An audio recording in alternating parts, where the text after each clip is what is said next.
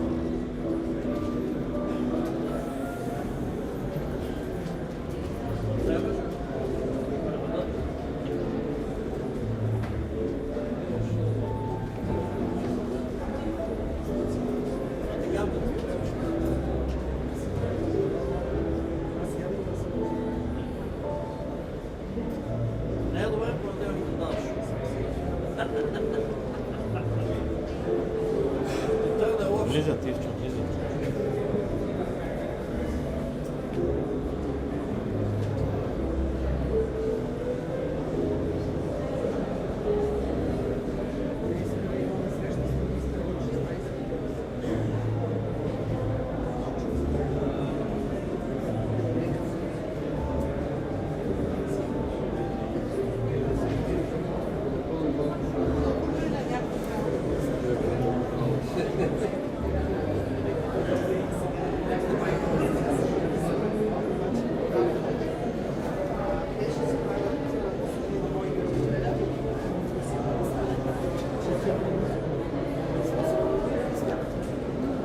Какво обращение? Записано ли? Да. А? Да. Приготвил ли си? Първото приготвил ли си? Пусни си го на екрана първо.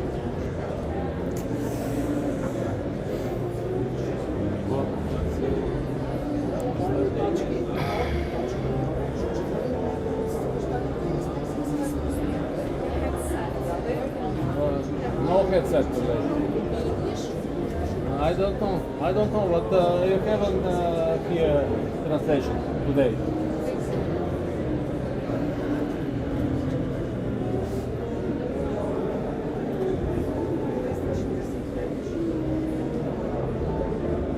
Общ план ли е болен? А? Тая камера на болето не е виждам. Ето.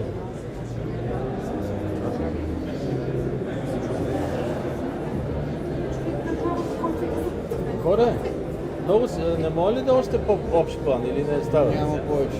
А? Това е максимално отворено. Добре. Леко може да тръпне назад. Не е пипан.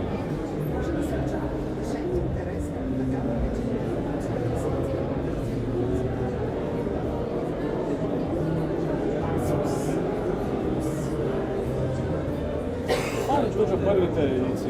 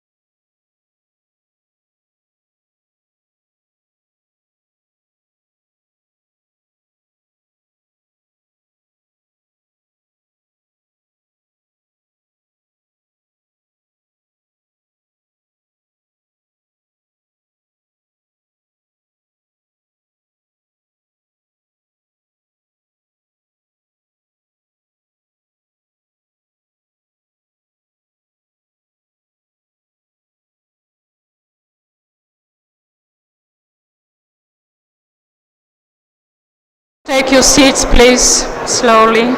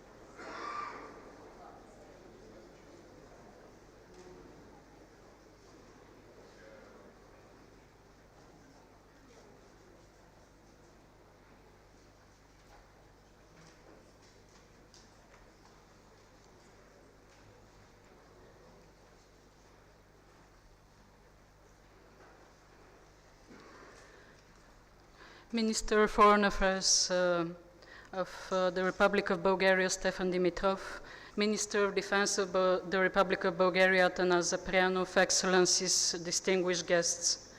It's a pleasure to welcome you at the second edition of the Black Sea Security Conference in the framework of the International Crimea Platform today in Sofia.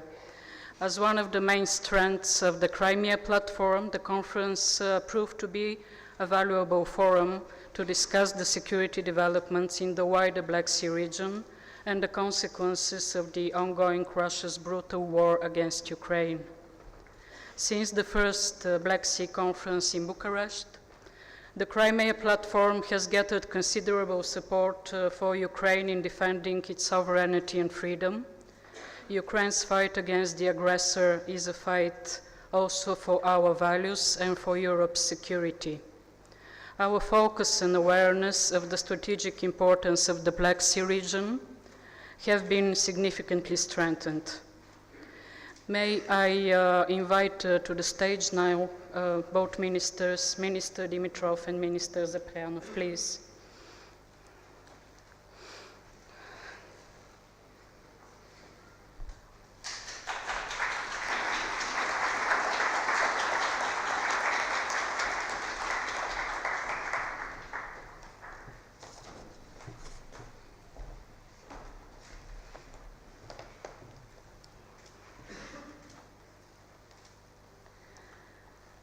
First, I have the honor to give the floor for opening remarks to the Minister of Foreign Affairs of Bulgaria, His Excellency Stefan Dimitrov. Minister, you have the floor.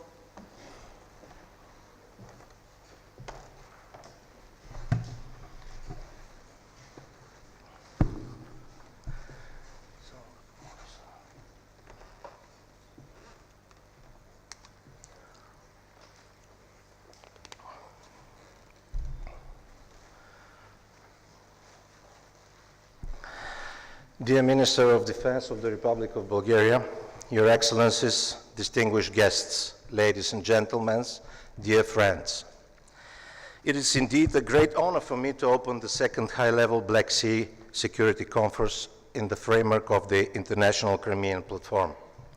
Today's conference is one of my first public appearances as a minister in the caretaker government, and notably, it is about a central issue in my country's foreign policy.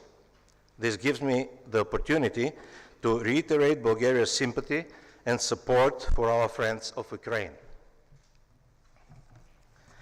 More than 2 years, the world is witnessing something unthinkable in the mind of contemporary generation, a full-scale war that constitutes a direct assault against the principles and norms that the international community has struggled for decades to establish and protect.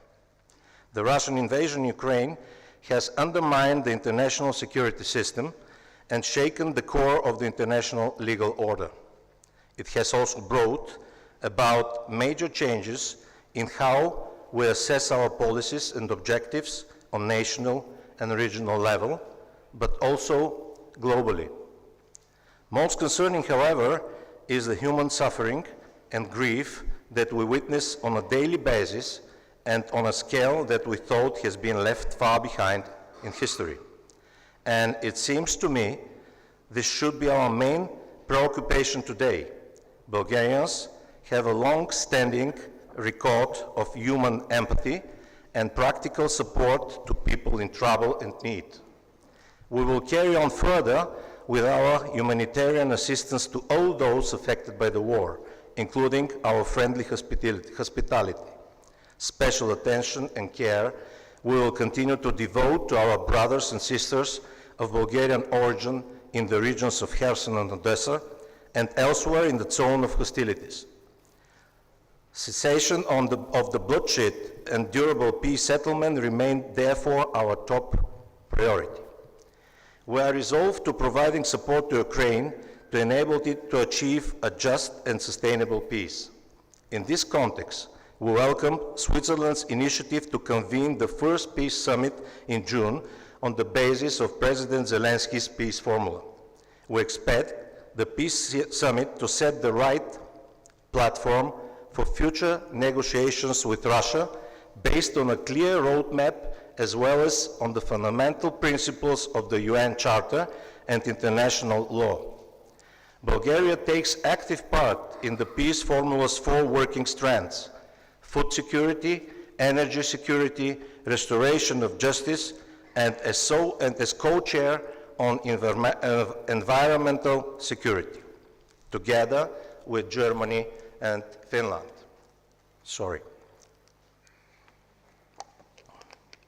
Investing in the security of the Black Sea region is an investment in the security of the Euro-Atlantic area in peace and freedom in the region and Europe as a whole.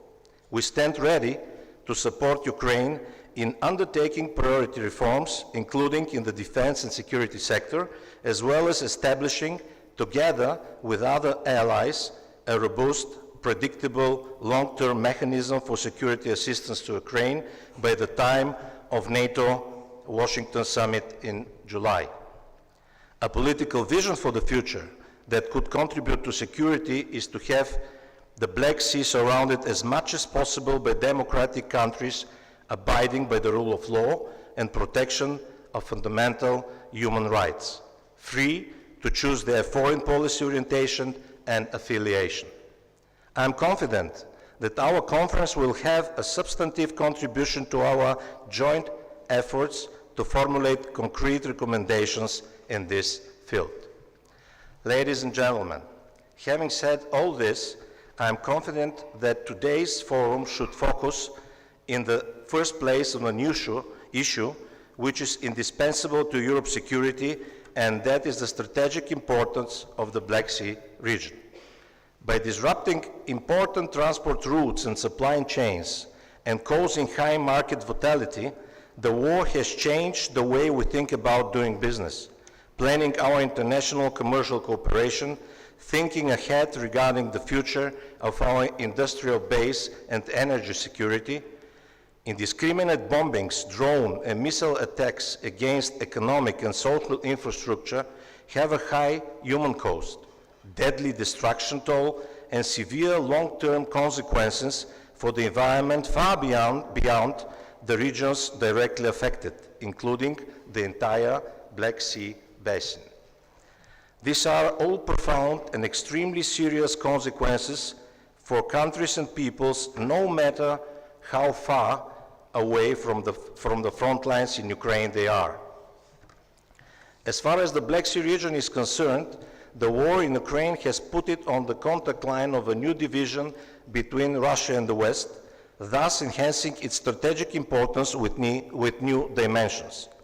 The wider Black Sea area has become one of the world's regions where the negative impact of the war of Russia against Ukraine is especially strong, generating risks in any areas of national and interstate activities.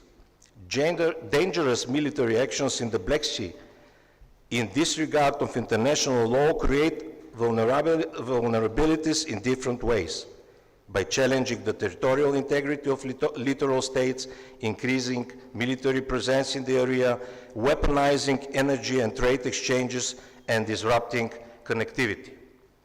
The repeatedly extended Russian notifications regarding the establishing of warning areas in the Black Sea include parts of other countries' exclusive economic zones and prevent the freedom of navigation, thus taking the global food security as a hostage and a collateral casualty of the war.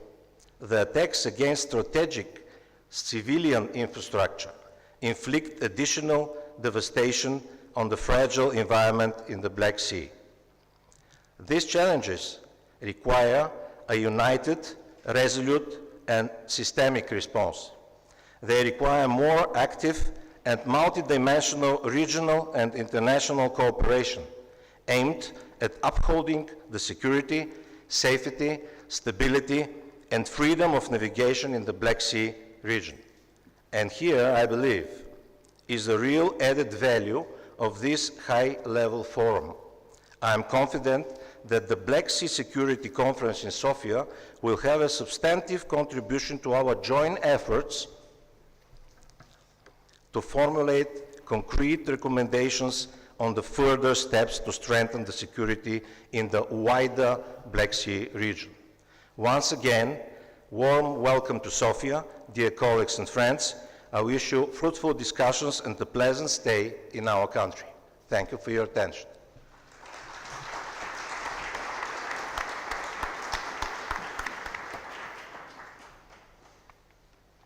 I thank Minister Dimitrov, and now we'll have the pleasure to hear a message from the Minister of Foreign Affairs of Ukraine, Mr. Dmytro Kuleba.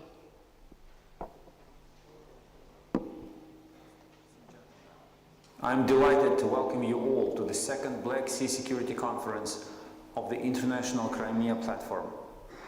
I regret not being able to attend in Sofia, but I am confident that today's event will serve as an important platform for discussing ways to strengthen Black Sea security. I thank Bulgaria's Foreign and Defense Ministries for co-organizing and hosting this event. I'm deeply grateful to Bulgaria, its government, and its people for their significant and timely support for Ukraine. We all want to see the Black Sea as a zone of security, peace, commerce, and economic development. Bulgaria, Georgia, Romania, Turkey, and Ukraine. Unfortunately, one of our region's countries, Russia, sees it as a place for imperial ambitions and war. For more than a decade, Moscow has undermined security, freedom of navigation, and the environment in the Black Sea region. That is why it is critical to maintain unity in supporting Ukraine. Russia's war of aggression has proved that the security of our region is indivisible.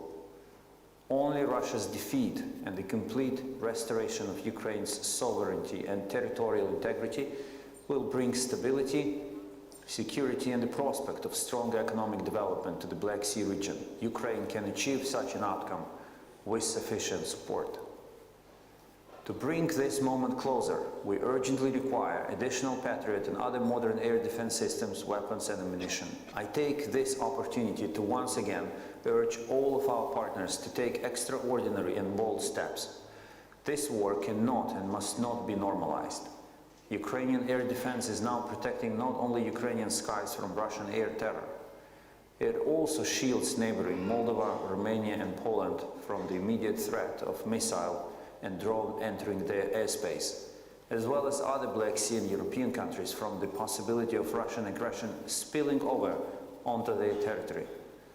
Thus, it makes perfect sense to strengthen Ukrainian air defense as soon as possible, and with it, regional and global stability.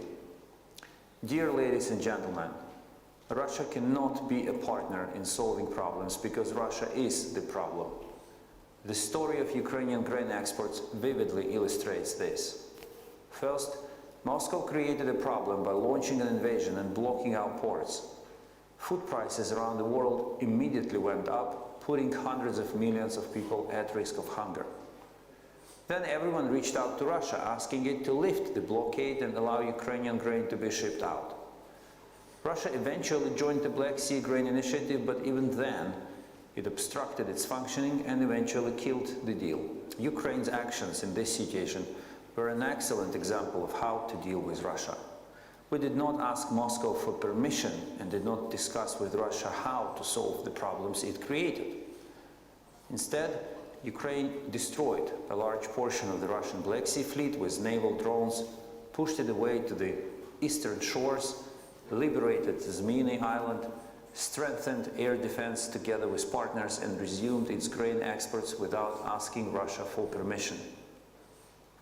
As a result, food prices around the world are under control, Ukrainian farmers and their foreign partners can trade with confidence, and the Ukrainian economy benefits. This is the way to handle any problems caused by Russia. Russia can only blame itself for the fact that no one wants to work with it anymore. Moscow had numerous opportunities to engage in mutually respectful dialogue with Black Sea states and other countries before invading Georgia and Ukraine. It chose aggression, terror, and blackmail over cooperation. Today, there is no other language Moscow understands better than the language of force. This is what they respect. Anything else is seen as a weakness. Dear friends, we must strengthen our security without second-guessing Russia's position. What is required is a vision, strategy, and persistence in common actions to achieve our shared goals. The Black Sea must become the sea of NATO, peace, and stability. This has already happened in the Baltic Sea with Finland and Sweden joining the alliance. The security of the entire region has been strengthened. When Ukraine and Georgia join NATO, the Black Sea will follow suit. This is the strategic goal that the alliance and the entire Euro-Atlantic community must pursue. NATO's Baltic Black Sea flank will serve as a solid wall of protection against Russian aggression and terror. This will bring stability and peace to our region, allowing everyone in Bulgaria, Ukraine and other Black Sea, Central European and Baltic states to benefit from economic and trade growth. We should have learned something over the past 2 decades. Russia acts whenever we fail to act. NATO must actively implement a separate, comprehensive and ambitious Black Sea strategy aimed at reducing Russia's malign influence and increasing regional stability. Such a strategy will yield generous security dividends far beyond the Black Sea shores. I'm confident that today's meaningful discussion will inspire new, powerful and brave decisions, demonstrating our partners' genuine unity in restoring security and development for our region and for all of us. I wish you fruitful work. Thank you for your attention.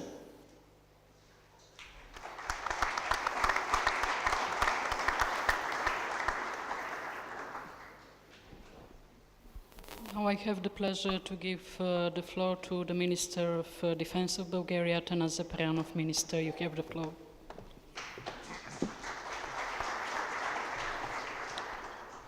Dear Minister of Foreign Affairs Dimitrov, Your Excellencies, distinguished guests, dear Chief of Defense Admiral Eftimov, ladies and gentlemen, it's a great honor for us to host this event dedicated to our ongoing and unwavering solidarity with Ukraine and its people in their efforts to counter the illegal and illegitimate Russian aggression. Let me emphasize that we will stand with Ukraine as long as it takes to win this war. I assure you that supporting Ukraine will remain in the focus of our defense policy during the term of office of the current caretaking government. As a result of the brutal Russian aggression against Ukraine, the world we knew no longer exists.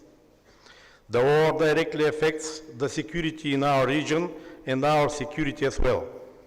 As we see no imminent end to this conflict, we must be prepared for a long-lasting regional instability.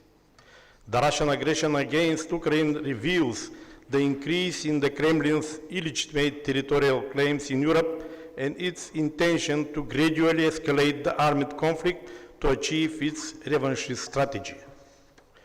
The Kremlin's ambition to restore its influence in the post-Soviet and the post-communist space in Europe through the use of military force must be resolutely countered. The Russian armed forces continue to commit war crimes in Ukraine, and we fully condemn these atrocities. We believe that all the perpetrators of war crimes should be brought to the international justice. In our regional strategic context, Russia has been using destabilization as a tool to achieve its strategic long-term goals. We see serious challenges to our security arising from the ongoing aggression in Ukraine. The spillover potential of the war affects the security of the NATO eastern flank countries, including Bulgaria. Moscow makes use of traditional military instruments of power combined with hybrid methods of influence, such as nuclear threats, information and psychological operations, economic pressure, cyber attacks, etc. Russia uses of a wide range of hybrid subversion instruments to exert influence, including manipulation of food supplies and energy blackmail. In this context, let me state right that Bulgaria shares the security environment assessment stated in the NATO strategic concept and the European Union strategic compass. Russia definitely represents a clear and present danger to our individual and collective security. The Russian Navy's provocative actions against commercial vessels in the Black Sea generate risk for the security of Bulgaria. Russia is using military exercises as justification in order to hinder the export of Ukrainian grain to the Black Sea, including in the Bulgarian exclusive economic zone. Russia has used the sea mines affecting the main routes through the Black Sea and near commercial ports poses a serious threat to maritime security and supply chains. Given the serious potential and economic consequences of sea mines, the danger to seaports, lines of communications, and key underwater infrastructure, it is in our and NATO's interest to take measures to counter this danger. That is the reason why Bulgaria, Romania, and Turkey established a task group for maritime countermeasures in the Black Sea, MCM Black. It is a matter of priority for us to work together to make the MCM Black Sea operational as soon as possible. As the Russian aggression against Ukraine is a direct challenge to us, we support Ukraine in its legitimate actions to counter the Russian military invasion and to restore its territorial integrity within its internationally recognized borders. From military strategic perspective, we must do our utmost to help Ukraine win. This is our strategic interest. This is why, in the last 10 months, we have intensified and broaden in scope the military assistance we send to Ukraine. This is a priority that is high on our agenda. It is a process, not a single act.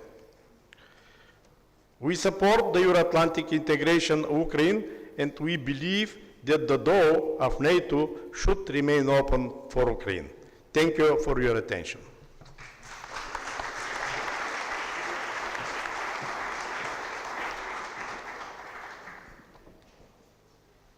Thank you, Minister. And now the Secretary of State of the United States of America, Mr. Antony Blinken, will address the conference. Ministers Kuleba and Dimitrov, Ministers Umerov and Zaprianov, other fellow ministers, esteemed guests. We meet a decade after Russia first invaded Ukraine, and more than 2 years since Putin launched his full-scale war of aggression. Putin believed that Kyiv would fall swiftly.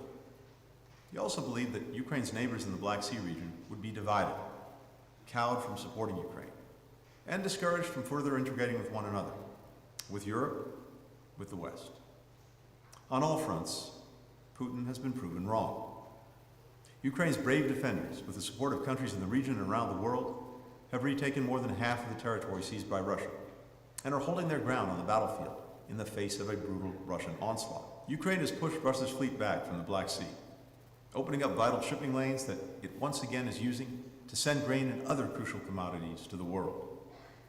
What's more, Putin's aggression has united Black Sea nations around an affirmative vision for the region and its people. A region where states are free from attacks on their territorial integrity and free from economic coercion. The United States shares that affirmative vision. Last June, we set out a strategy to support it. We're focused on 5 key areas: increasing U.S. political engagement, deepening security cooperation, boosting economic integration and resilience, promoting energy security, particularly through clean energy, and fostering democratic resilience. We've made real progress toward delivering on those objectives. We're cooperating with Bulgaria to counter foreign information manipulation, which threatens democracies across the region. Romania will use U.S. civil nuclear technology to build a small modular reactor that will bolster regional energy security. It's also home to one of NATO's new multinational battle groups, as well as more than 2,000 U.S. troops. We're supporting Georgia's efforts to foster greater commerce across the Caspian and the Black Seas, expanding opportunities for businesses, for investors, for entrepreneurs. These are just a few examples. With each project, initiative, investment the United States and our partners make to advance these priorities, we demonstrate to people across the region how greater integration and security among the Black Sea countries can improve their lives in tangible ways. One of the many reasons we must continue to support Ukraine is this is the affirmative vision Ukraine is fighting for. A region where countries can focus on unlocking the remarkable dynamism that results when their people can work together in peace on the issues that matter most to them. That's why Ukraine's success is vital to the future of the Black Sea region. It's why the United States will continue to support Ukraine, both so it can defend itself today and stand on its own feet, militarily, economically, democratically, in the years ahead. And it's why partners in the Black Sea can count on the United States by their side, as they build a region that's more secure, more prosperous, and more integrated. Thank you.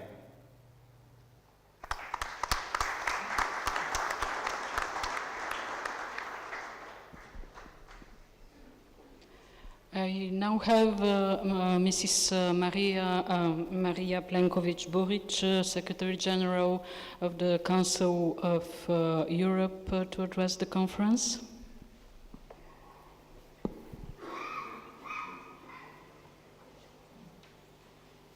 Ministers, dear friends, the Black Sea region is a meeting point for cultures and traditions, and its peace, stability, and prosperity are vital for those who live there and far beyond.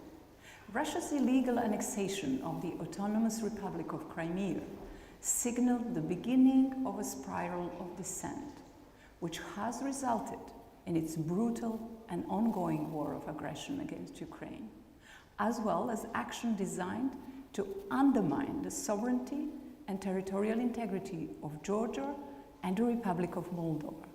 The Council of Europe is dedicated to ensuring human rights, democracy, and the rule of law, and through these, the democratic security that stands in contrast to authoritarianism.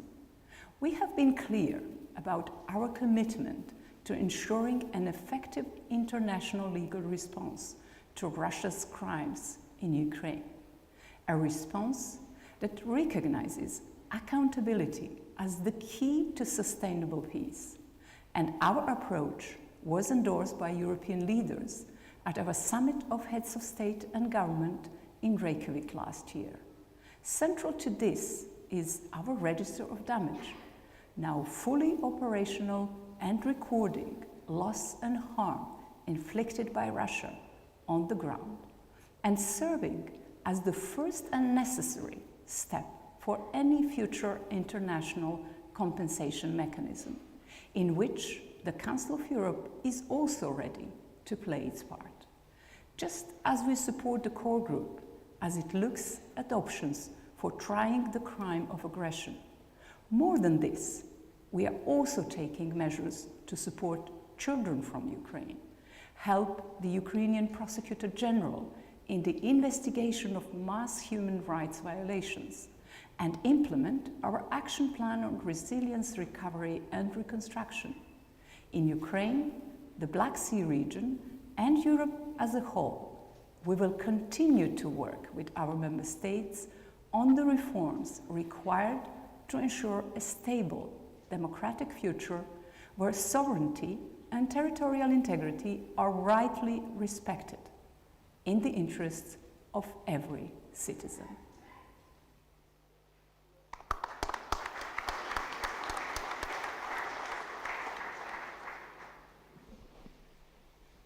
We will now hear the message from Mr. Luis Almagro, Secretary General for the Organization of American States.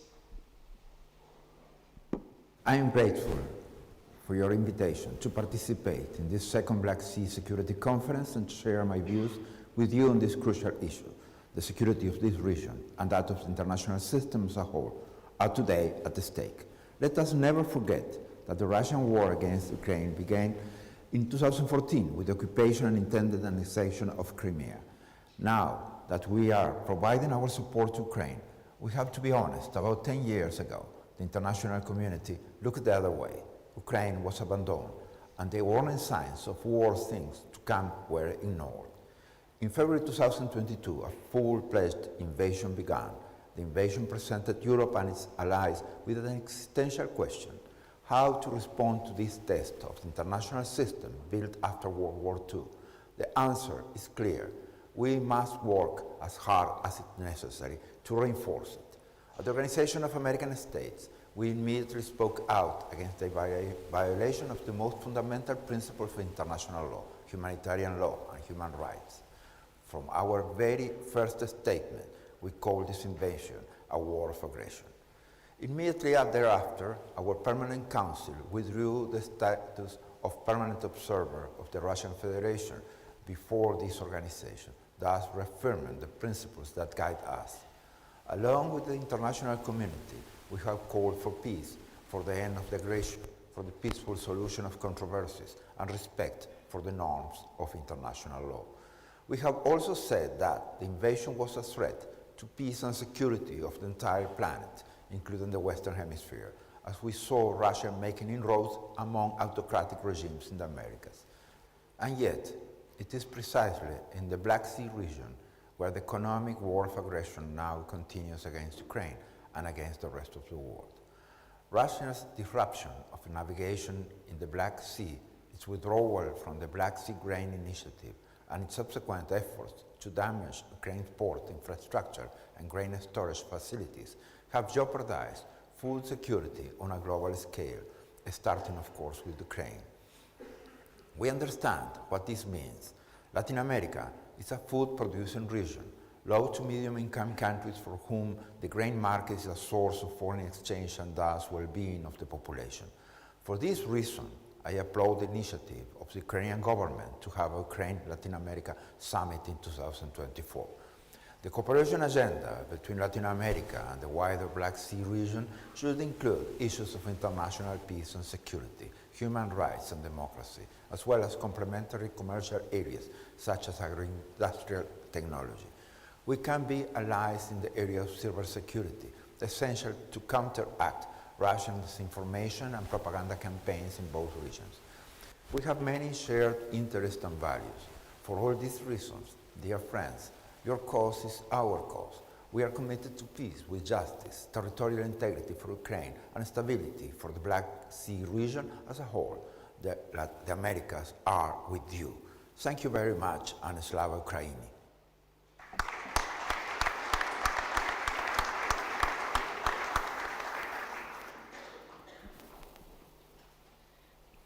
Dear colleagues, before we proceed to our first panel headed and moderated by Professor Zdravko Popov, and while we have the Minister and Minister Zaprianov, I would like to invite all the head of delegations together for a family photo in front of the scene, please.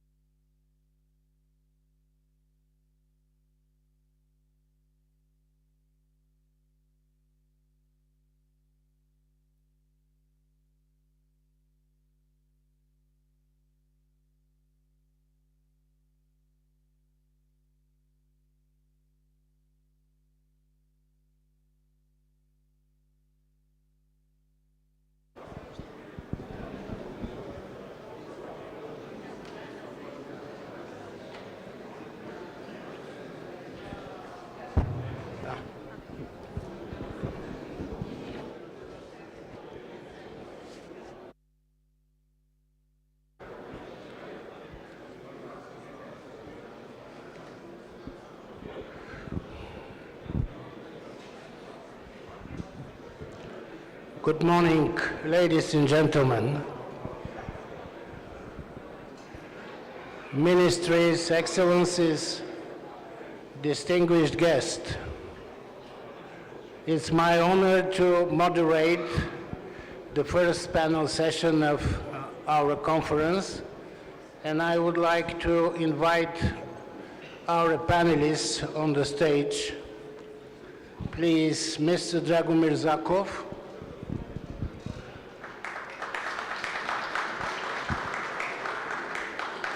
Mr. Mikola Toczyński,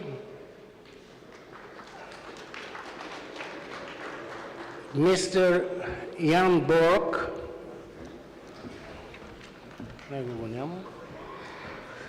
Mr. Angus Lapsley,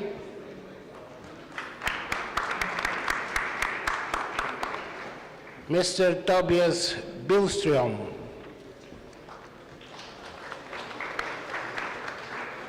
Mrs. Anna Kristina Tinka, Mr. Lasha Darsalia, and Mr. Basat Yosturk.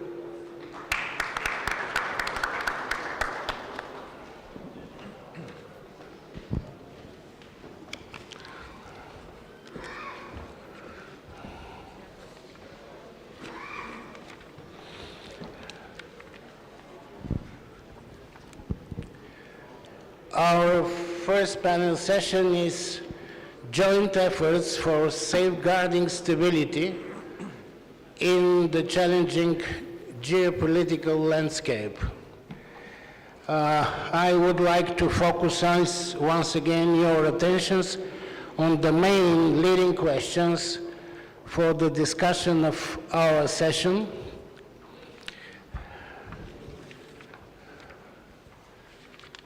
Strategic importance of the Black Sea for the regional security.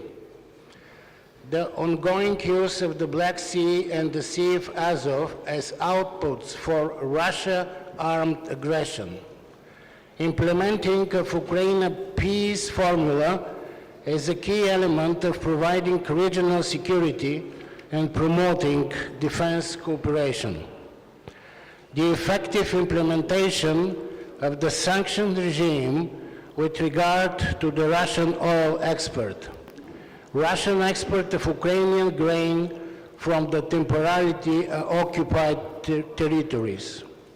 Functioning of the Black Sea corridor to Ukrainian ports is a vital economic lifeline for Ukraine. Grain from Ukraine, consolidating efforts to ensure global food security. These are our main topics and main questions in our first session. And it's my honor to give the floor our first speaker, Mr. Dragomir Zakov, Ambassador at Large for Defense and Security in the Euro-Atlantic area, Minister of Foreign Affairs of the Republic of Bulgaria, and former Minister of Defense and Permanent Representative in NATO. Mr. Zakov, you have the floor. Thank you, Mr. Popov. And first of all, let me say that I'm extremely happy, and it's a pleasure to be here with such a distinguished audience and with such a distinguished panel. I must say, maybe I know all of the panelists, even with some of them I had been working in extremely challenging circumstances in NATO. Of course, let me begin by saying that in the last decade, we have witnessed return to power politics. Why? Because Russia's massive assault on sovereign and independent Ukraine has significantly deteriorated the security architecture of Europe. Despite Russia's attempt to divert projection of military power from a larger distance because of the Ukrainian capabilities, the Black Sea remains essential for Moscow's self-protection and self-perception as a great power. The Russian policy to the Black Sea region is aimed at creating vulnerabilities and manipulating vulnerabilities in different ways. By challenging the territorial integrity and economic security of littoral states, by increasing military presence and projection of power, through weaponizing energy and trade dependencies, disrupting connectivity, but also blocking some of the exclusive economic zones of the littoral states because of notified military drills.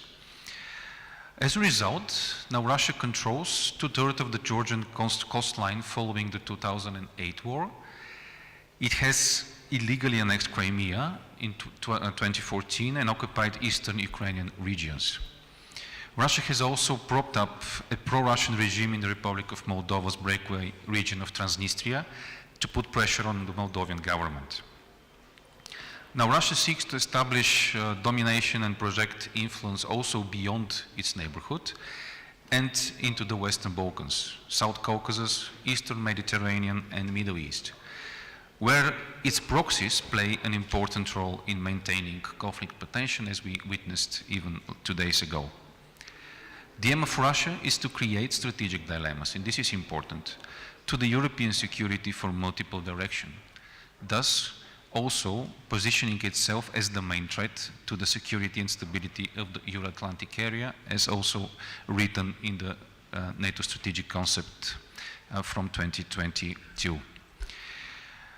How NATO responded to that, and I'm sure that SG Angus Lepsley will talk at length about that, but let me also focus on some of the key elements that we see in Bulgaria as important. Putin's Russia wanted to see less NATO on its immediate neighborhood. The Russian illegal annexation of Crimea and the following Russia's invasion of Ukraine prompted NATO to return to its core mandate through the largest reinforcement of collective deterrence and defense capabilities as part of the long-term adaptation of the Allied posture on the eastern flank. And we witnessed this with the 4 additional battle groups on the eastern flank, one of them in Bulgaria, in addition to the 4 previous after 2016, after the Warsaw Summit. The readiness of the NATO forces has been increased. New defense plans have been launched, and also initiatives were put in place to boost the defense production. Also, cyber defense, on the cyber defense side, the capacity is being strengthened. The war in Ukraine put the Black Sea region on the conflict line of the new division between Russia and the West. The strategic importance of the Black Sea region has been reassessed and found its place in the NATO strategic concept. Now, what we need to do is to go beyond pure recognition into motion, into action, to put this recognition into action, and to further operationalize our focus on this region. In Bulgaria, we think that what we have to do is now to build NATO's infrastructure and capabilities on the eastern flank and in the Black Sea region in order to adequately reflect the threats and the challenges from strategic directions. Further improving situational awareness, surveillance, and information sharing. As soon as feasible, we have to consider ways to renew NATO presence in the Black Sea region, which we see as key for ensuring deterrence and prevention of conflicts on the NATO's eastern flank. We have to put strong focus on enhancing our resilience against hybrid threats, including the protection of critical infrastructure, which is maybe even the most important element, and also countering disinformation.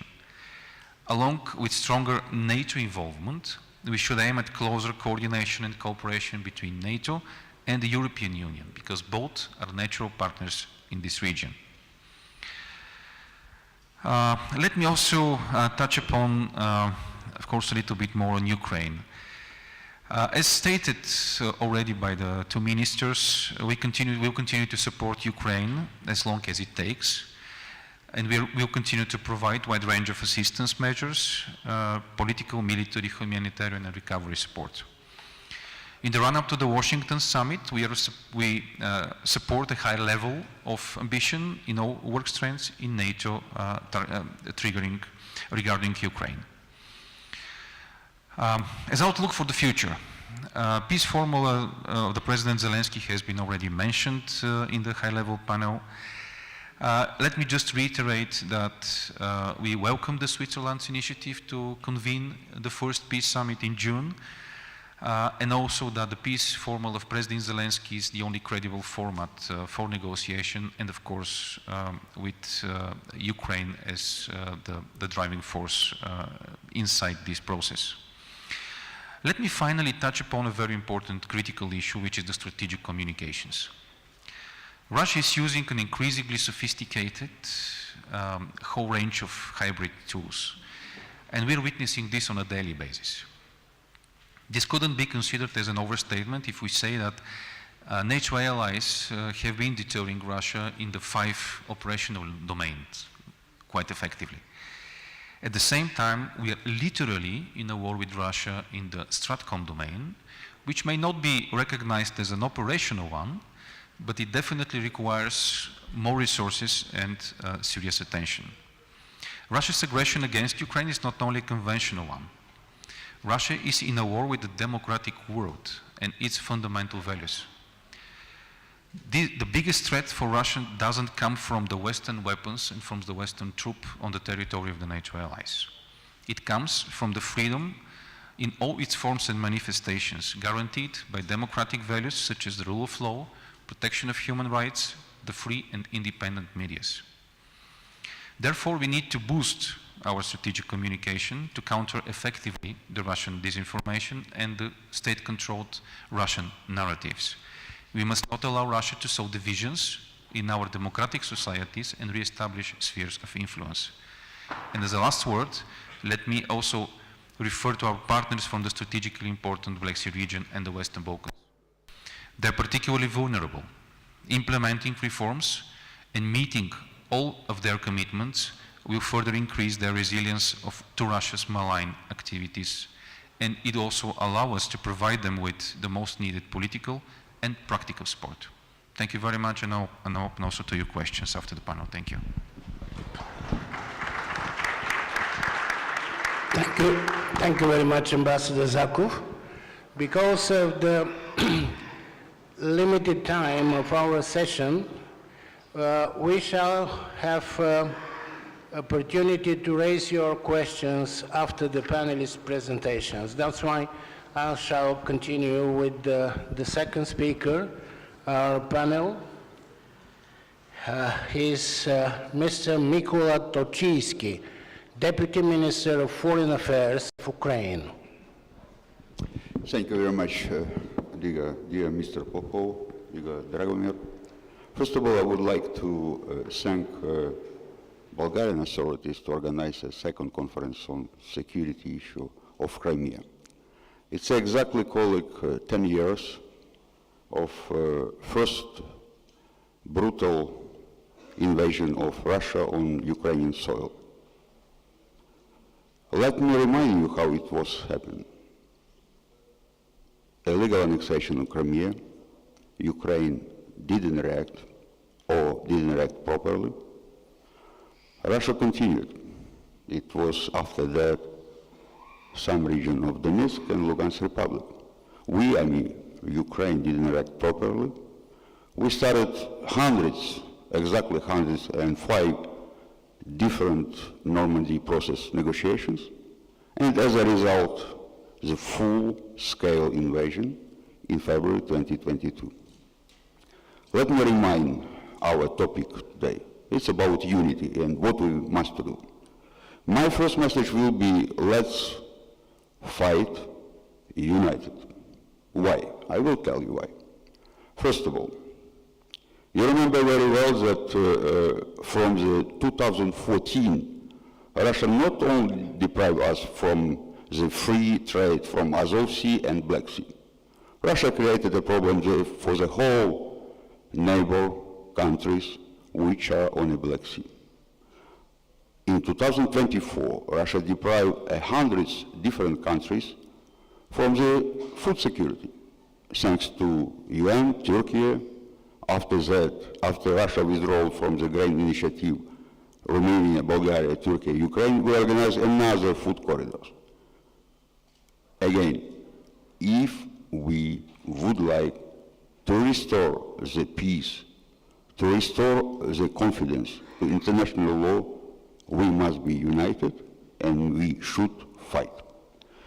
Colleague, since February 2022, where Ukraine decided to fight, where Russia understood that this is not only Ukraine which will be on this position, and we became united, we created a lot of different initiatives, a lot of different coalitions, which demonstrated to aggressor that Ukraine are not alone. Since February 2022, we liberated 50% of our territory fighting.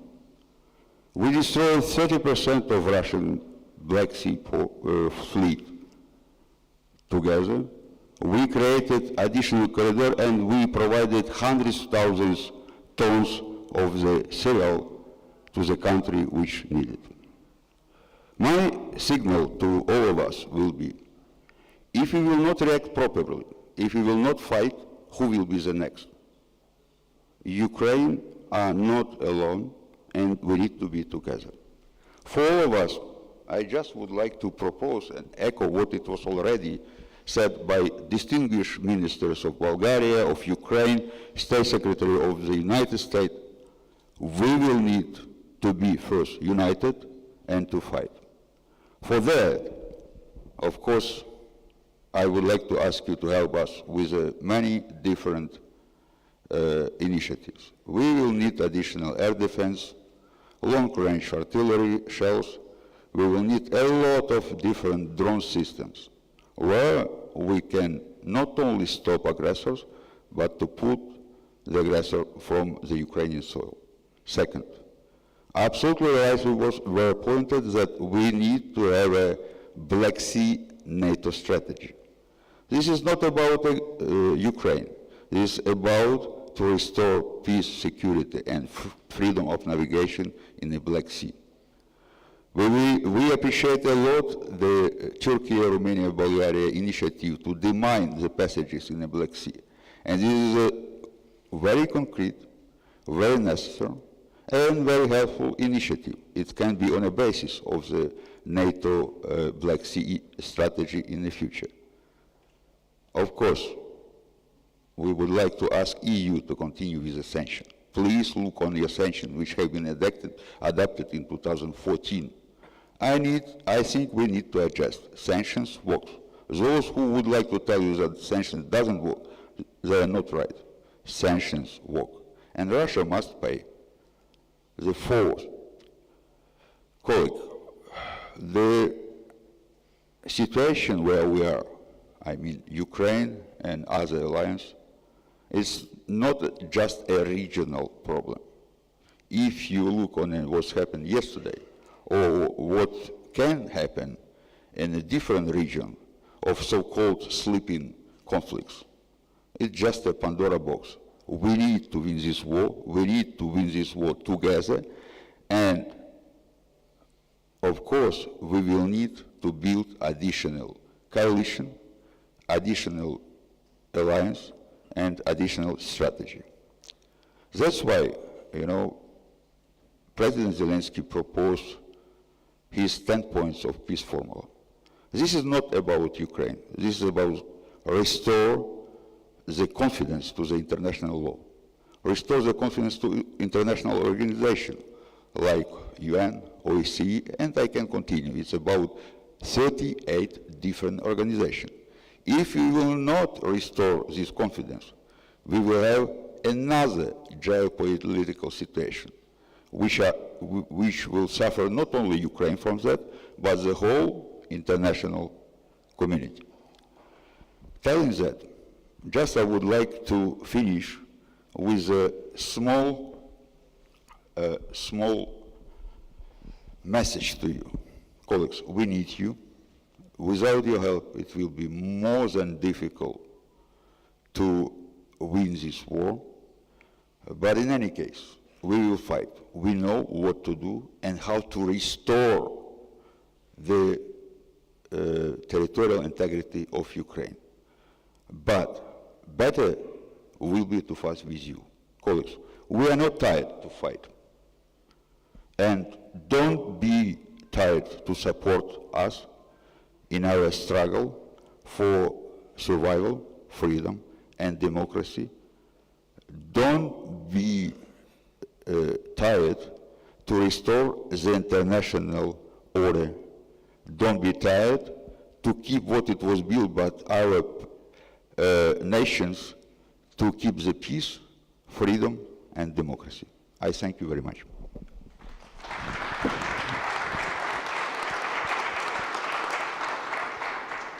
Thank you very much for your very important speech today.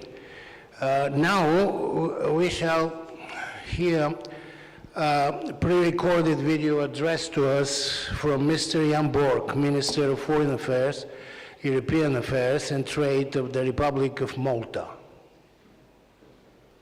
Esteemed colleagues, distinguished guests, ladies and gentlemen, I would like to extend my appreciation for the invitation extended by our esteemed Bulgarian and Ukrainian colleagues to this event. Due to prior commitments, it has not been possible for me to be present with you in Sofia since I'm traveling. The changing geopolitical landscape necessitates more than ever that we work to safeguard and strengthen our neighborhood. Russia's illegal war of aggression on Ukraine has fundamentally challenged the rules-based world order on a functioning multilateral system, which is now being threatened on a daily basis. Malta continues to maintain its steadfast support for Ukraine's sovereignty and territorial integrity within its internationally recognized borders, as well as engaging in all initiatives to provide country assistance in its hour of need. Ukraine will also remain a top priority both during our OSCE chairmanship as well as during our term as an elected member on the UN Security Council. During our term on the Security Council, we have continuously endeavored to bring the needed attention to Russia's war of aggression against Ukraine, including the organization of a high-level debate on the one-year anniversary of Russia's invasion of the country last year. We will continue to ensure the sustainability of our solidarity efforts to achieve a comprehensive, just, and lasting peace for Ukraine and its people, based on the principles of the UN Charter, which remains the only viable prospect to restore peace in the country, along with regional security and fostering resilience with countries bordering the EU, brings peace and prosperity not just to the surrounding countries, but also to the Union. In this regard, we continue to support the work done through the various regional and EU initiatives, including the Eastern Partnership, and we continue also to encourage further cooperation with and within the Black Sea region for a safe, prosperous, and connected region. We acknowledge the importance of Ukraine's grain exports as a means of protecting and promoting food security around the world. As such, we continue to regret Russia's decision to suspend its participation in the Black Sea Grain Initiative. Yet, despite this decision, Ukraine and the European Union have been able to work together to ensure that a significant portion of Ukraine's grain continues to reach international markets. In this regard, I would like to reiterate our support for actions which promote the security of vessels carrying Ukrainian grain that pass through international sea corridors. These vessels, many of which are performing a humanitarian function, are not to be a target of attacks. Ukrainian and other countries' vessels passing through Ukrainian territorial waters must have security and freedom of navigation. Our message in all fora should remain that these attacks undermine global food security and the very well-being of communities around the world. To this end, we fully support international efforts that both contribute and promote maritime security. I would like to reiterate that we fully support the aims of Ukraine's Grain from Ukraine program, including the focus on countries in Africa and Asia that are currently experiencing the effects of food insecurity. International solidarity in the face of such challenges is essential, and we are extremely grateful for the contribution that Ukraine has made in this respect. Finally, I wish to reiterate that Malta remains committed to implementing the sanctions packages which have been adopted thus far. However, in order also to ensure effective implementation of these sanctions, we underline the need for coordination with international partners, especially through the G7, to ensure that the sanctions are having the maximum effect on Russia. Dear colleagues, whilst wishing you a fruitful discussion during this conference, I look forward to continuing our engagement in the coming weeks in order to continue to work on ways to address the challenging geopolitical landscape in the Black Sea and beyond. Thank you.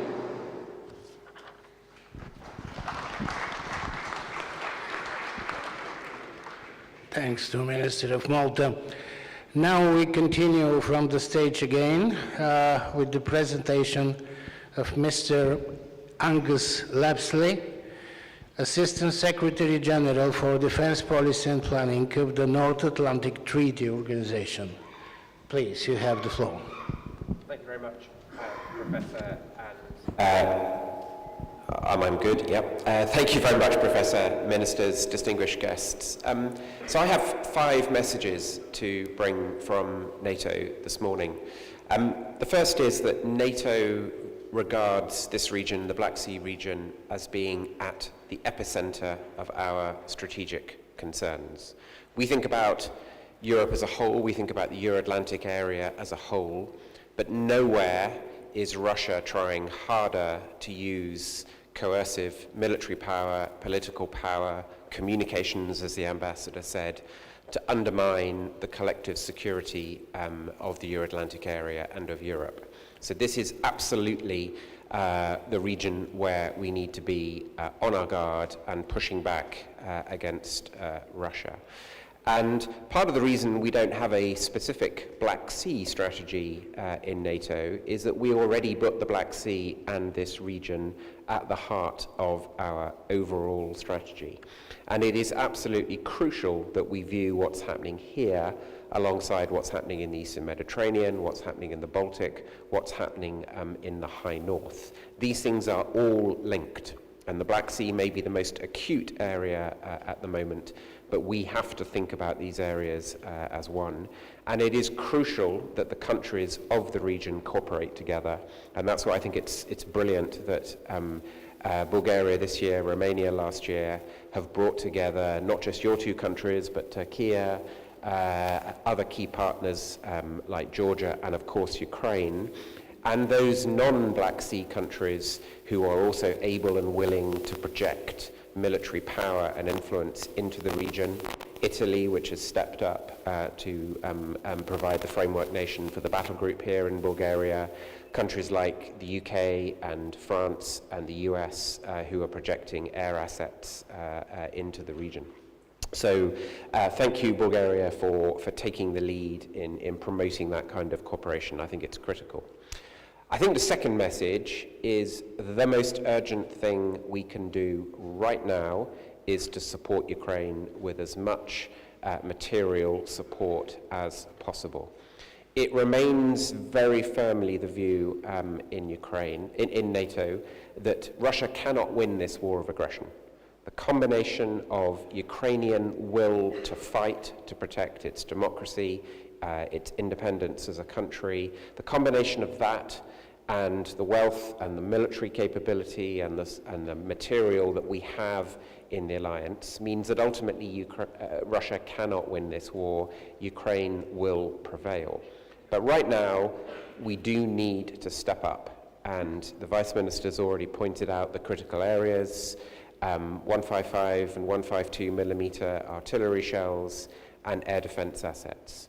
Without those 2 capabilities, more Ukrainian soldiers are losing their lives than needs to be the case, and Ukrainian infrastructure is under more threat than needs to be the case. So right now, across the alliance, we need to step up and help. Now, countries are delighted to see Germany, for example, offering another Patriot battery this week. The UK is offering drones, but we all need to dig deep and look at what more we can do to help Ukraine. My third point is we also need to think about the longer-term relationship with Ukraine. The historic decisions that both the EU and NATO have taken to be absolutely clear that Ukraine's future is as full members of those two organizations, that sets the sense of direction for us. We know where we are going. We have to get there as quickly and as decisively as possible. And that's why in NATO at the moment we are looking at an initiative to provide a bigger role for NATO in terms of coordinating and supporting both the training of Ukrainian forces, but also supplying them with equipment and ammunition, etc. And the Supreme Allied Commander, General Chris Cavoli, is now doing the planning work for that initiative, and we hope that we will be able to make progress on it shortly. We have to keep that medium to long-term perspective in mind. My fourth point is that NATO is changing profoundly at the moment. What it's doing is it's gone back to its traditional focus on collective defense and making sure that we can deter any threat to the alliance, whether it comes from Russia, whether it comes from terrorist groups, and that we can not only deter it, but defeat it if we have to. And in that respect, we're in a very different NATO already from the one we saw 2 or 3 years ago. So we have a battle group now here in Bulgaria, led by Italy, as I said, which can be scaled up to a brigade at short notice. We have air policing in Romania. We have an integrated air and missile defense initiative being developed. And most importantly, we now have a set of strategic plans which include a plan for Southeast Europe, run by the headquarters in Naples, run by an American admiral, Admiral Munch. And we now know exactly how we will defend and deter here in this part of Europe. Now, we need to back that up with capabilities. We need to back that up with spending. And that's why it's so important that countries like Bulgaria are now spending 2% of GDP on defense. But my honest message is we're all going to have to go further than that. And that's why at the Vilnius summit, we agreed that 2% was now a floor. It's never been a ceiling, but it's now a floor, and many allies will have to go further than that in spending. But having the capabilities and the plans and the organization for collective defense is absolutely critical. My fifth and final point this morning would be that we have to recognize that these challenges are long-term challenges. This is not a flash in the pan. The Russia we face today is likely to remain deeply hostile to our interests, set on trying to overturn the security order in Europe for the foreseeable future. So we face a generational challenge to rebuild our armed forces, to make sure that the political unity that the Vice Minister was talking about is absolutely firm, to make sure that we fully integrate Ukraine into NATO and into the European Union.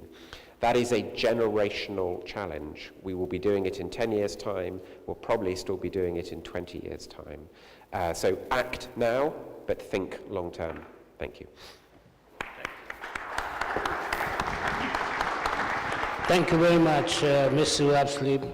Very informative and very instructive presentation indeed. Now we shall have again a pre-recorded video address to us from Mr. Tobias Billström, Minister of Foreign Affairs of the Kingdom of Sweden.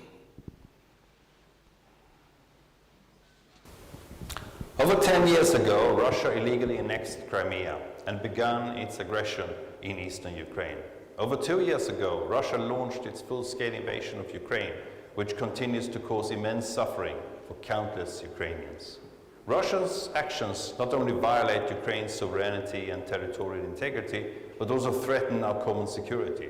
This is evident in the Black Sea region, where Russia's warfare against Ukraine has clear implications for other Black Sea states.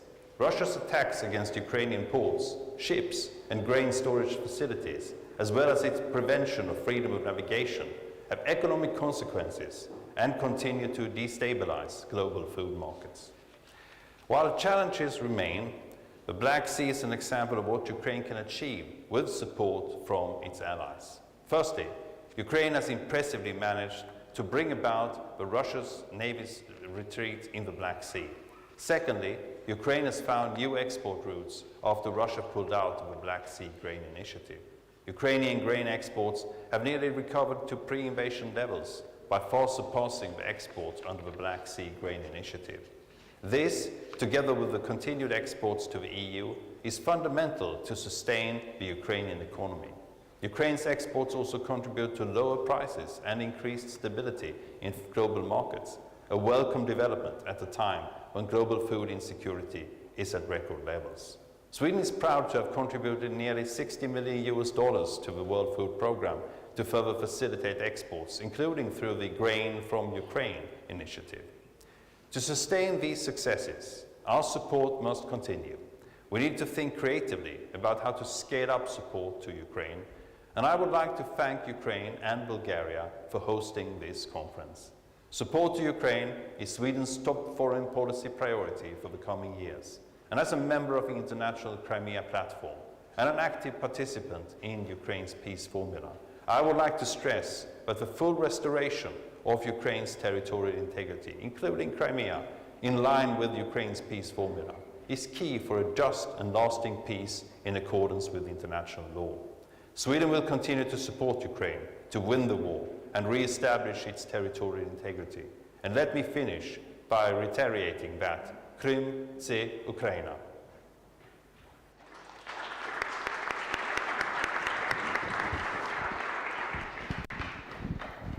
Thank you, Minister Billström, the Minister of Foreign Affairs of Sweden, the new member of NATO. The next speaker is Mrs. Anna Cristina Tinka. She is the State Secretary of the Ministry of Foreign Affairs of Romania. Please, Mrs. Tinka, you have the floor. Thank you very much, Professor Popov, distinguished ministers, distinguished participants. It's a great pleasure for me to represent the Romanian MFA in this second edition of the Black Sea Security Conference under the Crimea platform, especially since my country has the privilege of hosting the first edition last year. We are very grateful to our Bulgarian friends and allies for hosting this event and thus continuing a tradition of addressing Black Sea security under this larger framework together with like-minded partners from all over the world. Since our last meeting, unfortunately, the security situation in the Black Sea region has not improved, on the contrary. Since 2014, but more aggressively for 2 years now, the Black Sea region experiences the threat of the Russia war of aggression against Ukraine. This war is taking innocent lives, is destroying Ukraine, homes, entire cities, civilian infrastructures, and creating huge risks for nuclear plants, endangering thus our entire area and creating dangers also for the wider region. The threats are therefore increasing with every day of the war, and as neighbors we feel it directly. Mines continue to endanger navigation, and a few days ago a new mine was discovered in a Romanian port at the Danube. Fragments of Russian drones are falling into our territory. Most recently, one has fallen 23 kilometers inside Romania, and missiles are flown over the NATO territory as it happened in Poland. In the meantime, Russian authorities continue to spread hostile and false rhetoric, despite the fact that Russia alone is responsible for all these destructions and for killing innocent people. Hybrid activities undermine the security of all Ukraine neighbors, and the Republic of Moldova is especially targeted by such attacks. But I want to say that in spite of this very difficult situation, we remain strong and we remain firmly committed to the moral and legal norms and principles. Romania and the Romanian people have stood by Ukraine since the first day of the war, and we continue to provide both political support and concrete assistance in all areas. As a neighboring countries, one of our main priorities is to invest in the cross-border infrastructure, which is extremely important for facilitating Ukrainian exports and providing the Ukrainian economy with an essential source of income. Since the beginning of the war, more than 36 million tons of Ukrainian grains have passed through the Romanian territory, and if we count other agricultural products, of course, the figure is bigger. We also participate actively in all efforts meant to ensure full accountability for the crimes committed in Ukraine and against Ukraine, and we support wholeheartedly Ukraine's European integration, its integration into the EU, as well as its Euro-Atlantic aspirations. As member of these two organizations, we participate actively in everything that NATO and EU do to support Ukraine, and I'm sure that we'll speak about this support more in depth, but I just want to say that as we prepare for the anniversary NATO summit in Washington, we will be working closely together with other allies in order to find ways to better use our expertise and our resources in order to address Ukraine's most pressing needs. In the region as well, in the larger NATO framework, regional allies, Romania, Bulgaria, and Turkey, have also significantly increased their cooperation among themselves and in support of Ukraine. We are training together, we are exercising together, and we will start soon addressing together the challenge posed by drifting mines in our waters.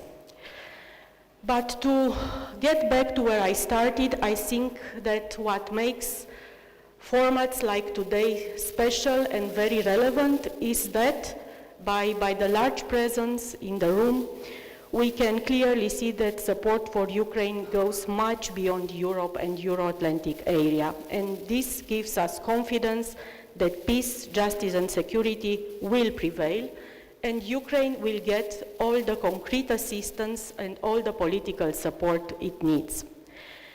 And since we will address the military and the concrete assistance maybe more in the second panel of this meeting, let me talk briefly about this political support and what we think it should include.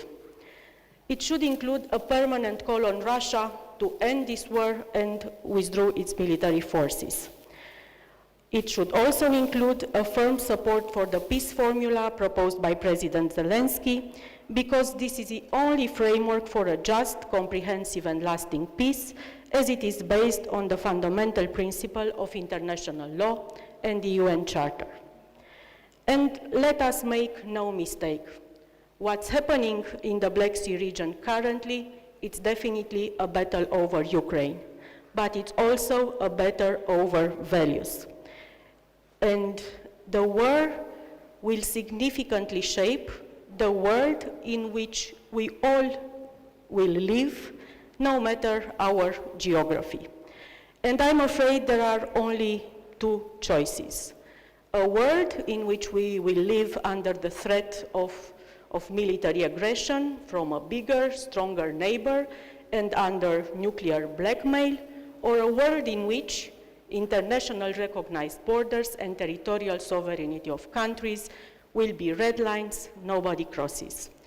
For my country, the choice is clear, and so is for Ukraine, and we are, of course, looking forward to working closely together with all of you to restore a reality in which the Black Sea region will be able to fulfill its true potential as an area of stability, of prosperity, of connectivity, to which a free Ukraine is a vital part.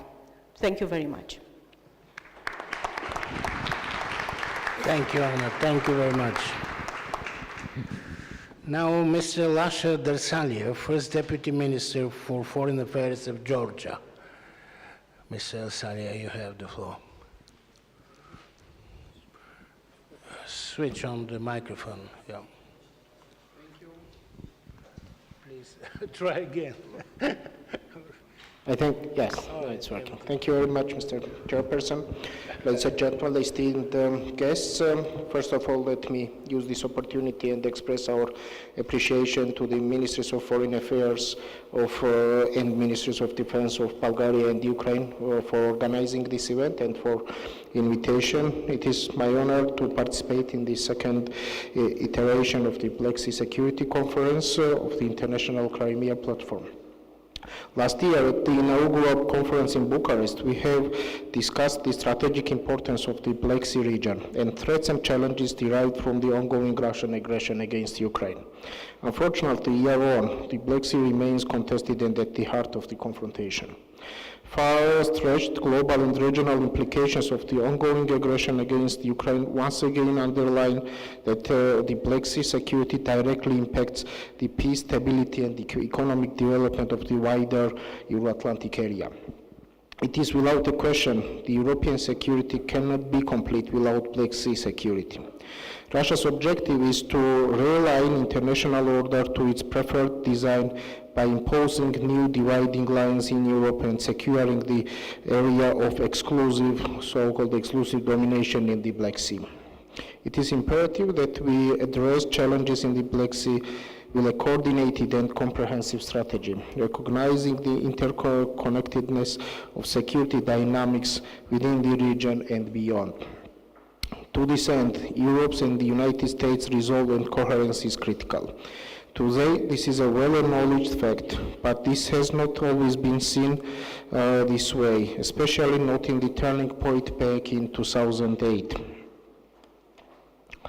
The cascading spiral, the results of which we suffer today, started with the Russia's invasion of Georgia in 2008, along with the occupation and militarization of our regions.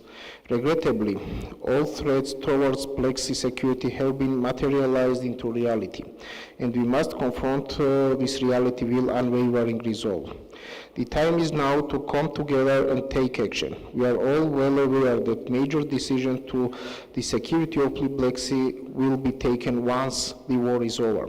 But at the same time, there are some issues that can be tackled even today. In this context, let me use this opportunity to underline Georgia's readiness and our support to President Zelensky's peace formula. The Black Sea is not merely a troubled water, it is a region of immense potential and serves as a vital conduit for trade, energy, and connectivity. Today, the Black Sea plays a crucial role in enhancing Europe's alternative transit and energy routes that bolsters mutual resilience. In this regard, the Middle Corridor and flagship projects such as the Black Sea submarine electricity cable and the fiber optic cable from Georgia to Romania offer effective solutions to ensuring energy independence and security of Europe. NATO and the European Union's more active engagement is necessary as it is the only viable long-term solution to the problems in the Black Sea. Both have the means and capacity to provide security, stability, and prosperity in the region. We must remain vigilant and think ahead to maintain strategic edge. The post-Cold War security architecture is undermined, including arms control regimes and confidence-building measures in the Black Sea region.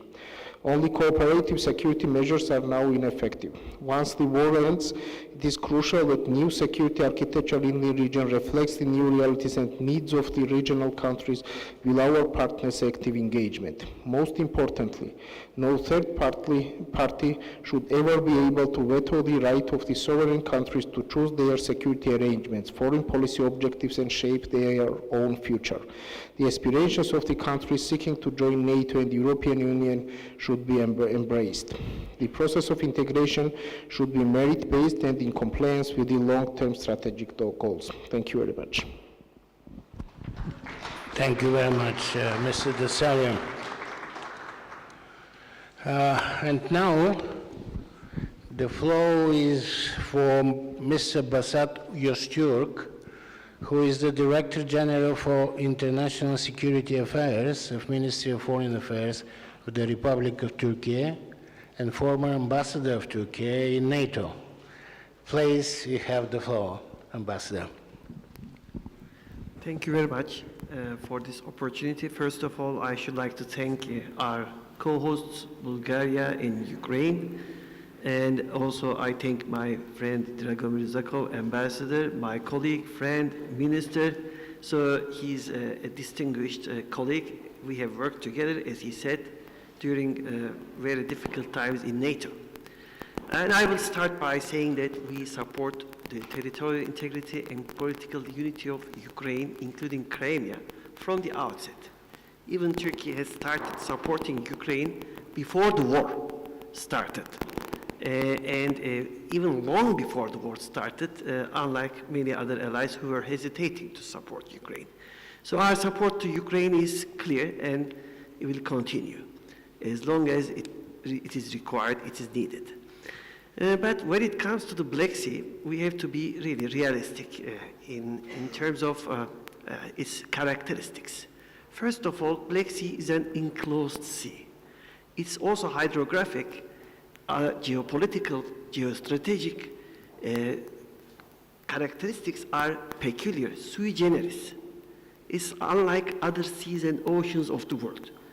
Yes, it is connected to the world oceans through Istanbul and Çanakkale Straits, and to some extent through the Danube to Europe, but the world oceans are connected to the Black Sea through the Turkish Straits, as you know. And this is why the peculiarity and special circumstances of the Black Sea required a special regulation for the passage of vessels of war. And since 1936, we have this Montreux Convention, which has prevailed for such a long time. And it has prevailed so long that it survived the Second World War. It survived so many other wars and conflicts. It even worked during the war in Ukraine. And Turkey, by activating the relevant provision of Montreux Convention, has banned the vessels of war, including of Russia, to come to the Black Sea. So this is a very important decision, and it has made strategic impact on the consequences of the war. But the other important thing about regional Black Sea understanding is also enshrined in NATO's strategic concept and NATO's Vilnius Summit communique. So I've heard calls for a NATO strategy for the Black Sea. But in fact, together with Ambassador Zakov, we were in Madrid, and in the Madrid, in fact, strategic concept, we have identified the Black Sea as one of those regions of strategic importance. But it's one of those regions of strategic importance. It's not the only one, understandably, especially when, from the point of view of Turkey, when you look at those things from Turkey's position, which is the southeastern flank of the alliance. We have also Eastern Mediterranean. We have also neighbors like Syria, Iraq, Iran. And we have to also think about the south and other areas of strategic importance, including the Arctic, Baltic, North Atlantic, Indo-Pacific, and you name it, so many. So the security of all those regions are interlinked with each other. So we have to be consistent and credible when making appeals for a strategy. Paragraph 79 of Vilnius Communique has in fact defined the strategy for the Black Sea. It is to support allied regional efforts aimed at upholding security, safety, stability, freedom of navigation, also through the Montreux Convention. So our mandate has been defined. Now we are working together with Bulgaria, Romania, to operationalize this concept. And in fact, the Mine Countermeasure Black Sea Task Group is one of a concrete example. And I have to give the good news that the ratification process in Turkey has also been completed. Now we are at the stage of operationalizing and activating the task group. And we are going to work together for this end. And we also continue to work with Ukraine. We are supporting Ukraine in many other ways without advertising too much. However, it is not sometimes being appreciated and understood by all. And even we were excluded from many European Union projects, for example, joint procurement of munitions, or even for the reconstruction of Ukraine, Turkey has been excluded from EU initiatives and projects. So we talk about unity. How can we achieve unity if one ally is being excluded by EU allies, who are in fact also our NATO allies? So the same allies who are treating us as allies in NATO cannot treat us differently in the EU. In the coming days, there will be important EU foreign ministerial meeting. I hope that this time the belated decisions will be taken and we will have a new chapter in our relations. But in the context of also other points which I have to raise very briefly because I know the time constraint, I have to mention also the consistency of our countries vis-à-vis other things happening in the world. So we are not talking about what is happening in Gaza, for example. The number of civilians killed in Gaza are far more than those civilians killed in Ukraine in more than 2.5 years. Just in 5-6 months, the number of civilians, including children and women, killed in Gaza are far more than those killed in Ukraine. We cannot close our eyes to this tragedy. We have to be consistent because if we would like to have more support for Ukraine from the South, from the global South, we have to be consistent also in this way. For example, I heard Ukraine is asking for air missile defense batteries, intercepting missiles, incoming missiles, right? So we have seen where those batteries are used now because they have intercepted successfully almost all the incoming missiles and drones from Iran, as you might have also watched. So where are those patriots? I don't know. So maybe in somewhere in Europe, somewhere in the Middle East, somewhere in the Far East, we will help you to locate because we are also in need of these air missile defense batteries ourselves. There is only one Spanish Patriot battery in Turkey. Despite all these threats and risks around us, there is not another air missile defense system. We are trying to develop our indigenous systems, but we are also being sanctioned by some EU allies. Still today, I'm not going to mention them, they know themselves so well, but this cannot continue because it's also Article 30 of Vilnius Summit Communique requires the elimination of all obstacles on defense trade among allies. So as we are approaching the Washington Summit, we must make sure that there is a genuine unity because this is the center of gravity of NATO alliance. Without having a genuine unity, if some allies are sanctioning other allies, if some allies are restricting others, treating them or mistreating them in other fora, we cannot achieve genuine unity. And in this context, we have to remember what has happened in Syria and what were the reactions of the alliance, what has happened in Libya and what were the reactions of NATO alliance. So these are known and followed by everybody in the world. So I hope this forum will provide us an opportunity to think better how to make ourselves more successful next time. Thank you very much. Thank you. Thank you, Ambassador Stuk. Very interesting point for discussion indeed. Now I shall give the floor for the interventions from the audience, and there is a list with the names here, and I shall start with Mr. Tobias Lindner, Minister of State, the Federal Foreign Office of the Federal Republic of Germany. Is Mr. Lindner here? Oh, yes. Yeah, thank you so much, Please. Mr. Chair, Excellencies, dear friends. I feel honored to participate second time now at that important conference. But if we are honest, it's a sad occasion because the reason that such a conference is necessary is due to Russia's war of aggression against Ukraine. And last year, we all agreed that this war must come to an end. And unfortunately, 1 year later, Russia shows no signs of backing down. And to the contrary, it has set up aggressive rhetoric against Ukraine in the West, set up a war economy, drastically increased defense spending, and most recently, resorts to targeted attacks on the energy infrastructure. In Ukraine, Russia wages a war of attrition, both at the front line and against civil infrastructure, and thus hitting the population.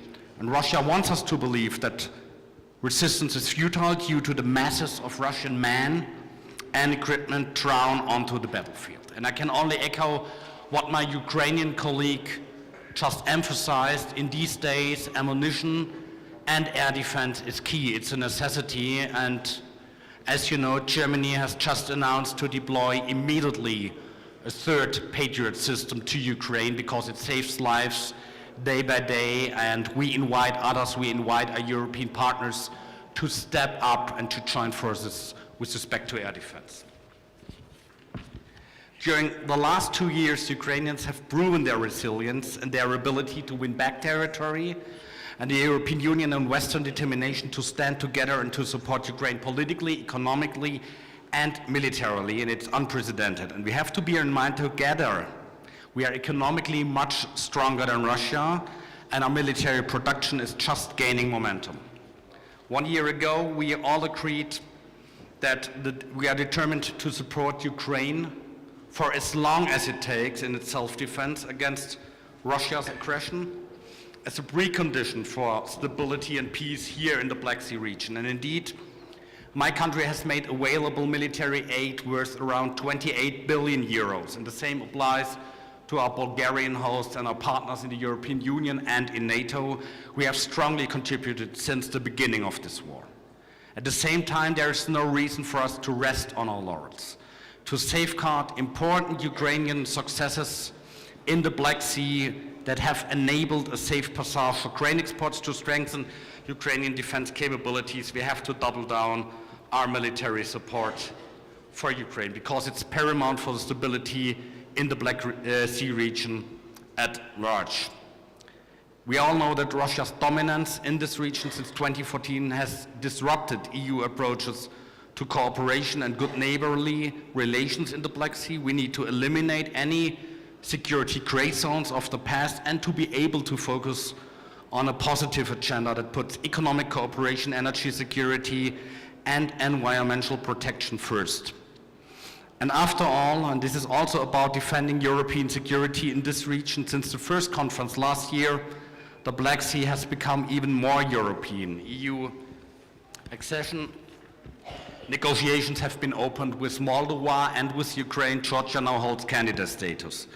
So, my friends, please let me be clear. EU member states cannot accept a deterioration of European security in the Black Sea caused by Russian imperialism, all the more as Russia shows no interest in sustainable peace. We do not accept Russia's view at the Black Sea region as its imperial backyard, and this also applies to the Southern Caucasus and in particular to Georgia, where 20% of its territory and more than 50% of the Black Sea shore have been under effective Russian control for more than 15 years now. To conclude, there is no doubt that since 2014, Russia has shifted the security balance in the Black Sea in its favor by annexing Crimea and taking control of the Sea of Azov. Russia needs to be pushed back in the interest of European security.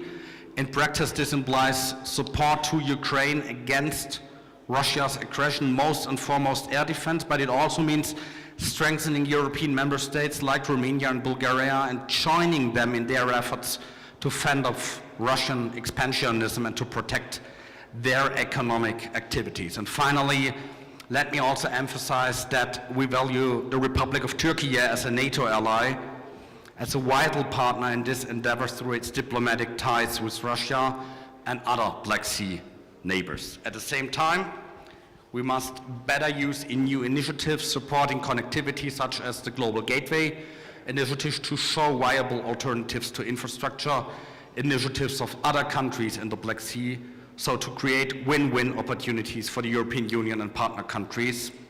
I look forward to discussing these questions with you. Thanks again for having me.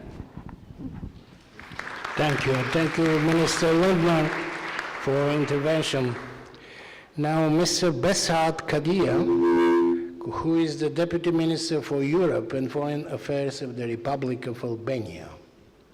Please. Thank you. Can you hear me?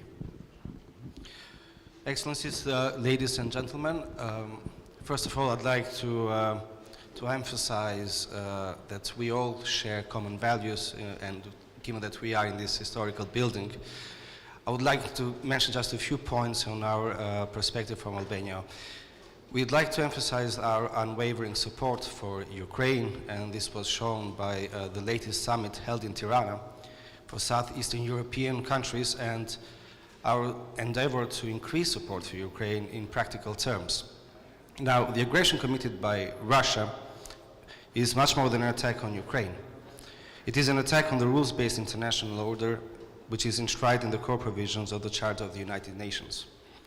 Ensuring accountability for the crime of aggression committed against Ukraine would signal that waging blatantly unlawful and colonizing wars should not go unpunished, whether in Ukraine or elsewhere.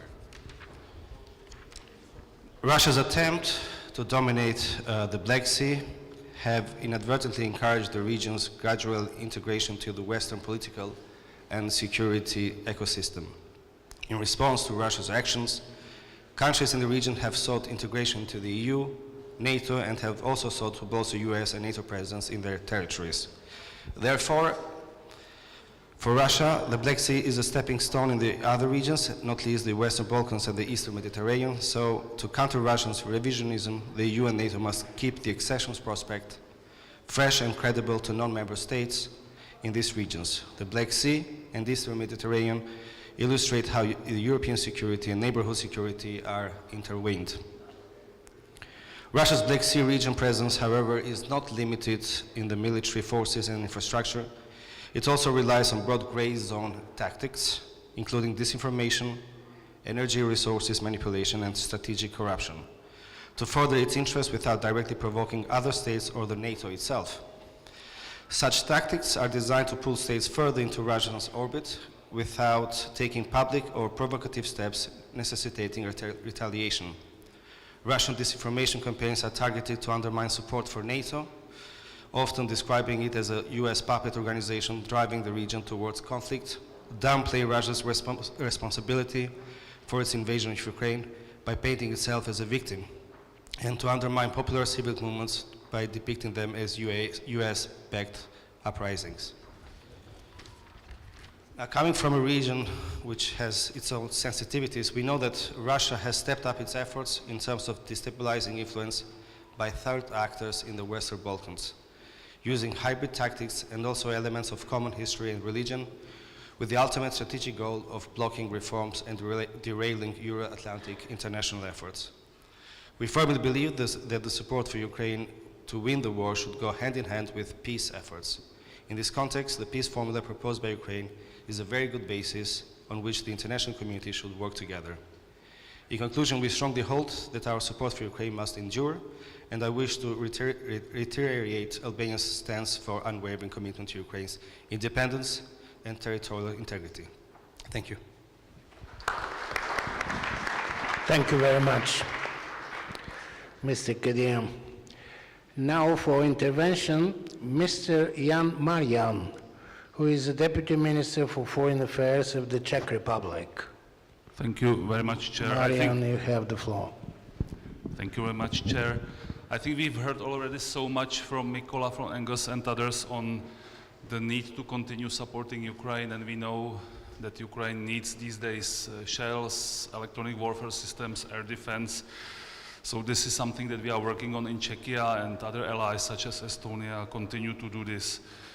Thank you very much for having us here. I think this is very much in line with other efforts, Crimean platform which we hosted in Prague, the peace formula of President Zelensky, and we are just now having the working group 1 of the peace formula in Prague today. So you know our historic experience with Russia, not only 1968 but also explosion in Verbětice and other things. So this is why we need, and we know why we support Ukraine. This is about your security but also about our security. Crimea, as we know, is Ukraine. I'd like to highlight the need and the situation in human rights of Crimean Tatars, but others.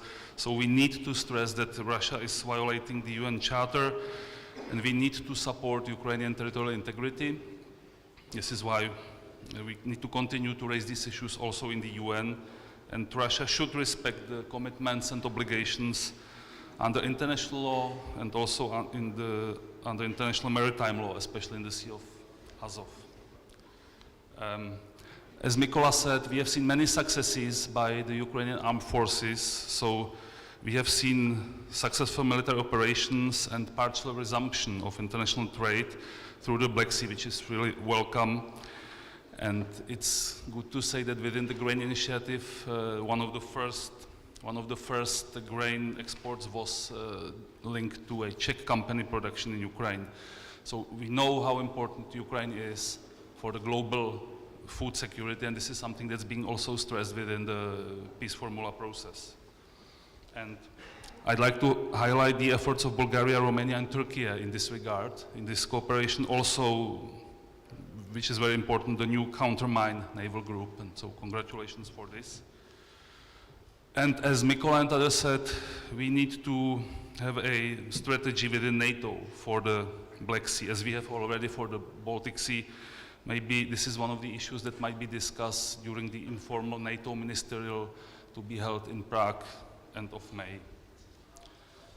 Finally, NATO has increased the presence in the region, including the new two battle groups in Bulgaria, Romania. We need to strengthen the forward defenses in the eastern flank, air surveillance, and of course we have deployed additional F-16s to bolster NATO air policing in Romania. So we need to continue supporting Ukraine, and as Mykola mentioned, we need to develop our sanctions further against Russia and also Belarus. In this regard, I'd like to highlight our initiative to limit the travel of Russian diplomats within the Schengen area. So many thanks for having us, and looking forward to the discussions today. Thank you.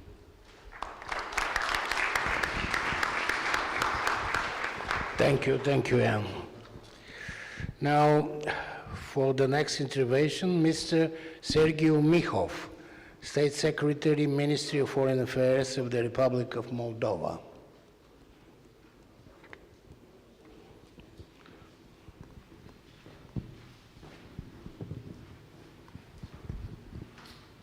Excellencies, ladies and gentlemen, it is a great pleasure for me to be here in Sofia and to represent my country at this second edition of the International Black Sea Security Conference, which takes place under the auspices of the Crimea platform.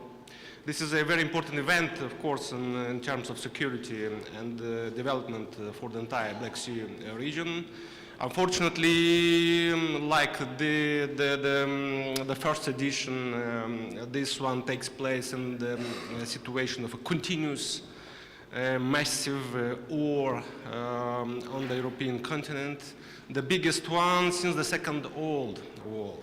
So Russia's war of aggression in Ukraine, which we have condemned in the strongest possible terms, threatens the security of every Black Sea state in the region as a whole. So at the same time, the war caused enormous damage on the global food security, international economic stability, and availability of international legal frameworks. It is mainly thanks to the bravery of Ukrainian men and women that the darkest scenarios were avoided. The Republic of Moldova has been showing its solidarity from day one, sheltering thousands of refugees, providing humanitarian aid, and helping with transit of Ukrainian goods, and offering all political and diplomatic support. Today we continue to host almost 117,000 Ukrainian seeking refuge. Almost a year ago, on March 1st, we launched temporary protection mechanism, which was extended until next year. Over 62,000 Ukrainians applied, and almost 43,000 received identity documents under the temporary protection mechanism. Moldova is also actively working with Ukraine, Romania, and the European Union, facilitating transit of goods from and in Ukraine. Only in 2023, more than 1 million tons of goods, mostly cereals, transited Moldova to the European Union. Dear colleagues, the future of the European security and of the Black Sea region is decided on the battlefield of Ukraine. So the Russian aggression is indeed against Ukraine is indeed continuing, and so far we see no end in sight for this brutal war. It has impact of the entire, as I said, Black Sea region, and my country, being direct neighbor to Ukraine, feels the effects in many areas, such as security, information space, and increasingly in our economy. Given the upcoming presidential elections later this year, we expect increased hybrid campaigns against authorities in Chisinau. Today remains uncertain how the conflict in Ukraine will end, but for sure its consequences will have long-term effects on regional security. The main priority now is our ability to respond. Ukraine must be helped as much as possible to preserve its independence, sovereignty, and territorial integrity. Russia must stop its attacks and stop violating international law. In this regard, we express our full support for launching the work of the Council of Europe's register of damages and support further efforts towards accountability. Furthermore, we support the efforts of the international community to establish a special tribunal for the crime of aggression against Ukraine, to make Russia accountable for all crimes and for all violations committed in Ukraine. Equally, a reconstruction plan, of course, for Ukraine should be put in place. To be truly sustainable, and as it was already mentioned by previous speakers, the future solution should be based on the peace formula proposed by President Zelensky. This comprehensive approach includes all the elements which need to be taken into account to achieve a just and durable peace. And the Republic of Moldova is ready, of course, to contribute to the ongoing discussions. In the last years, the region has become a central area in the strategic competition between Russia and the West, being a strategic importance due to its geographical position. At the same time, the Black Sea region is a vital corridor for the movement of goods, including Ukrainian grain and other products bound to the old markets, and hosts significant, of course, untapped energy resources. The war indicated that the Black Sea region should be considered not separately, but as a part of the whole European security system. The best secure future of the Black Sea region in our vision is based on democratic principles and the rule of international law. We will do everything that we can, of course, to help achieve that. We should make sure that the war will never return as a tool to solve ambitions, domestic problems, and foreign political aspirations. Thank you. Thank you very much. Now, for the next intervention, Monsieur Michael Roux, Ambassador for the Eastern Partnership and Black Sea, the Ministry for Europe and Foreign Affairs of the French Republic. Please. Yes, you have. Thank you. S'il vous plaît. Thank you for the organization of this very interesting conference.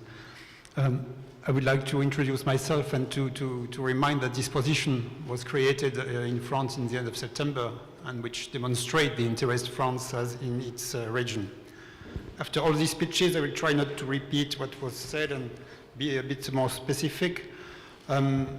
First, remind that this war of aggression we're speaking of has started long ago with the annexation of Crimea and the ignition of the separatism in the Donbass before the full-scale invasion of February 2022. And Mr. Deputy Minister of Georgia reminded appropriately that the war started also in 2008. So all this has highlighted the importance and strategic role of the Black Sea for the security of the European Union and for the energy security of Europe and of the countries of the Black Sea, of the food security of many countries, and also it underlined the possible role of bridge of the Black Sea between Europe and Asia. Another point in the context is that this war has also changed our countries. It has changed the Black Sea, but also the NATO and the EU, because it gave rise to a new dynamics of enlargement of the EU as well as of NATO. And it has revitalized the construction of a real European defense industry that France had been advocating for a long time, what we call the Versailles Agenda. So we are working on a French strategy for the Black Sea because we think our interest is at stake, even if France is one of the member states far away from the Black Sea. The long-term objective is to return the region today a place of confrontation to an area of peace, stability, and as much as possible of confrontation. Mr. Lapsey reminded that maybe in the long run it will be difficult to have a cooperation, but still we will have to hope for that. And within the framework of international law, that is the respect of the integrity of the bordering state and of their sovereignties. So we are still working on that. I can share the main action we see in 4 points.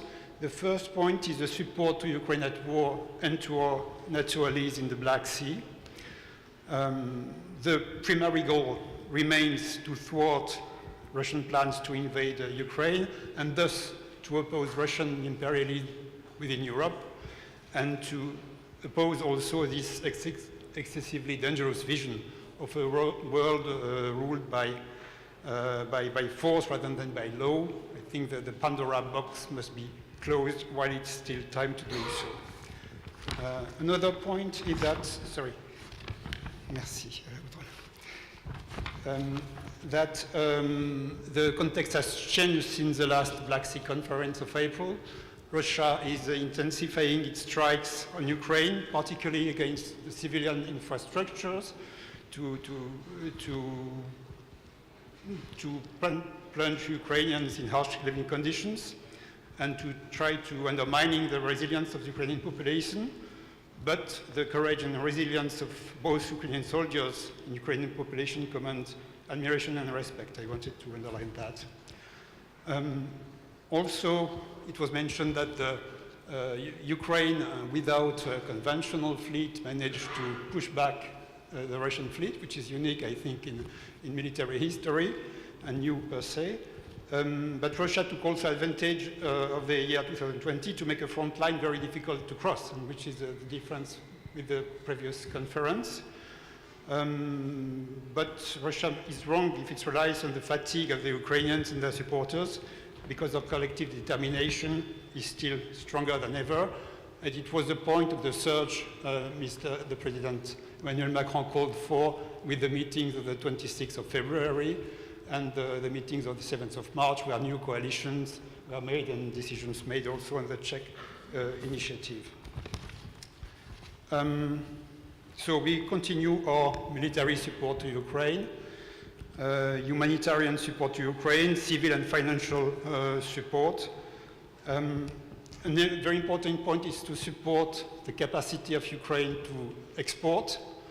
I'm just back from a trip where I visited the ports of Reni, Ismail, Odessa, and Mykolaiv, which is stalled because it's blocked still by the Russian army, but it's very impressive to see how the Ukrainian operators are still working, are still investing, are moving their activity from one port to another one and back, and that this new road is functioning and exporting much more than what exported before under the Black Sea Initiative. But still, we can see that more equipment for air defense is required. For NATO allies in the Black Sea, which are among the most exposed, France plans to strengthen its participation in the reassurance measure in Romania, with its military presence being scaled up to a brigade level, as well as in Bulgaria.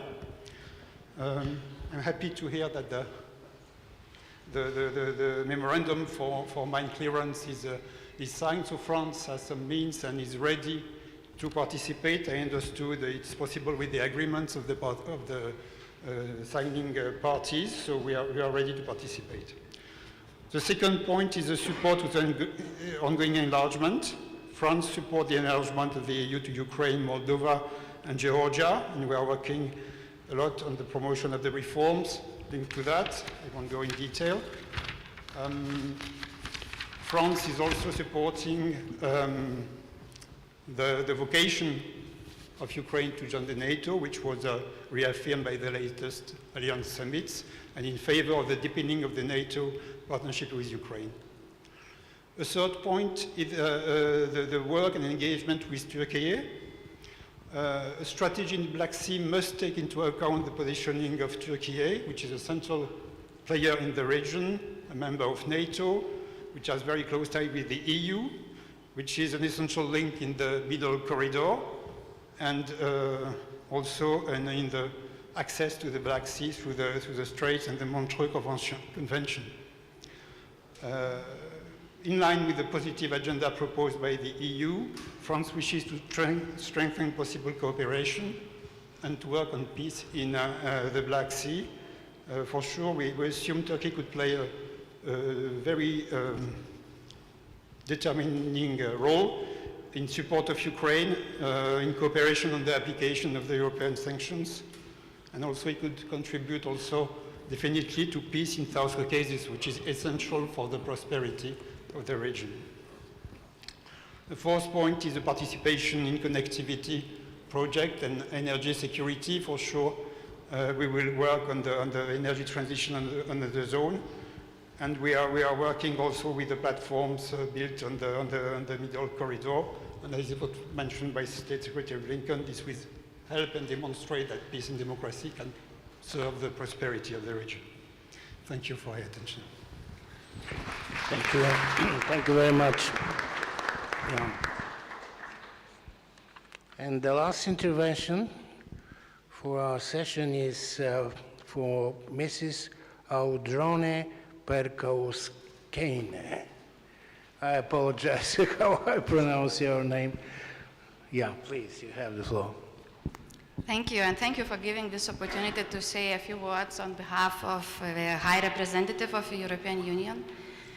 The war of Russia's aggression against Ukraine was indeed a game changer. It fundamentally undermined international rules-based order, also European security and regional security. It added to many challenges and threats the Black Sea region was already facing, even before the aggression. And Moscow will not stop. Russia's confrontation with the West is long-lasting, and it is not limited to Ukraine. Therefore, our strong unity is crucial. Mindful about the time, I will limit myself to 3 points. First, in the EU, we are finalizing security commitments to Ukraine, and they will be broad. They will include military assistance and training, defense industry, security strategy reform, fighting hybrid threats, fighting cyber, demining, and few other areas. Wider commitments are financial, reconstruction, and trade support, also sanctions, including sanctions circumvention, accountability, and of course, European integration path of Ukraine and related reforms. Second point is we, European Union, fully supports Ukraine peace formula. We think that it is the best basis for just and lasting peace, based on Ukraine's sovereignty, integration, territorial integrity, and also in line with the UN Charter. And finally, the European Union and its member states provide unprecedented support to Ukraine. To the date, its assistance is almost 100 billion euros. And the EU will support Ukraine for as long as needed and as intensively as needed. Thank you. Thank you very much. Now the floor is open for the audience. If you have any questions and very short presentation, please, you have the floor. There is, who is responsible for the microphone? Yeah, there is, just behind you. Yeah. Thank you. Okay. Alexander Hara, I'm fellow of the Center of Defense Strategies from Kiev, and I've got two questions, if I may. The first to the Turkish representative.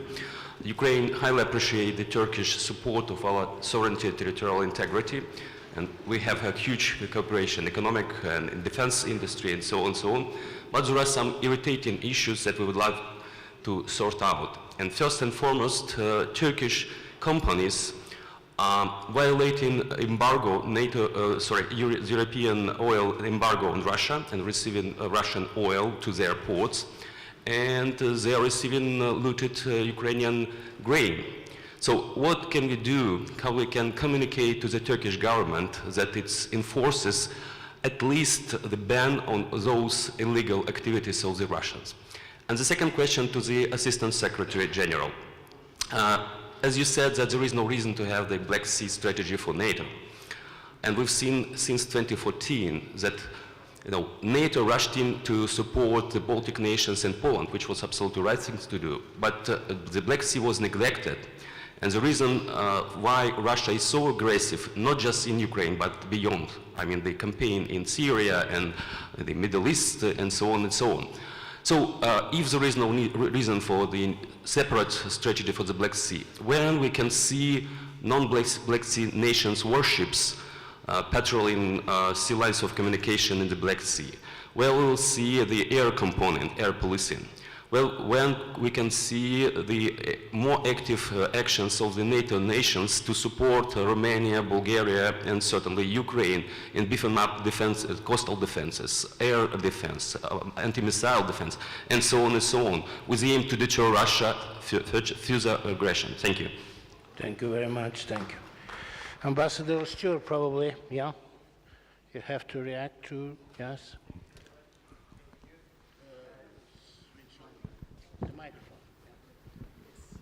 microphone. Thank you. It's working now. I'll be brief to answer these questions. The first one, Turkey's support to Ukraine is clear, but also we are not implementing unilateral sanctions of the European Union and United States, but we are not also allowing Russia to bypass them.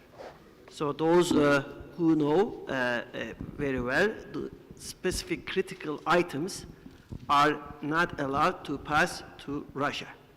So Turkish companies are not in a position to violate these sanctions while we import the oil and gas from Russia for our own needs.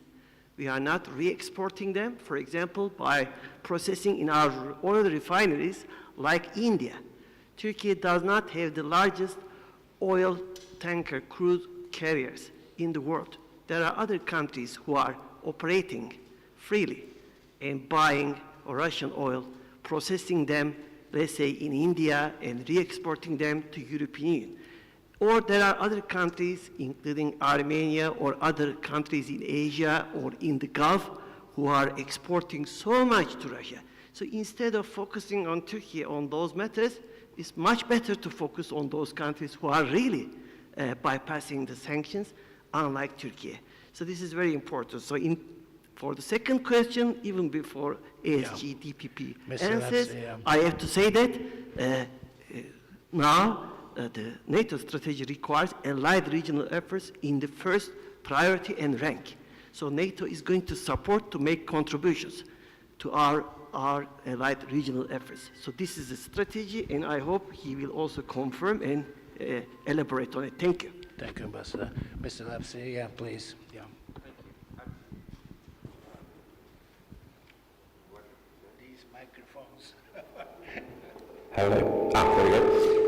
So NATO absolutely needs a strategic approach to the Black Sea. My point is that we have one. It's wrapped up in our strategic concept. It's wrapped up in our military strategic plans for the alliance as a whole, which include a Southeastern Europe plan.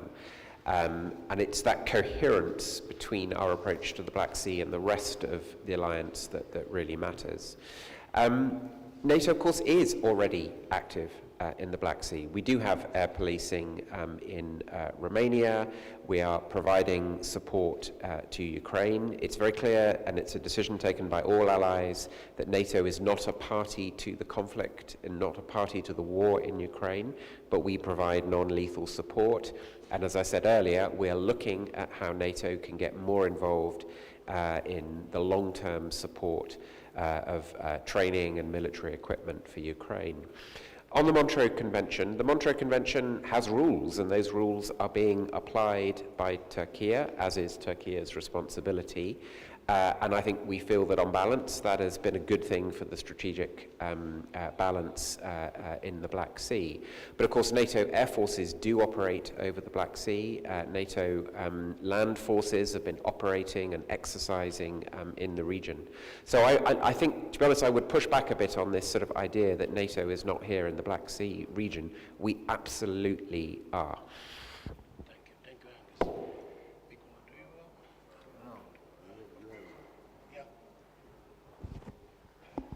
Please, yeah.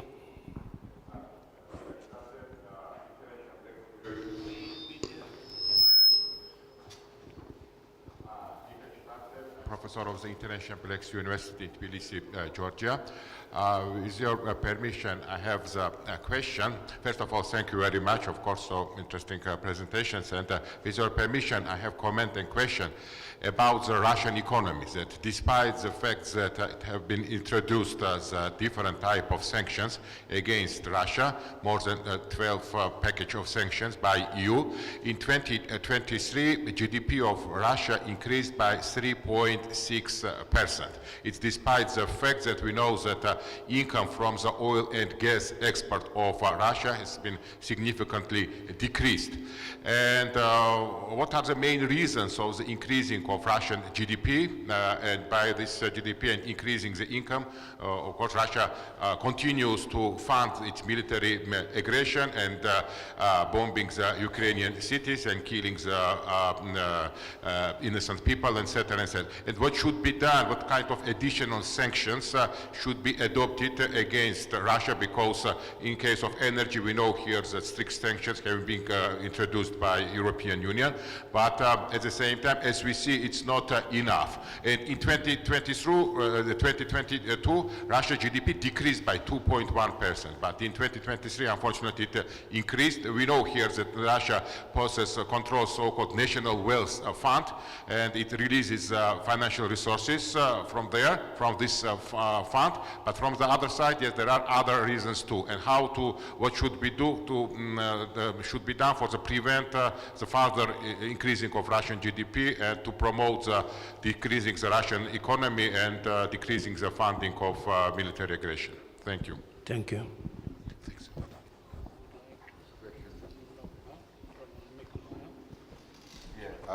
Whom you address your question? All the panelists. All right. I will try to reply, or minimum start to reply. First of all, we must be more selective and understand which sector we need to target. Second, of course, that we continue to have the situation when many countries in the region and outside of the region of Russia continue to have a very concrete supply of gas and petrol. Third, we should look on a sectorial dimension, like even, to close some kind of special air traffic in Europe, Euro-Atlantic for Russia, and this will be also some kind of condition to them to understand that they must return to international. In any case, if you are looking on each of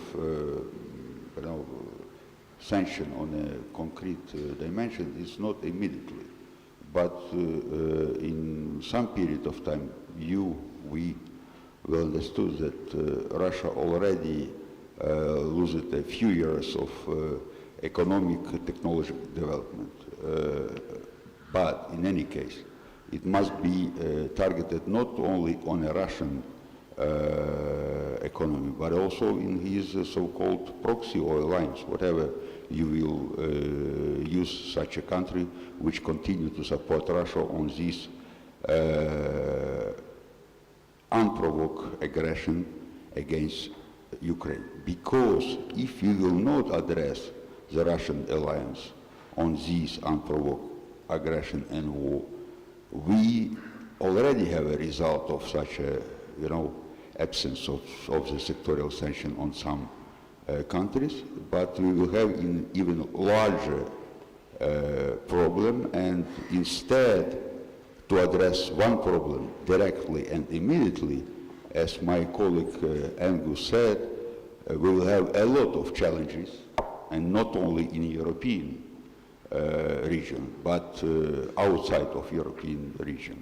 And this will be a chaos which we will not stop immediately. So let's do this immediately, because if I mention you from the beginning, when you are not react properly, you will have a bigger problem.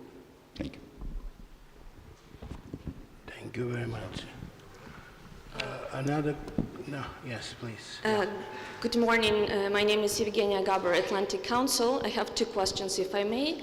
One to Assistant Secretary General. You mentioned that there is a common understanding in NATO that Russia cannot win this war. I was wondering if there is also a common understanding in NATO that Russia can and should lose this war in Ukraine. And to Ambassador Öztürk, I think it's really a tragedy that in the 21st century we speak of children's deaths in numbers, and when you compare it to how many children were killed in Ukraine and in Gaza, I think we really should be very careful, because unfortunately we still don't know how many children were killed in the occupied territories. Only in Mariupol, as you know, there are some estimates when probably there are hundreds of thousands of civilians who have been killed by Russia. And generally, I think we should do more to support Ukraine in the return of the children who were forcefully deported to Russia as well. And that's why I also want to thank Turkey for all the support that we have there. But my question would be about the demining initiative, and something that my colleague from Ukraine mentioned before. In the expert document that was prepared by the Crimea Platform's expert network, there is one recommendation of making demining initiative a permanent mission, and maybe expanding it also to patrol the western part of the Black Sea. Especially that we also need protection of critical infrastructure. We have Sakarya gas field there, Deep Neptune, Romanian one. So what is Turkey's stance on this? Do you see this is possible, and do you think that this is feasible? Thank you.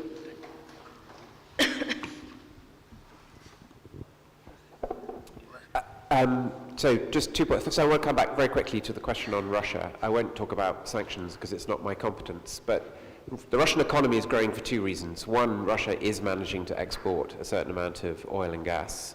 The other reason is that Russia has mobilized its economy for war, and it is driving up the industrial production of armaments. Now, we can debate whether that is sustainable in the medium to long term, But in the meantime, it's driving the Russian economy.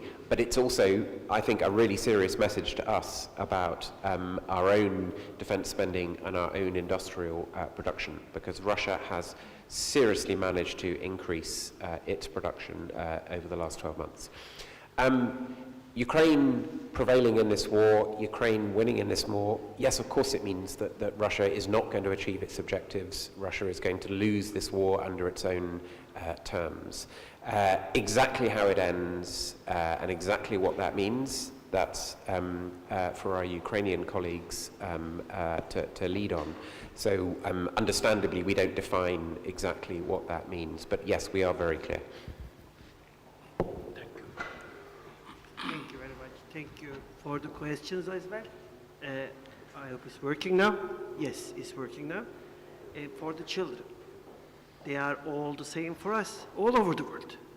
One child killed in Ukraine or in Gaza or anywhere in the world is a tragedy. So we are not making distinctions between children here in this case.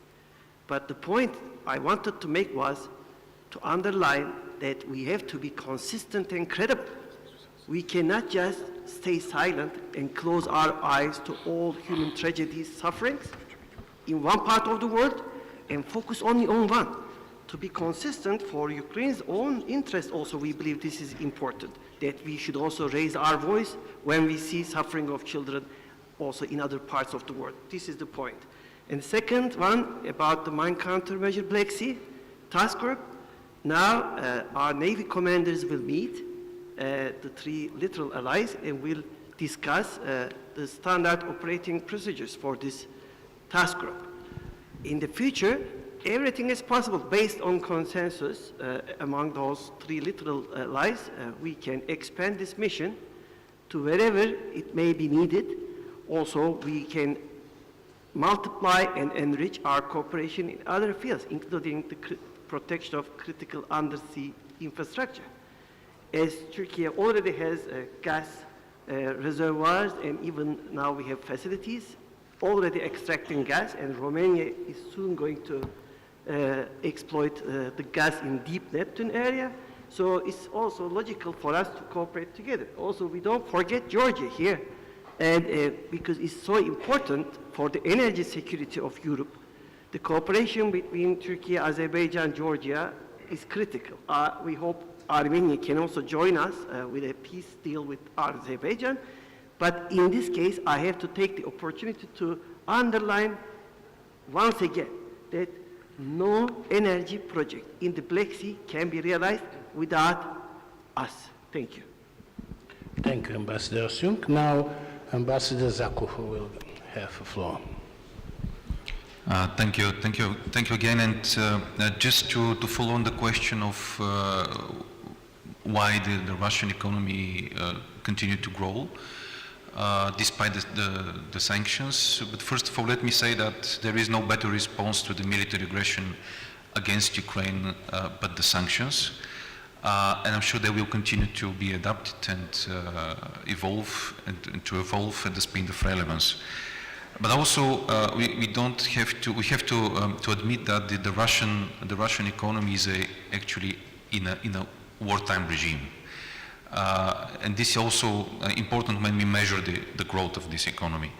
And as Jill Epsley said, part of this growth is due to the huge military production, which actually turns the wheel of other sectors. But we have to also look at the figures about related to the social system, to the health system, to the salaries, to the imbalances in the different part of Russia. So this is also important. You shouldn't look at the figures as standalone figures. We have to compare with other figures as well. On the children, this is a very important topic. I was personally present at the inauguration of the coalition to return the children forcibly transferred to Russia. And I think this initiative has to grow quickly because this is a pressing issue. And this is one of the more cynical, actually, crimes committed by Russia in this war. So thank you very much. Thank you, Ambassador Zakov. And now you have the floor, yes? Yeah. very much. Just very briefly to say that... Probably, again, the microphone, yeah. Okay. Just very briefly to say that I don't think that the figures we are seeing right now show that the sanctions do not work. I think that they are clearly showing that we need to keep the course and we need to adopt new sanctions, and we need to remain vigilant about those who try to elude them. And we also need to work very closely together in order to deter the cooperation between Russia and other rogue regimes which are cooperating and reinforcing each other, and this produces negative effects in our region and also in other parts of the world. Yeah, thank you, Mrs. Sinke. Now, the last question, because we are already, yeah, please.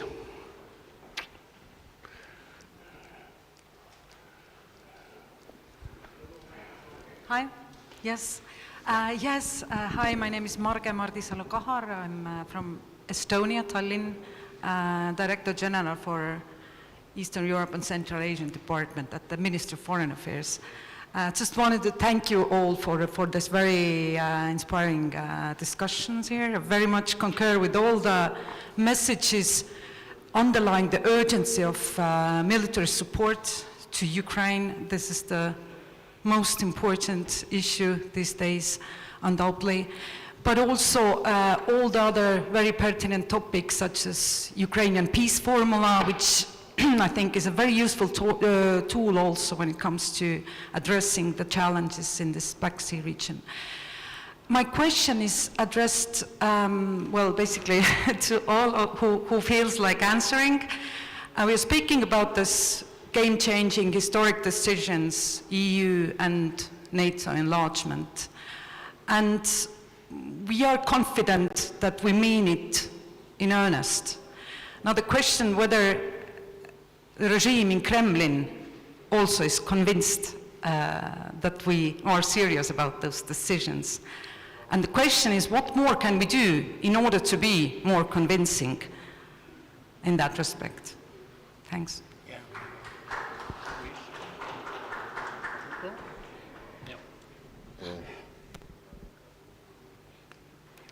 First of all, the nations which are helping us, supporting, and try to be alliance in each of new coalition must understood that this war is not only existential for Ukraine and Ukrainian. There is also the war is existential for Mr. Putin to be in the power. Problem is that we have a situation when we don't have any conduct, code of conduct of the political irresponsible leader, which are ready to do everything possible and will send each of last Russian for die just to keep or to be or to stay as long as possible in a power. Second, to provide the concrete understanding for Kremlin that we are serious in EU and in NATO, it's additional steps to do.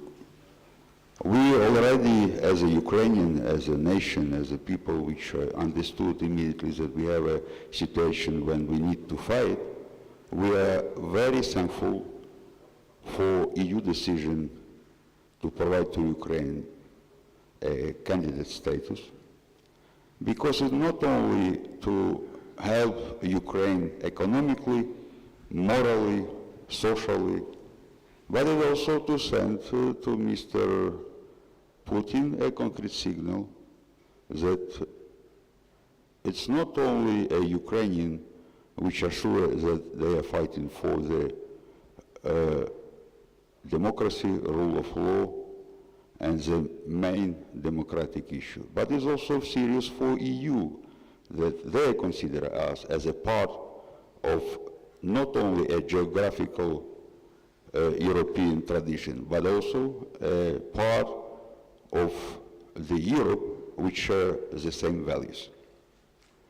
And the third one, I think it will be a really serious and concrete game changer for NATO to celebrate 75 years if Ukraine will receive an invitation. I understand that it's a provocative message, but believe me, colleagues, we are very happy that our friend, Sweden, Finland, after hundreds of years of his independent status of neutrality, understood that the only window of possibility is these few years when a Ukrainian fighter decided to join NATO. We absolutely sure that the front line of democracy and democratic societies will be not complete between the North and South if you will not include Ukraine on this unity of the nation which share the same value. Thank you. Thank you very much, Michael. Ambassador Josip, few words, just because we have no time. Just. Thank you very much. I could not say nothing when it is about EU enlargement in particular. I have to say that look at us, Turkey, who has been waiting to be a member of the European for the last 60 years. I hope those partners, allies, friends who have received an invitation would not have to wait as long as we had to wait. But it's not a joke. It's very serious now because even under these circumstances, if Turkey's EU integration process cannot be revitalized, there will be strategic consequences and risks for the whole European security. It's very important to underline this fact because the credibility of the European also depends on how they treat Turkey. Thank you. Thank you very much. Thank you. Another questions? The last one? Oh, so many. All right. Lady, I have privilege. Okay, thank you very much. I'm Yulia Smilovska, Globsec. So I'd like to refer this question to Minister Tobias Lindblad, who said very optimistic. Is he in the hall? Yeah? Okay. You said very optimistically that the economic performance and power of the European Union is much larger than the Russians one, and that the defense production is actually gaining its momentum. So I'd like to come back to this reference of the Assistant Secretary General that basically the pace with which Russians are ramping up with their productions and replenishing their stocks are much more striking, and this pace is not matchable with the defense capacities of Ukraine and our partners in NATO countries. So what might be these contingency plans, how to actually ramp it up? Because in Ukraine, we would have advised this to work in 2-3 shifts for all the military plans, and we don't see this kind of like movement, unfortunately, in our partners. So therefore, only more of political statements rather than real actions that we could observe, at least publicly. I would appreciate your answer. Thank you. Thank you very much. And the last words from Ambassador Dragomir Zakov. As a conclusion, as a reply of your question. Yeah, please. Thank you very much. First, let me go a little bit back on the previous question. Basat, you remember when we had the very last meeting of the NATO-Russia Council in January 2022 with the Russians, and when we were said at the room 1 of NATO headquarters that the Russians want NATO to go back to the 1997 military posture. And if we compare where we now, 2 years later, we have two new members in NATO, namely Finland and Sweden. the EU has opened negotiations with the new countries. The negotiations with the countries that previously were in negotiations process continue. We have clear roadmaps for other countries to continue with their negotiation process. We are in a completely different situation to what the Russians want to do, and I'm sure Kremlin is fully aware of that both NATO and the EU are serious about enlargement. And that's why the Russians are trying to create dilemmas. This is why they're trying to sow divisions in our societies, between allies, between partners, between member states of the European Union. And we all have to ensure that this is not going to happen in their way. Then going to the defense production and ramping up defense production, I can assure you that we are far beyond just public statements. And both NATO and the European Union have their plans how to do it. We in Bulgaria, we also have our plans. I cannot speak for others, but definitely can speak for Bulgaria, and I can say that we have our own plans. And I'm sure that in the second panel, our Minister of Defense will have some words to say on that. So thank you very much. Thank you very much. Thank you, our panelists. Thank you for the intervention. Thank you all for activity commitment. That's why, according to the timeline, according to the agenda, there is a lunch. That's why I invite you on I don't know where is the lunch, but probably the next door. Huh? Yeah. Thank you very much. Thank you.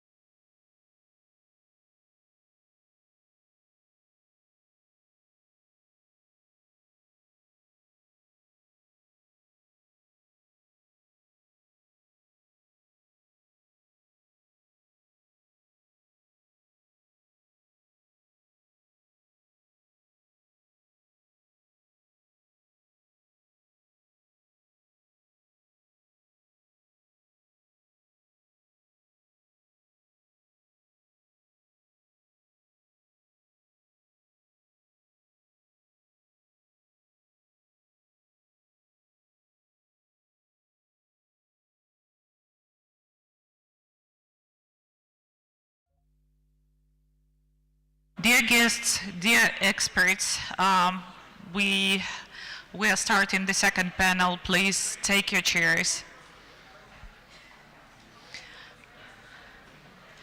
And dear panelists, I invite you to this scene.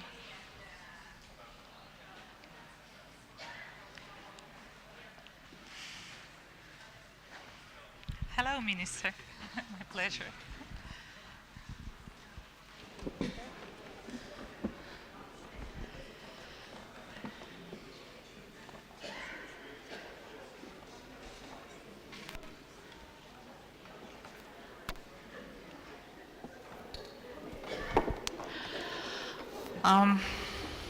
First of all, I would like to welcome everyone, our distinguished guests and our expert community and representatives of the governmental bodies who are here, and would like to thank to everyone for joining this conference and discussing these very important issues, not only for Ukraine, but for the whole Europe. My name is Alina Frolova. I'm a deputy chairperson in the Center for Defense Strategies, which actually one of organizers of this conference. And I was a deputy minister of defense in 2019-2020 in Ukraine. And I'm very glad I first of all will introduce our guests today and make a short intro and then give the floor for you to talk an introductory speech. So the first, and Mr. Atanas Zaprianov, Minister of Defense of the Republic of Bulgaria. Admiral Igor Voronchenko, Chief Inspector of the Ministry of Defense of Ukraine, and he was a commander of the Naval Forces of Ukraine in 2016-2020. Mr. Laurinas Kashunas, Minister of National Defense of Republic of Lithuania.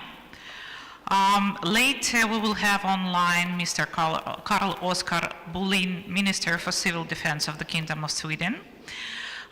We also will be joined a little bit later the Earl of Minto, Minister of State, Ministry of Defense of the United Kingdom.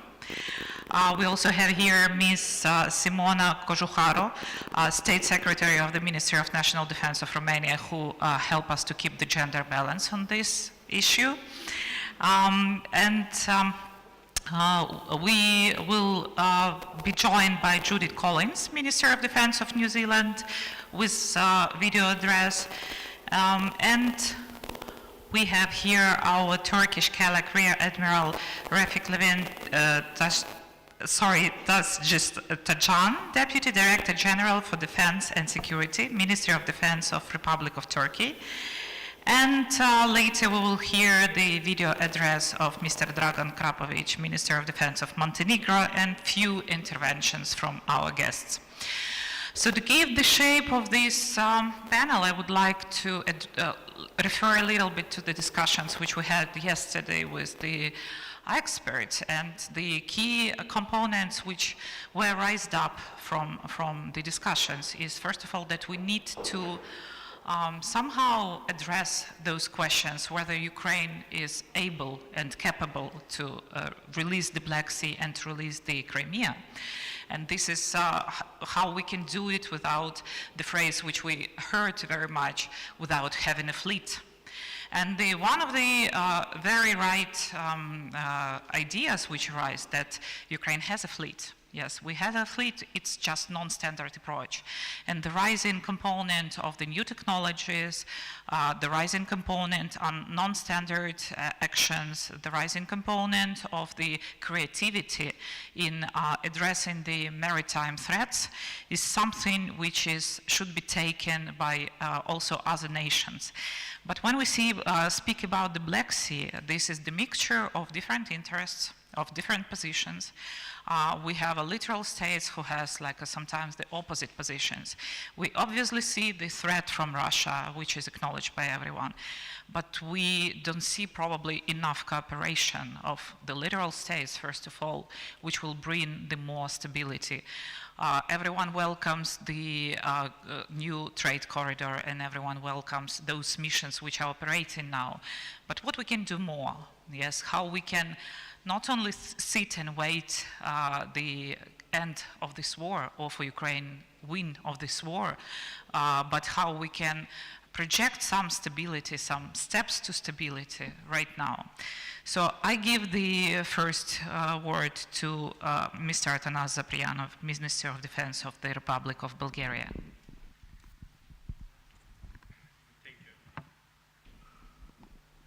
Thank you very much.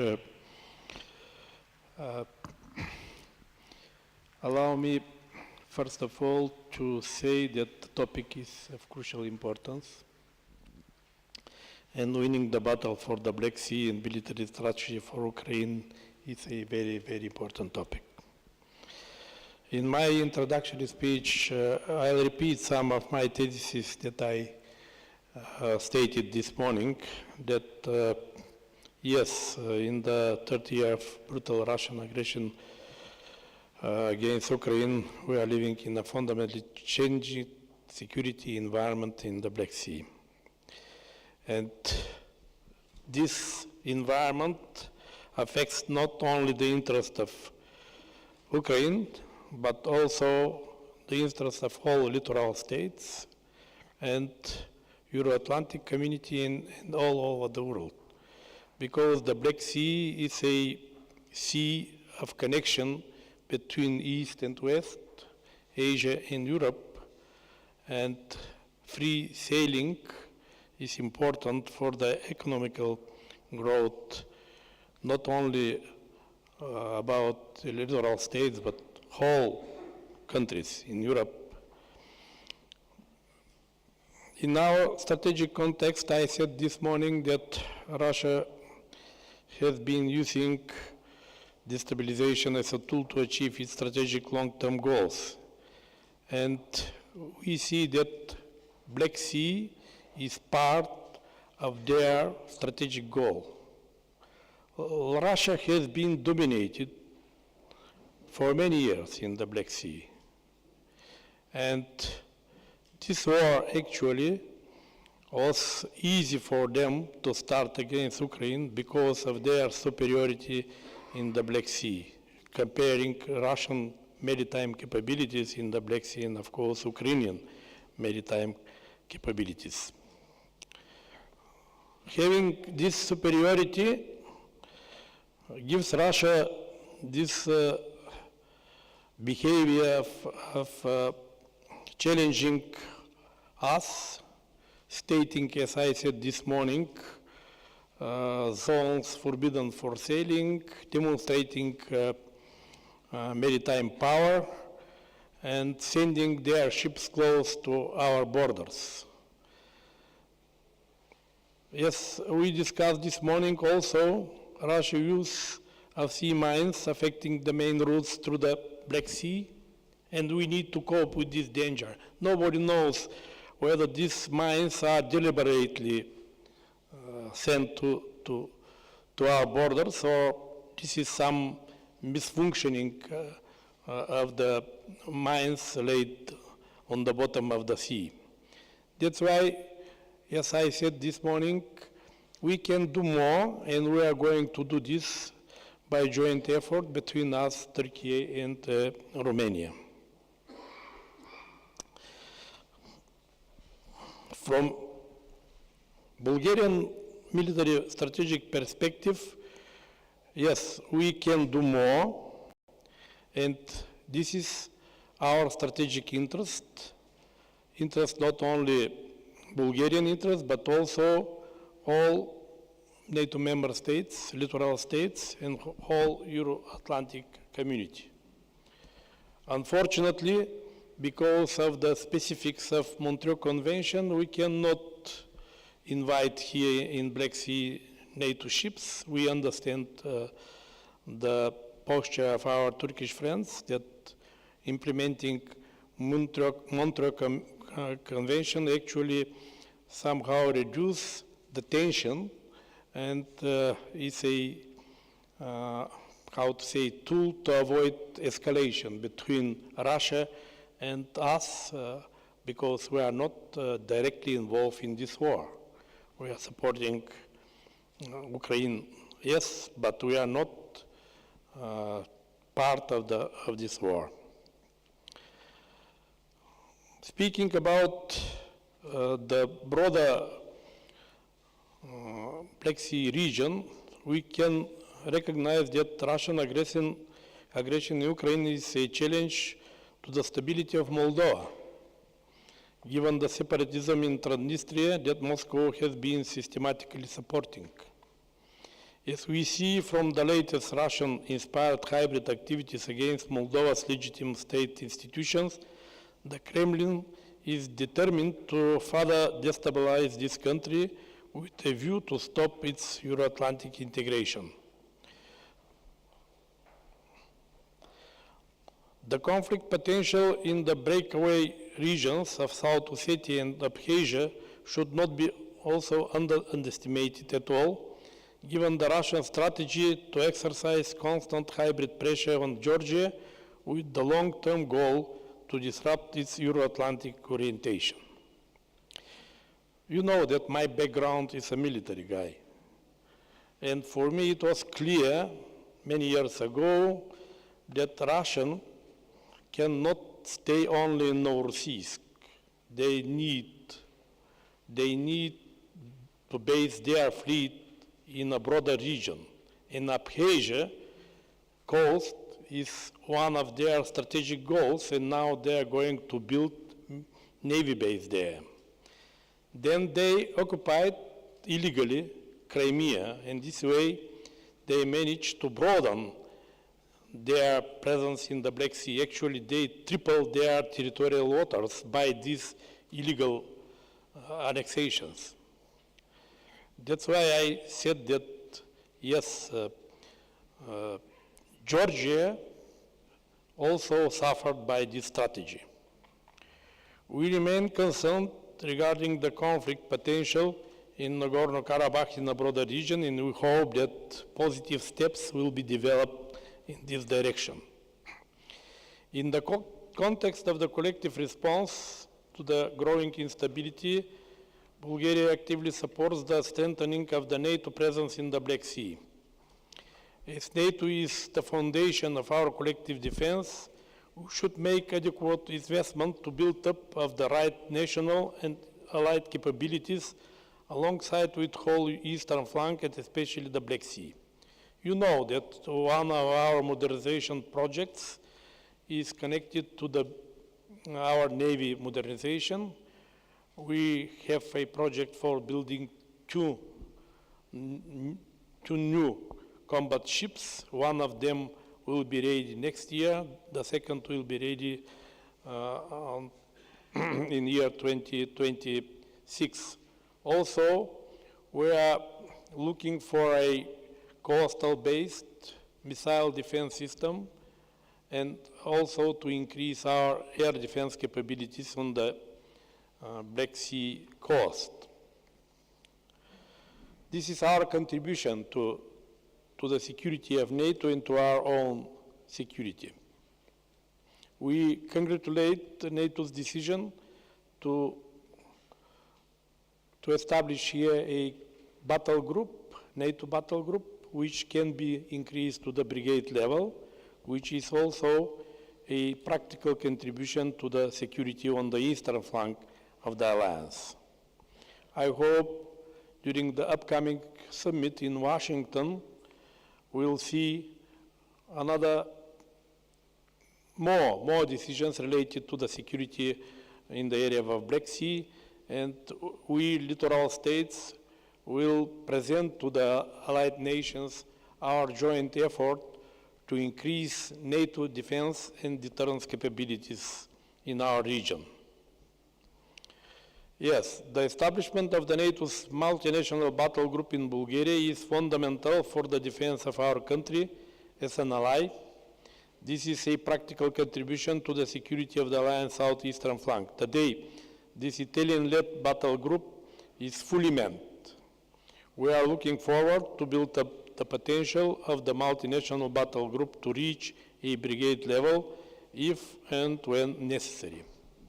Bulgaria is ready to invest in infrastructure project near Yambol city to build a permanent base, to base this battle group. We are also working on establishing a NATO multinational division HQ in Bulgaria.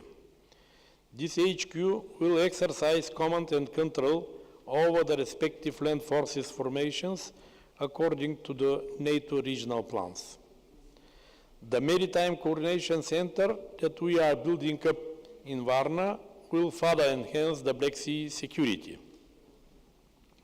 In the context of our continued military assistance to Ukraine, Bulgaria is now seeking to have allied air and missile defense as well as coastal missile defense systems deployed on our territory as soon as possible, because, as I said, procurement of such system now takes a lot of time.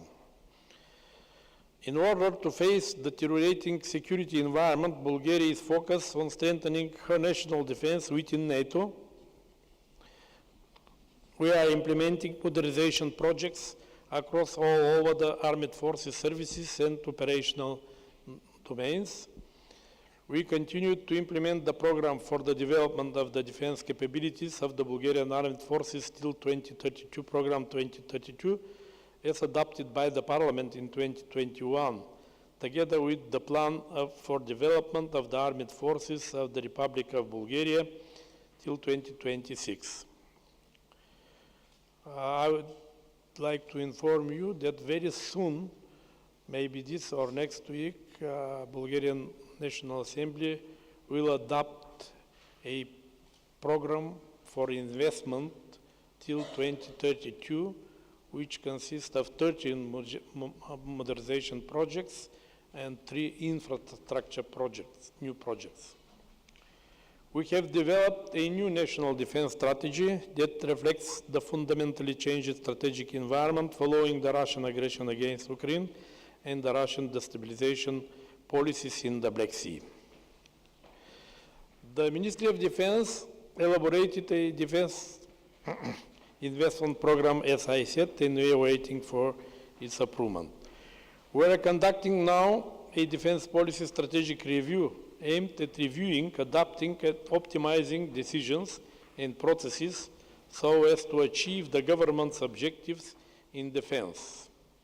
And a defense white paper will be issued at the end of 2024, but this document will be left for the new assigned political government and minister to decide on.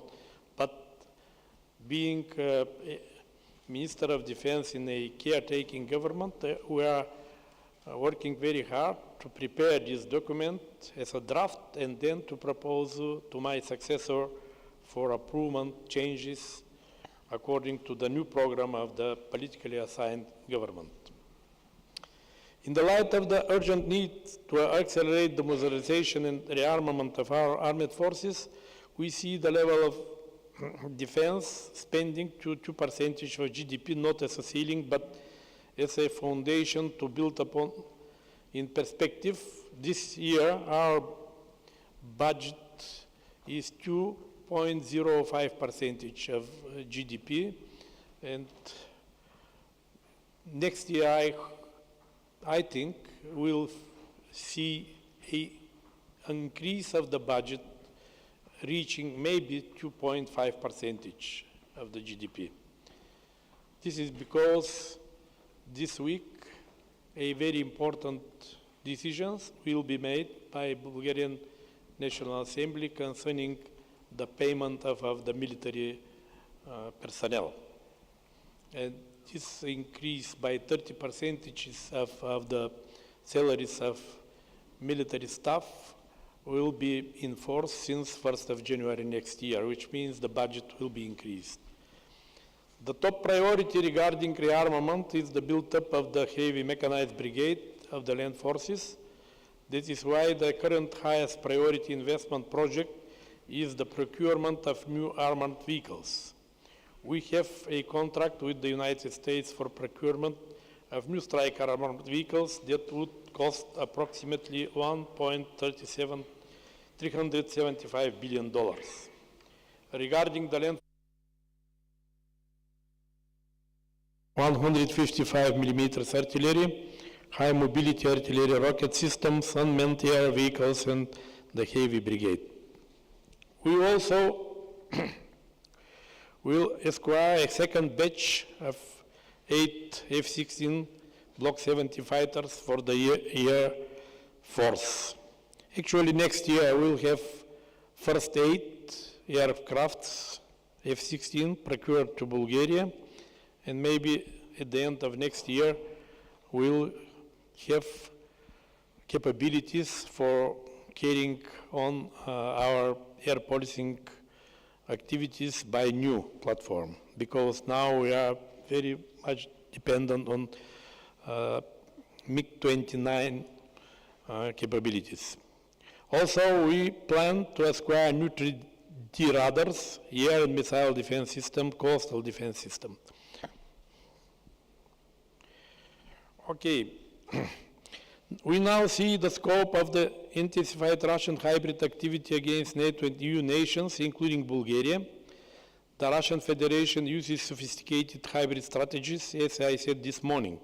That's why we have already prepared a strategy for countering disinformation, false news, and we have already restructured our information center, creating capabilities to cope with this danger, because honestly speaking, in the area of cognitive domain, we see similar war as we see in the cyberspace.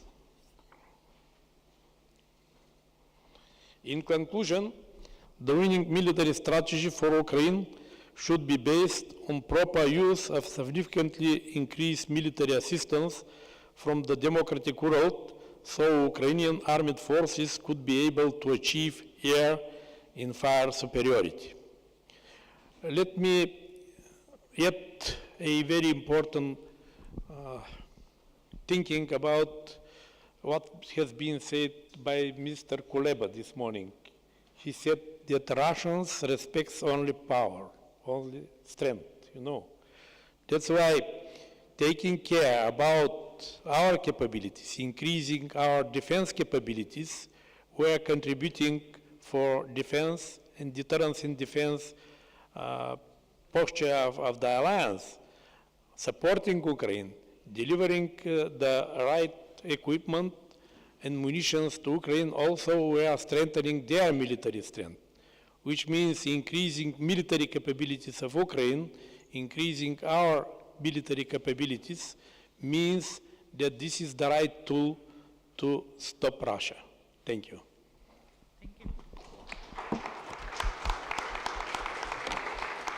Thank you, Minister, for such a good overarching approach to what you do as a state, as a nation, to stabilize the situation. And you're absolutely right that this is what we lack, that each and every country in the Black Sea to be strong enough to make a strong alliances. Before giving the word to Admiral Igor Voronchenko, I would like to say that Minister of Defense of Ukraine, Umerov, he's sending the greetings to the participants of the conference. He was not able to join because he urgently left for frontline for solving some issues and just came back. But he sent in the best wishes and making the point of the importance of the discussions which are happening here. And now I give the floor to Admiral Igor Voronchenko, Chief Inspector of the Ministry of Defense of Ukraine. Admiral, please. Thank you. Dear colleagues, I congratulated you on the opening of this important event, which was made possible thanks to the joint efforts of countries that support the sovereignty and territorial integrity of Ukraine in the context of the aggression of the Russian Federation in Crimea. Ukraine, as a sovereign state, is obliged to protect its territory and guarantee the safety of its citizens. We appreciate the support and cooperation with all the countries that joined this conference. At this conference, we have opportunity to discuss common challenges and find common solution. The Black Sea region, with its strategic importance and complex challenges, needs our attention and joint efforts to assure peace, stability, and security. The Crimea platform is an important cooperation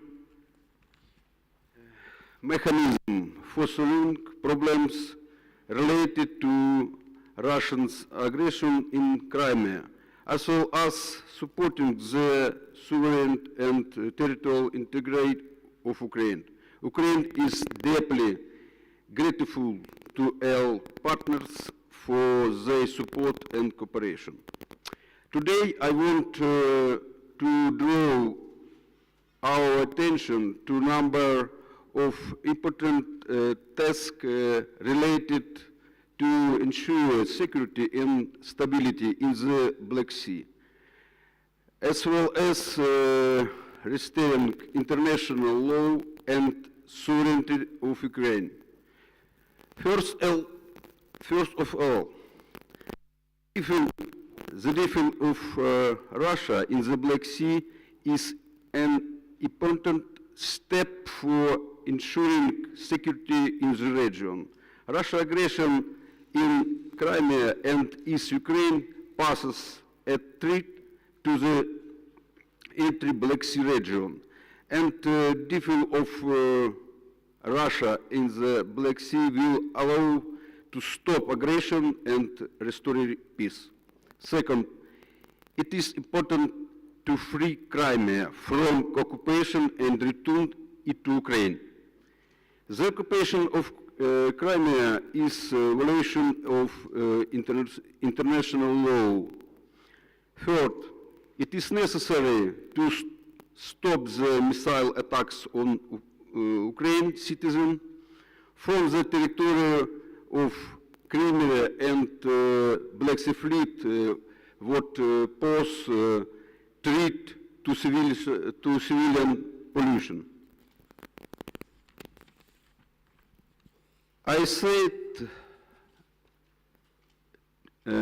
we must, Russia no need to be afraid.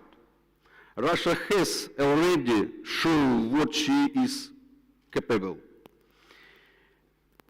Decisive action is needed in all directions, including military, economic, and diplomatic. We found the key to how to fight at sea. It is asymmetric action.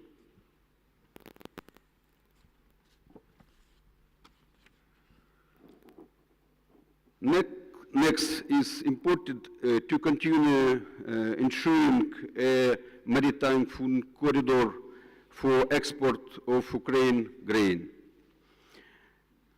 And finally, it is important to ensure maritime mine safety in the Black Sea region.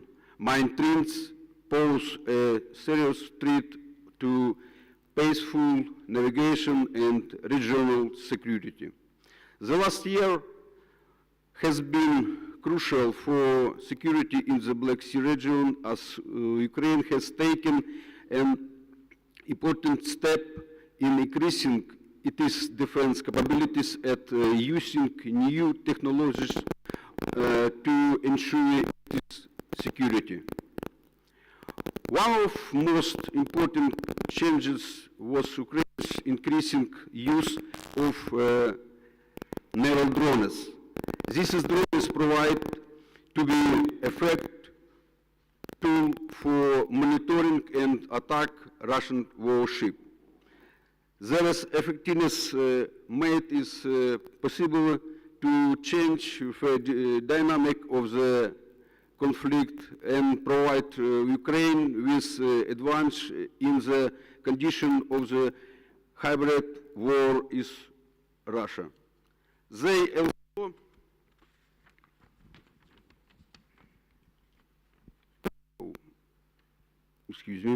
will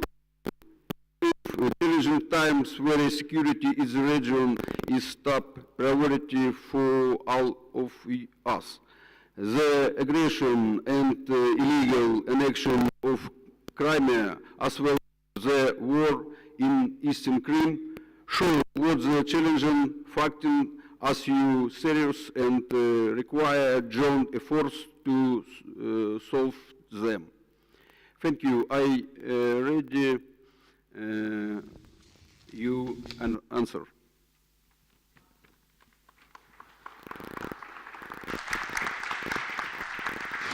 Thank you. Okay. Technical problems. Thank you for your address, Admiral. And in support of what Admiral just said, I would like to say that the latest figure shows that Ukraine hit, targeted, or completely destroyed more than 30% of the Russian fleet and more than 40% in tonnage. And this is not only about the numbers, this is about the capabilities which Russia lost in the Black Sea. And in your materials, you have one paper prepared by the experts which evaluates the current Russian capabilities in the Black Sea, from where we can see what could be the next steps and where we should target our efforts. At this moment, we will listen to a pre-recorded video address of Minister of National Defense of Republic of Lithuania, Laurynas Kasčiūnas. Please.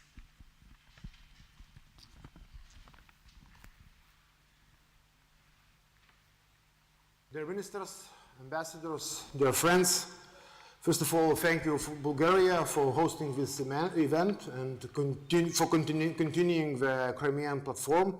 It's very, very important. I just came from Ukraine, and thank you, Minister Rustam, for hosting us. It was very interesting and useful visit. As a new appointed minister, one of the top priorities for me is boosting Lithuanian support to Ukraine. Before this year, we planned at least 66 million this year support. I want to hit the 120 million at least. So to double support for Ukraine. Also, Lithuania supported the agreement with Ukraine to put 0.25 GDP every year for defense and security matters of Ukraine. So we're doing our best. Our support for Ukraine will continue as it needs till the victory, of course. But let me be realistic. We are not doing enough. I'm talking about the whole our security community, whole Western Europe, and Ukraine lacks ammunition, lacks weapons, especially air defense. We see every day what Russians are doing with civilians in Ukraine, with strategic objects, with infrastructure. We should found a new power here to empower our capabilities to support more Ukraine, especially in ammunition, especially in air defense, because we understand that Ukrainians are winning a time for us. Ukrainians are fighting this evil empire, breaking it. Every soldier of Ukraine is fighting also for our security, for our freedom, and we should understand that. If Ukraine will be breaked, we will have a big challenges. That's why we need to find a new impetus, a new energy to support Ukraine. Also, a few words about our strategic ally, Moldova. I'm also planning to visit this summer Moldova. We have an idea, we have a project of night vision devices for one Moldova army battalion. I hope it will be a reality. So let's make everything what depends on us, not letting this evil empire from the east to damage the future of Ukrainian children. Another important priority is, of course, defense industry. We need, to restart it, to put it on absolutely different level. We see very convincing facts from Russia. We restarted its war economy. They're producing many weapons, they're producing ammunition, maybe not very technological sophisticated, but they are capable to continue the war. If we want to address it, if we want to deter it, if we want to help Ukraine to defend itself and win, we need to do more in our defense industry. Absolutely, we should have a different approach. So it's just several ideas, several directions what we can do more. I hope you will find decisions. Thank you.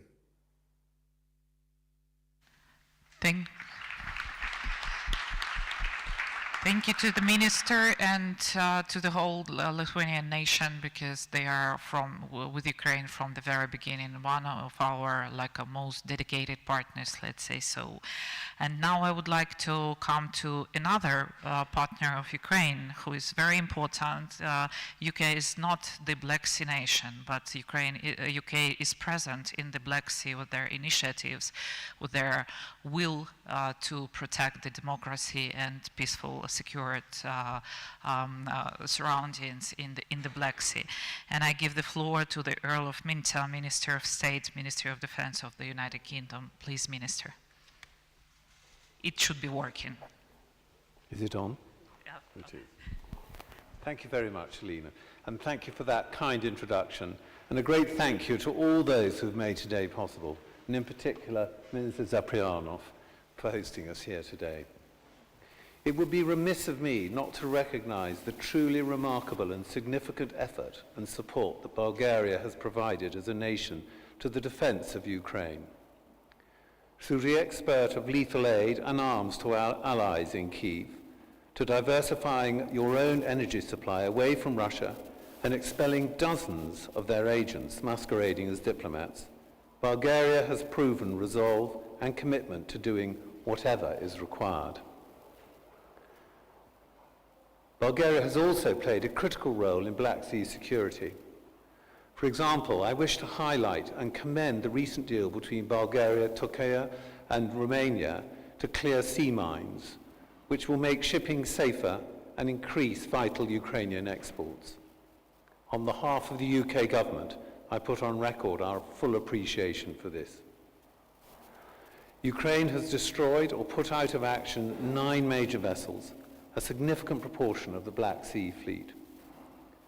Russian warships are now unable to navigate freely for the first time since 1783, and grain exports returning towards pre-invasion levels. The successes of Ukraine in this area are nothing short of exemplary. That being said, we must never guard against complacency. And that starts with reminding the European and international community that the security of the Black Sea is not solely a Ukrainian concern. According to the UN Food and Agriculture Organization, Putin's barbaric invasion has pushed up global food prices by a third.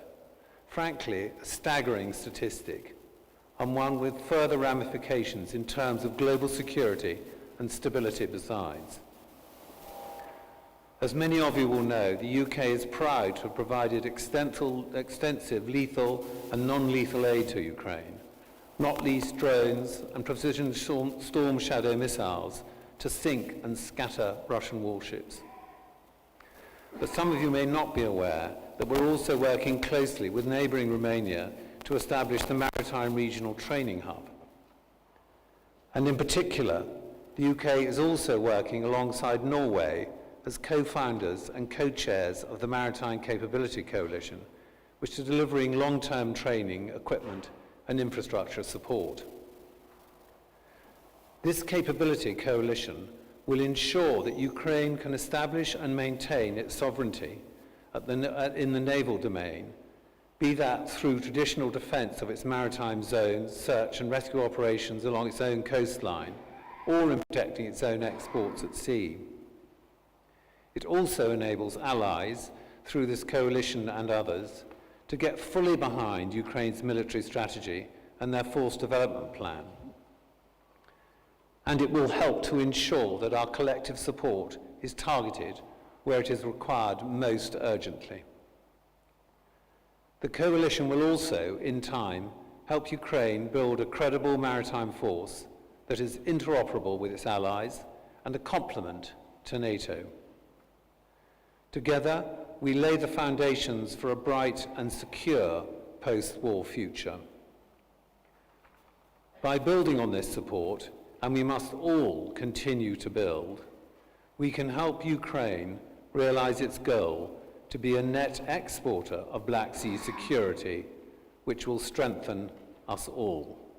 Thank you very much.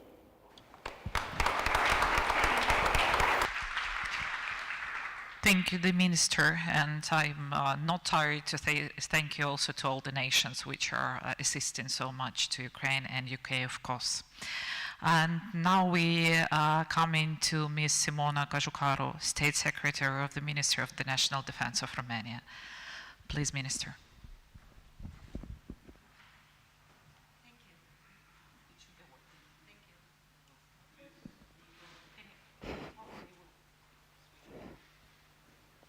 Okay? Okay, we are fine. Thank you very much. It's really a great privilege to be today in Sofia for the second edition of the Black Sea Security Conference, an endeavor that we have started together last year in Bucharest. We are absolutely very happy to be here. Thank you very much, Minister Zapriano, for inviting us. Thank you very much, Ukraine, for organizing this conference.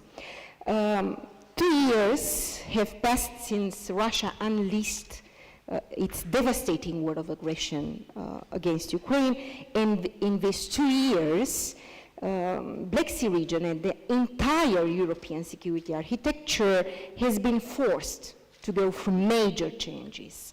But this started actually 10 years ago, 1 decade ago, with the illegal annexation of Crimea. Moscow continues to show the utmost disrespect for the international law, and this behavior keeps on manifesting risk and threats towards the Black Sea. And indeed, ladies and gentlemen, the Black Sea has become the doorstep, the very center of the Euro-Atlantic security and the place that bears the brunt of Russia's assault to the rules-based international order. We talked today extensively about undermining the safety and freedom of navigation in the Black Sea.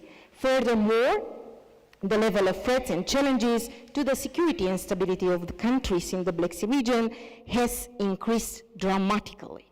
Yes, ladies and gentlemen, this is acute. Yes, this is confrontational. Yes, we are seeing a major escalation in the Black Sea. Actually, our vision should remain coherent. Bottom line. This is absolutely very, very much important. As the Alliance recognized the need to address this new reality, regional and strategic plans were adopted in Vilnius Summit aimed to increase NATO's deterrence and defense and its capability to deter and defend against any aggression. We are now in a new phase where we no longer need to talk about recognizing the Black Sea or Southeastern Europe's strategic importance. We did this.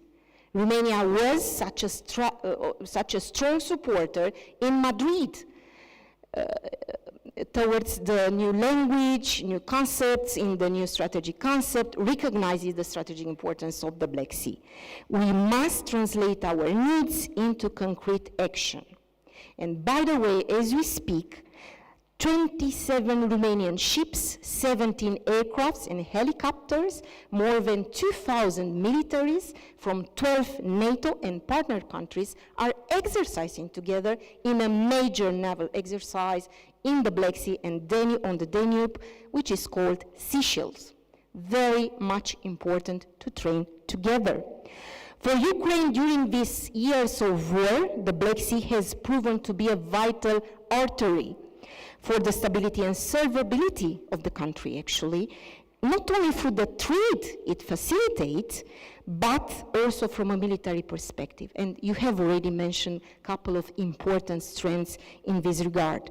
Using maritime drones, for instance, as game changers in the Black Sea is the perfect example of innovation, if you like, and determination that continue to serve Ukraine in its mission to protect and to defend its national sovereignty and integrity. Moreover, ladies and gentlemen, 20 years ago, Romania joined NATO alongside other 6 countries, including Bulgaria, and that was a decision rooted in our steadfast commitment to promoting peace, security, and stability in our region and beyond.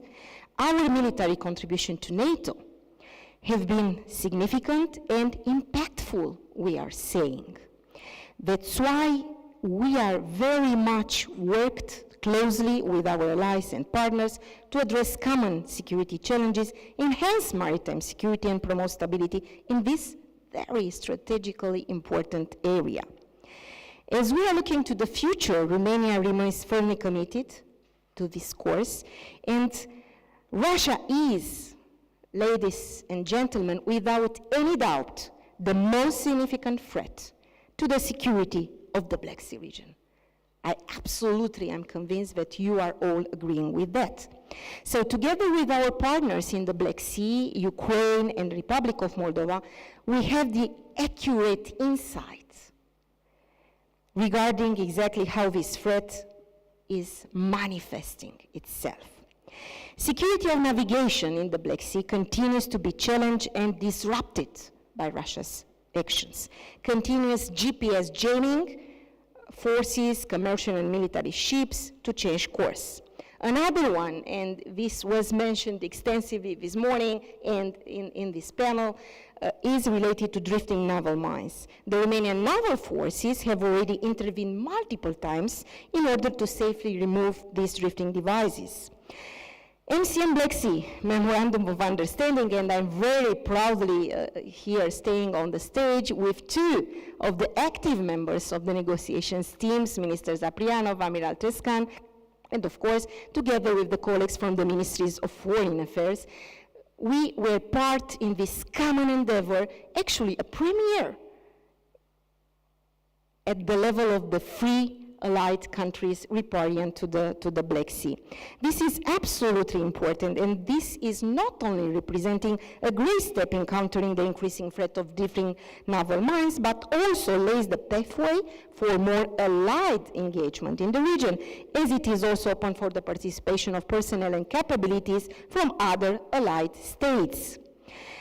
So, I would like very much to say also in this framework that Romania stands in strong solidarity with Ukraine, and we will continue to do so. Actually, this importance was reiterated just a few days ago when Romania's president, Mr. Iohannis, met with Ukraine's president, Mr. Zelensky, on the margins of the Free Seas Summit in Lithuania. Romania is reiterating our firm support to Ukraine on all relevant dimensions. We are providing concrete assistance in all domains, and absolutely we are very much supporting the efforts under the Ramstein format, Ukraine Defense Contact Group, and capabilities coalitions. Thank you very much for mentioning the projects related to maritime security in cooperation with UK, and also we are hosting another important hub related to F-16 training of the Ukrainian pilots. We are very much advanced, and we are expecting very soon to start the training in Romania. I would also myself want to underline the importance of advancing a US strategy for the Black Sea and all the efforts made in this regard. Last December, we are very much satisfied to see the provision of the National Defense Authorization Act for 2024 on the Black Sea security and the departmental strategy, and we are very much looking forward to progress on this. Moreover, we strongly backed the decision taken last December to open EU accession negotiations for Ukraine and the Republic of Moldova. This is absolutely a natural reconnaissance, if you like, or recognizing endeavor for the significant progress made by the two countries on their road to European integration. This is absolutely very much important. Cyber warfare, hybrid tactics, disinformation campaigns, all these are part of that cocktail of threats and risks, which is very much present in the Black Sea region. Regional cooperation is also one of the best tools at our disposal, and I have to mention here the efforts dedicated to the Southeastern Defense Ministerial process, whose chairmanship Romania is currently holding until up to 2025. This is an important regional initiative, including Ukraine, including Republic of Moldova, including Bulgaria, including Turkey, including Romania, and other countries in the Southeastern Europe.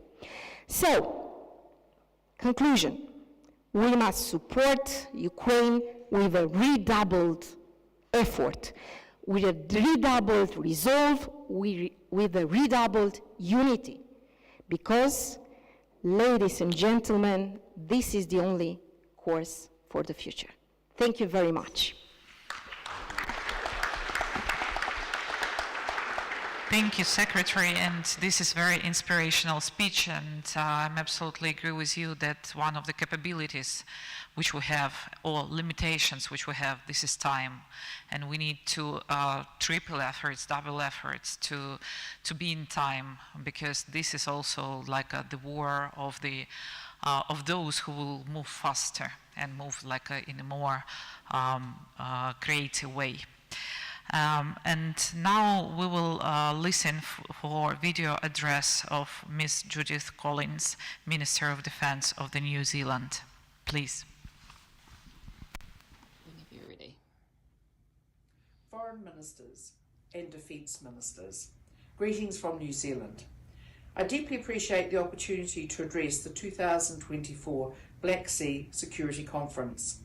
New Zealand has been a supporter of the Crimea platform since its launch in 2021, and we continue to see the platform, including the Black Sea Security Conference, as a way to channel our collective voices and hold Russia to account for its aggression towards Ukraine. Russia's full-scale invasion of Ukraine in 2022, which sought to expand on and consolidate Russia's invasion of Crimea and the Donbass in 2014, sent shockwaves around the world. Russia's disregard for international rules was a direct challenge to a system that has worked to guarantee international peace and security for over 75 years. Russia's blockade of Ukraine's seaports and its blatant bombardment of Ukrainian civilian infrastructure contributed to global inflation and to food security in the most vulnerable areas of the world. In response, Ukraine has been fighting not only in defence of its own sovereignty and territorial integrity, but for international security and prosperity. I would like to congratulate Ukraine on the success of its efforts to restore maritime security in the Black Sea, and its efforts to restore commercial trade links to the rest of the world through the development of the Black Sea Corridor. The whole world benefits when commercial shipping can move safely and supply chains are maintained, and while New Zealand's military assistance to Ukraine has been primarily focused on the New Zealand Defence Force's training of the Ukraine Armed Forces Infantry in the United Kingdom, we celebrate Ukraine's hard-won gains in the Black Sea and acknowledge that they have come at no small cost to the people of Ukraine. In February this year, along with the Foreign Minister, I announced the extension of New Zealand Defence Force's mandate to provide training to Ukraine's armed forces through to June 2025. This is part of a $26 million package of assistance, which also included humanitarian assistance, reconstruction assistance, a contribution to the International Fund for Ukraine to procure arms and ammunition, and new sanctions covering the invasion by our Russia Sanctions Act. I am pleased that As part of this new package of support, New Zealand Defence Force personnel will deliver maritime explosive ordnance disposal training for members of the Armed Forces of Ukraine. It is my hope that this training will assist Ukraine in maintaining maritime security in the Black Sea and support its efforts to uphold international norms regarding the safe passage of commercial shipping. Since 24 February 2022, New Zealand has continued to pledge assistance to Ukraine. In doing so, our message has been simple. More than 2 years on from Russia's full-scale illegal invasion of Ukraine, New Zealand's condemnation of Russia's aggression remains undiminished. We continue to stand with the Ukrainian people. Slava Ukraini.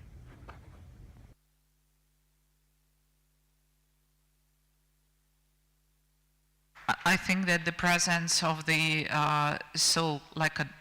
countries which are so far away from here also demonstrates all of us the importance of the Black Sea and its influence on the global security, global food security, and that any country can stay apart from all the events which are happening here. And now we are coming to a very important and key player in this region, Turkey. And I give the floor to the Rear Admiral Refik Levent Tezcan, Deputy Director General for Defense and Security from the Ministry of Defense.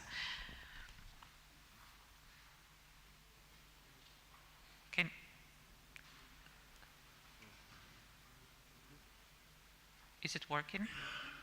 No?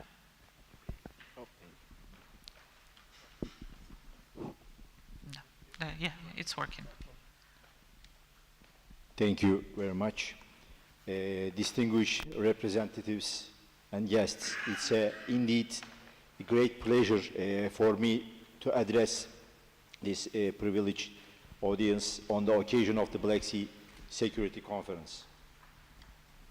First, I would like to stress that as we are going through a sensitive period in which risks and threats increase and conflicts evolved into war, Turkey has been displaying multifaceted efforts on both regional and global security, as well as pursuing peace and stability.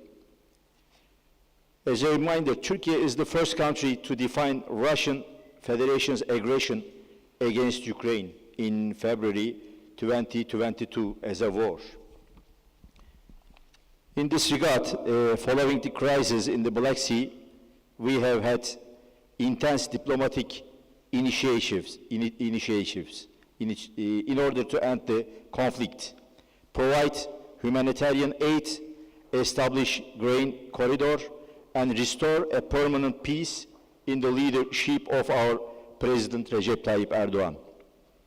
And we have implemented Montreal Convention in a reliable and impartial way that ensures balance and vital importance for regional security of the Black Sea. We appreciate all the states that have complied with the rules of Montreal Convention. I also would kindly remind that this convention should not be considered as an obstacle for the allied states, since it also restricts Russia to reinforce its Black Sea fleet. When we talk about the unmanned surface vehicles, unmanned aerial vehicles, as you know, these are very important actors, force multipliers in new generation warfare. And Ukraine recently adopted this tactic very well. And in this tactic, the control of these drones is very important because, however, if controlled use is not ensured, it causes situations that may endanger freedom of navigation and maritime safety. Unfortunately, we detected 4 uncontrolled unmanned surface vehicle, and fortunately, we finished the issue. We neutralized these uncontrolled unmanned surface vehicles. But after the successful use of unmanned surface vehicle tactics performed by Ukraine, Russian Federation now seeks to ensure security of its assets in the east of the Black Sea. This is a clear proof of unmanned vehicles, and these are important actors.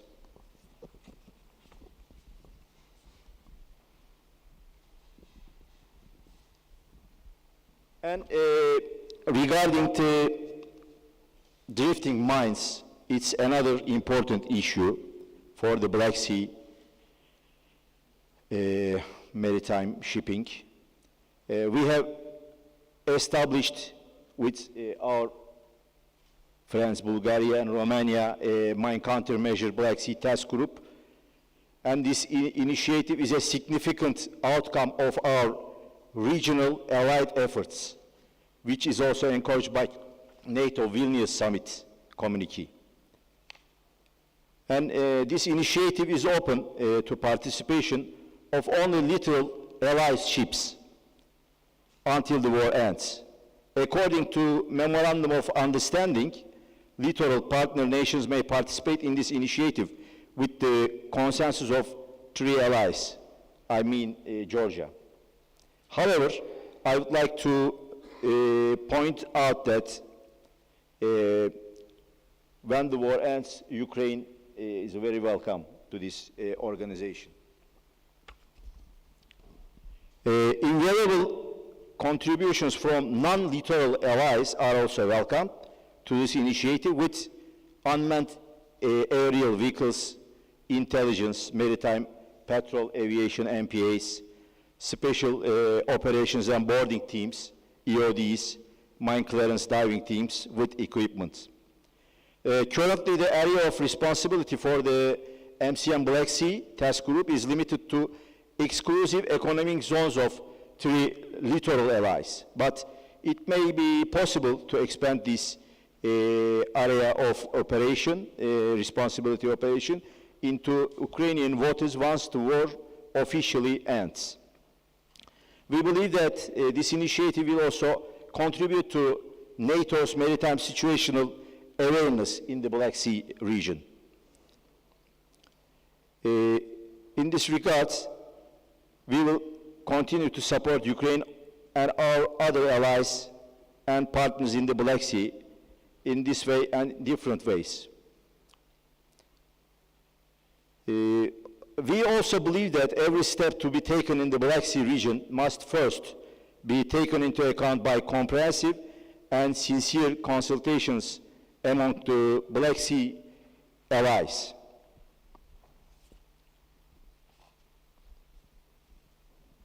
We also support other initiatives for the Black Sea security and the territorial integrity of Ukraine. And in this regard, we appreciate the efforts shown by United Kingdom for the Maritime Capability Coalition with Norway. And we are currently considering the possible options to contribute under the framework of MCC, in addition to our bilateral contributions to Ukraine armed forces. In particular, we are considering ways of training support on amphibious and naval aviation areas, including UAVs. Winning the battle for the Black Sea, yesterday and today, we generally focused on the sea. But we need to focus on the ground. We need to check the ground. Is there any progress in the ground or not?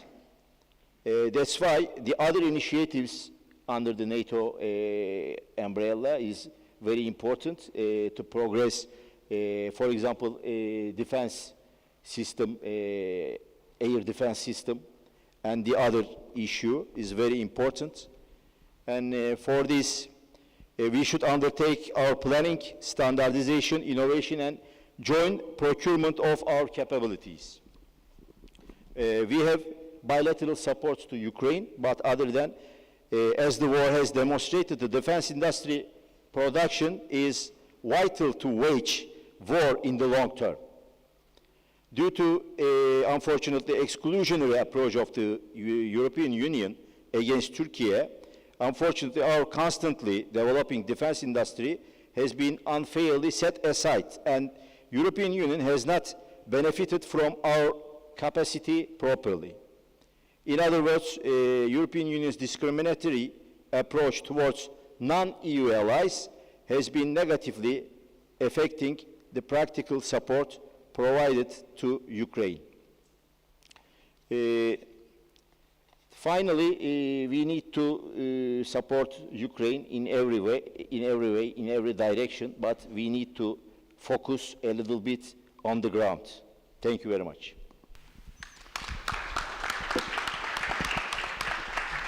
Thank you, Admiral. There are many important points which you touched in your addressing, and especially about the defense industry. And I'm absolutely sure that many countries can take a lot of lessons from the development of the defense industry, which is very strong in Turkey and which assisted very much to Ukraine. And we also have a lot of initiatives of starting joint ventures, which I believe also the way other countries can follow, because it will lead us to this unification, absolutely right, unification of our production capacities and joint planning, including Ukraine and countries of NATO in the EU. And thank you, of course, Turkey, for all the support which it provides to Ukraine. And now, Mr. Karl Oskar Bolin, Minister of Defense of the Kingdom of Sweden, as soon as I understand, ready to join us online. So am I right? Yeah? Okay. So we expect in his address. Thank you very much for the opportunity to say a few words here today. To begin with, I would like to acknowledge the Ukrainian Defense Forces for the great success that they have achieved in the maritime domain in the Black Sea. Russia's war against Ukraine in the naval domain has so far received less attention than the fighting in the land and air domains, despite the operational and strategic effects it has had. And the reason for this has varied, but partly due to the fact that what happens at sea is not visible in the same way that much of what is happening, and that much is happening beyond the horizon. On land, there are cameras, mobile phones, soldiers' helmet cams, and drones that provide direct, clear images and fragments of the course of the war. Confined seas are both a challenge and an opportunity. Ukraine has effectively made use of the opportunity by restraining the freedom of movement of the Russian Black Sea Navy using drones and missiles, effectively denying Russia from engaging its military capabilities in the temporarily occupied Crimea. Russia's center of gravity in the Black Sea is key to breaking the incessant missile and drone attacks on the Ukrainian population. Ukraine has taken action to secure the sea lines of communication, to use amphibious forces to support the land campaign, and to strategically strike against critical Russian capabilities. Despite the limited maritime resources, the Ukrainian Navy has achieved effective sea denial in the northwestern Black Sea and has managed to degrade the Russian Black Sea fleet. An expansion of these actions is required to establish sea control to sustain safe sea lines of communication. Ukraine has used creativity and courage and achieved a change on the naval operational arena by using indirect methods and alternative means. Russia, on the other hand, has shown the price of complacency in their posture. On the strategic level, the initial Russian sea supremacy has been broken by Ukraine's groundbreaking naval actions. The use of unmanned systems can gain effect on all levels, tactical, operational, as well as on strategic level. Relatively cheap devices can bring vast effect. Ukraine has demonstrated that it is possible to rapidly develop innovative unmanned systems and reach a stance where sea denial is achieved with limited resources, even in a larger operational area. This will have future effects in the maritime domain. Already today, we can observe that new naval systems use the Ukrainian experience to manufacture more qualified unmanned surface vehicles. Mine countermeasures are paramount, both in short and long term. Keeping transit routes in the Black Sea open and safe will require multilateral cooperation, and I welcome the establishment of the Trilateral Task Force to combat sea mines in the Black Sea. The initiative will make a difference in the subsurface area. This initiative has many similarities with the corresponding initiative which was created in the Baltic Sea during the 90s, where the Baltic Sea countries worked together to clear remaining sea mines after both world wars. A lesson learned from the Baltic Sea Cooperation was the establishment of a special information center for all the underwater information. The center assists in prioritizing which mines should be cleared first and facilitated preconditions for clearing large areas. Hopefully, conclusions from that work could be applied also to the Black Sea context. We know for experience that robust surveillance is key to uphold maritime security in confined seas, such as the Black Sea or the Baltic Sea. A recognized maritime picture format, the basis on international cooperation, is imperative when we address the challenges to maritime security. The similarities between the Black Sea and the Baltic Sea, for example, the strong dependence on the sea prosperity, population, supply, and national survival. Sweden's dependence on the sea is very high, and land connections do not to have the capacity to replace seaborne imports and exports. There are also shared experiences of challenges between the Black Sea and the Baltic Sea. Throughout history, both regions have been subjected to interceptions, threats to critical underwater infrastructure, electronic jamming, and provocative maneuvering. It is important that we in our region, the Baltic Sea region, carefully learn from the experience Ukraine has gained from the naval war against Russia. We should not rest here. We need to continue the efforts to increase security in the Black Sea. The future of Ukraine is intertwined with that of the whole of Europe, and Ukraine's future lies in the Euro-Atlantic structures. Continued and accelerated support for Ukraine is central to increase the security in the Black Sea. In this regard, the work and joint efforts within the capability coalitions for Ukraine are crucial for coordination and effect of our collective support. Sweden is a part in the Maritime Security Coalition and has recently decided to donate 10 combat boat 90s, 20 small assault boats, and training. Sweden will also broaden the scope of the maritime security assistance within the Coast Guard. From a Swedish perspective, we look forward to continuing these international efforts to make both the Black Sea and international sea routes more secure. Thank you. Thank you, Minister, for finding the time and addressing, and you're absolutely right that the Baltics and Black Sea are very interconnected regions, and we have a lot of similarities, but unfortunately we have a projected threat now from the Black Sea to Baltics and beyond. Thanks. And we are coming to the last address in our session. Mr. Dragan Krapovic, Minister of Defense of Montenegro, will make a video address.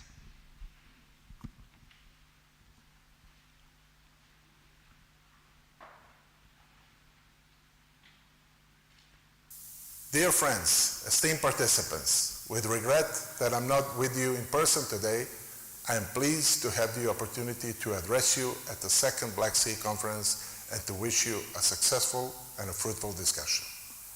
This forum has proven to be an excellent platform for exchanging views about modalities for enhancing security at the Black Sea region and security of the entire European and Euro-Atlantic area. Russia's unjustified and unprovoked aggression against Ukraine has pushed Europe into one of the most complex security crises in decades. The Black Sea, being on the crossroads of Europe and Asia and linking some of the world's greatest power, has a critical role in the ongoing conflict. In these new circumstances, regional solidarity is critical, and Romania and Bulgaria have the particularly important roles in strengthening regional deterrence and preventing the conflict spillover. On the other hand, I do believe that comprehensive regional approach or some sort of strategy is needed in order to deal with the new reality at the Black Sea area. And that comprehensive approach could be credible and effective only if nested within European and Euro-Atlantic security architecture. That would ultimately constrain Russia's maneuvering space. With that being said, Montenegro strongly advocates the notion of European and Euro-Atlantic integration as the only guarantee for long-term stability at the Black Sea region and in the Western Balkans region.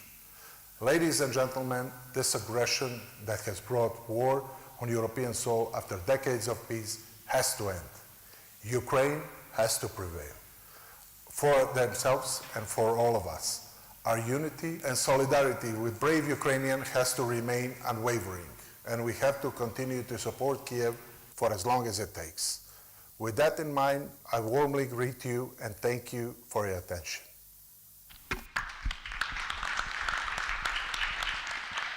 Thank you, Minister. And yes, Ukraine shall prevail. And this is a very important word, not only to support as long as it takes. We have 3 interventions in this session, and I invite Mr. Slaven Dalic, Deputy Minister of Defense of Bosnia and Herzegovina, to make an intervention.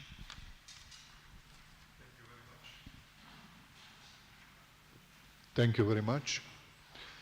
With the warm greetings to all of you, let me especially thank the Bulgarian and Ukraine friends, the co-organizers of this session of the International Crime Platform for the invitation, and to express my satisfaction that I have the opportunity, first of all, to reiterate our support for the steadfast struggle of Ukraine to preserve sovereignty, defend the lives of its citizens and its state territory within internationally recognized borders, but also to point out the devastating and the multidimensional implication of Russian aggression, including endangering navigational safety in the Black Sea.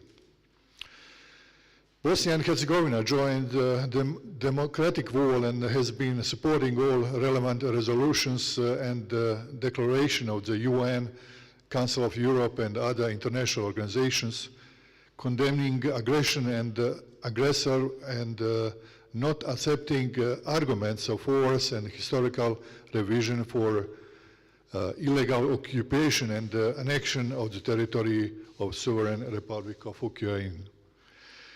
Just as the act of aggression, force, annexion and military brutally directed towards civilian targets is unacceptable and incompatible with the norms of international law, the fact of this aggression on the safety and of critical infrastructure and safety of navigation in the Black Sea, essential food supply corridors on which depend the lives of millions of people in Africa, but also around the world, is equally worrying.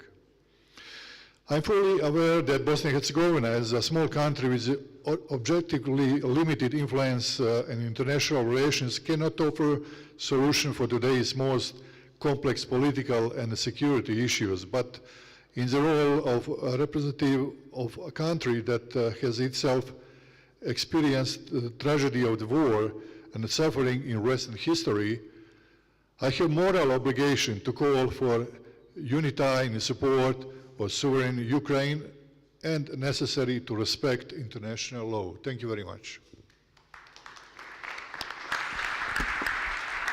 Thank you very much, Minister, for being here and for addressing us and for support which you are providing. The next intervention is from Ms. Sinti Müller, Parliamentary State Secretary, Federal Ministry of Defense of the Federal Republic of Germany. Thank you very much. Excellencies, ladies, gentlemen, I would like to thank the organizers, especially Bulgaria and Ukraine, for this conference and for the invitation. And of course, I would like to express the warmest greetings from Minister Boris Pistorius, who would have loved to be here, but he has very important duties in Berlin, so he is very sorry to not be here. But so I have the pleasure to have the possibility to join you here in Sofia. Listening to all of you on the panel, it's become clear that even a year after the first Black Sea Security Conference, where we discussed about possible and necessary responses to the current threats and challenges, we are still facing these threats. The panel's topic, winning the battle for the Black Sea, stresses the maritime dimension of the Russian attack on Ukraine. The Russian war of aggression against Ukraine is a blatant violation of the United Nations Charter and the cooperative European security order. We all know this, and we are united and we stand by Ukraine. Germany is committed to ensure that international maritime security is respected and acted upon by everyone worldwide. Maritime critical infrastructure, such as free and accessible ports in the Black Sea, are indispensable lifelines of the modern economic worldwide system, and we consider the Black Sea region a region of strategic importance for the entire Euro-Atlantic security. Stability here means security for all of us. Germany supports the strengthening and resilience of Ukraine and its partner countries in the region, symbolized through this conference, of course. What Ukraine has achieved and continues to achieve with its drones in the Black Sea is very impressive. The high level of Ukraine innovation and, above all, the speed with which ideas are implemented is striking.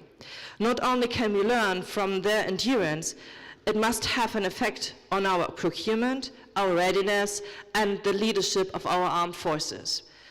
Germany is making the necessary investments in expanding our capabilities and at the same time closing the most urgent capability gaps. We are following the developments in the region and take the exercises of the Russian Navy so close to Romanian territory waters very seriously. The same applies to the drone incidents at the border. Ukraine's neighbors are feeling the threat and the consequences as well. For example, drifting mines have been repeatedly sighted and neutralized along the Black Sea coast. They pose a considerable danger to shipping. Freedom of navigation must continue to exist in the Black Sea, implying, among other things, freedom of trade routes, safe fishing, and no threat from drones and mines. The Romanian, Bulgarian, and Turkish initiative for mine countermeasures is a very, very good example of how this problem can be tackled through regional cooperation. It shows that strong cooperation is of enormous importance. It sustains our safety. We welcome initiatives that contribute to balance in the Black Sea and constrain Russian actions. This regional cooperation is a symbol for our larger cooperation within NATO. Let me zoom out a bit and stress our solidarity to the alliance undoubtedly applies to all allies. For us, there's only one eastern flank, and this includes you the allies in the Black Sea region. From Germany's point of view, deterrence and defense are inextricably linked to NATO. Together, we demonstrate the alliance's flexibility and operational readiness through selected participation in exercises and similar commitments, such as, for example, the German-French brigade in the Romanian exercise station fall this year. This makes it all the more important to remain vigilant as an alliance. So thank you very much to the organizers, to the audience for this conference, and I'm very much looking forward to fruitful discussion.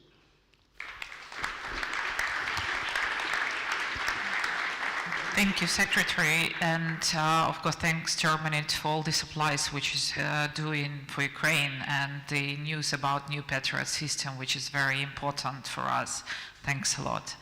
And the last address in this session is Dr. Damir Čerčec, State Secretary of the Ministry of Defense of Republic of Slovenia. Thank you very much. Also good afternoon on my behalf.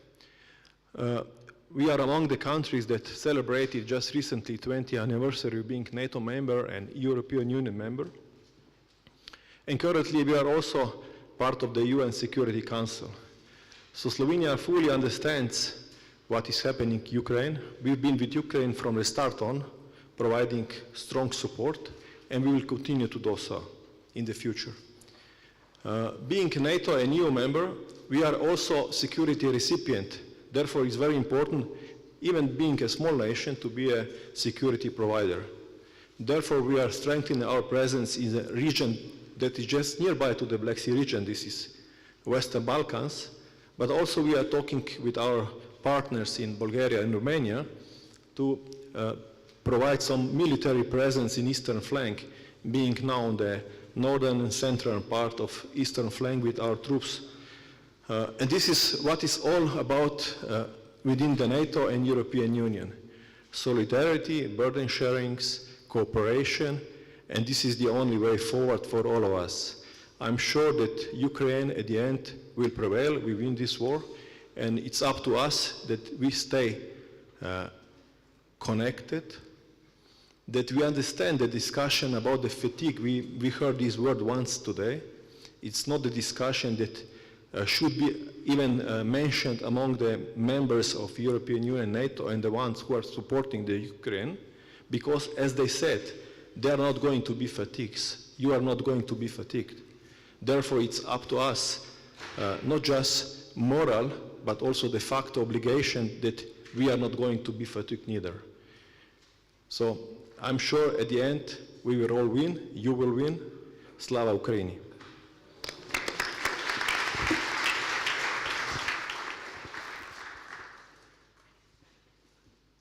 Thank you, Secretary, and that was very good, like end up of the introduction and speeches which we have here. And unity is one word which is was the most used probably here. And we all call to unity, and this war actually put a lot of questions to the strategic planning which each of us, including Ukraine, had before this war, yes, and how we look at the war and what we expected and how we operate in the war. Until now, sometimes there is a feeling that many countries are still, tightened with this a peaceful time thinking in many ways. When we speak about the supplies of weapons, about the possibility to hit the Russian logistic routes in the deep territory of Russia.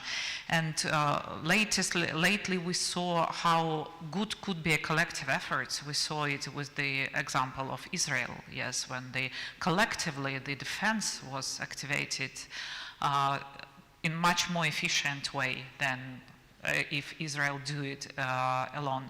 And the representatives of Germany mentioned about the drone accidents at the borders of the NATO. Yes, actually NATO countries are suffering from missiles and drones.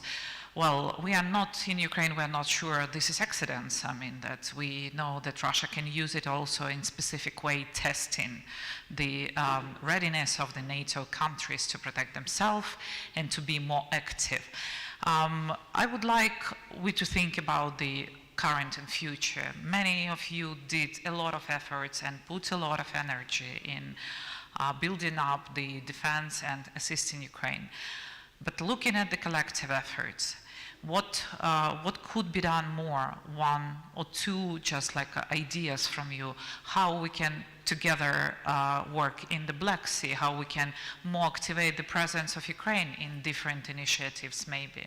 So what are your recipe, what to add to this cocktail, as your minister said? So what to add to this cocktail to make it more effective? Please, Minister.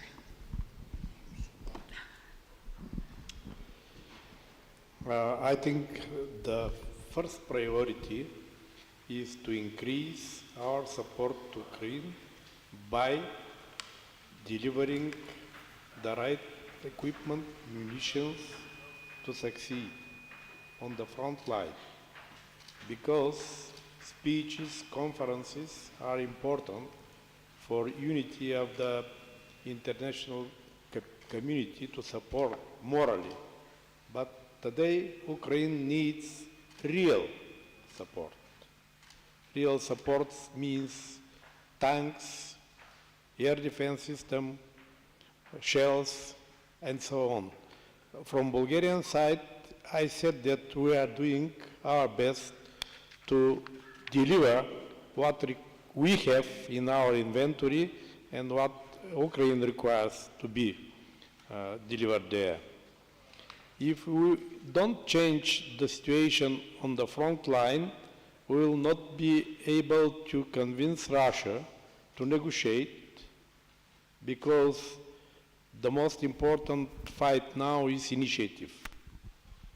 Gaining initiative, regaining initiative, as it was last year by Ukraine, will be the best way to push Russia to stop and to expel Russia from Ukrainian territory. In this cocktail, unfortunately, Bulgaria does not own modern capabilities. This is my second point. Because we saw, as a lesson learned from this war, that technology plays its role. Superiority in technology is very important.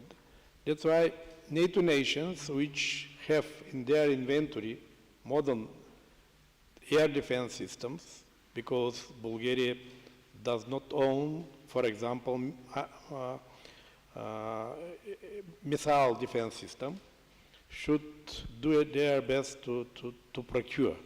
Second is long-range firepower systems, because we delivered to Ukraine several squadrons of artillery systems, but they are old-fashioned. This is old-fashioned 152 millimeters artillery system. And yes, if we want to change the game in the benefits of Ukraine, we should increase not only the quantity of the support, but also the quality. Technical superiority is needed here.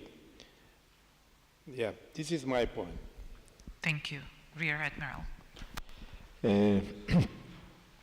As I mentioned in my speech, when we look at sea and naval forces, there is no problem in the naval forces section, but we need to focus on the ground forces and air forces, and as NATO or the other countries must support, as my minister mentioned, the missile defense system is important, and fighting planes is important. Thank you. Minister, do you want to add something? I mean, I entirely agree with both the previous comments.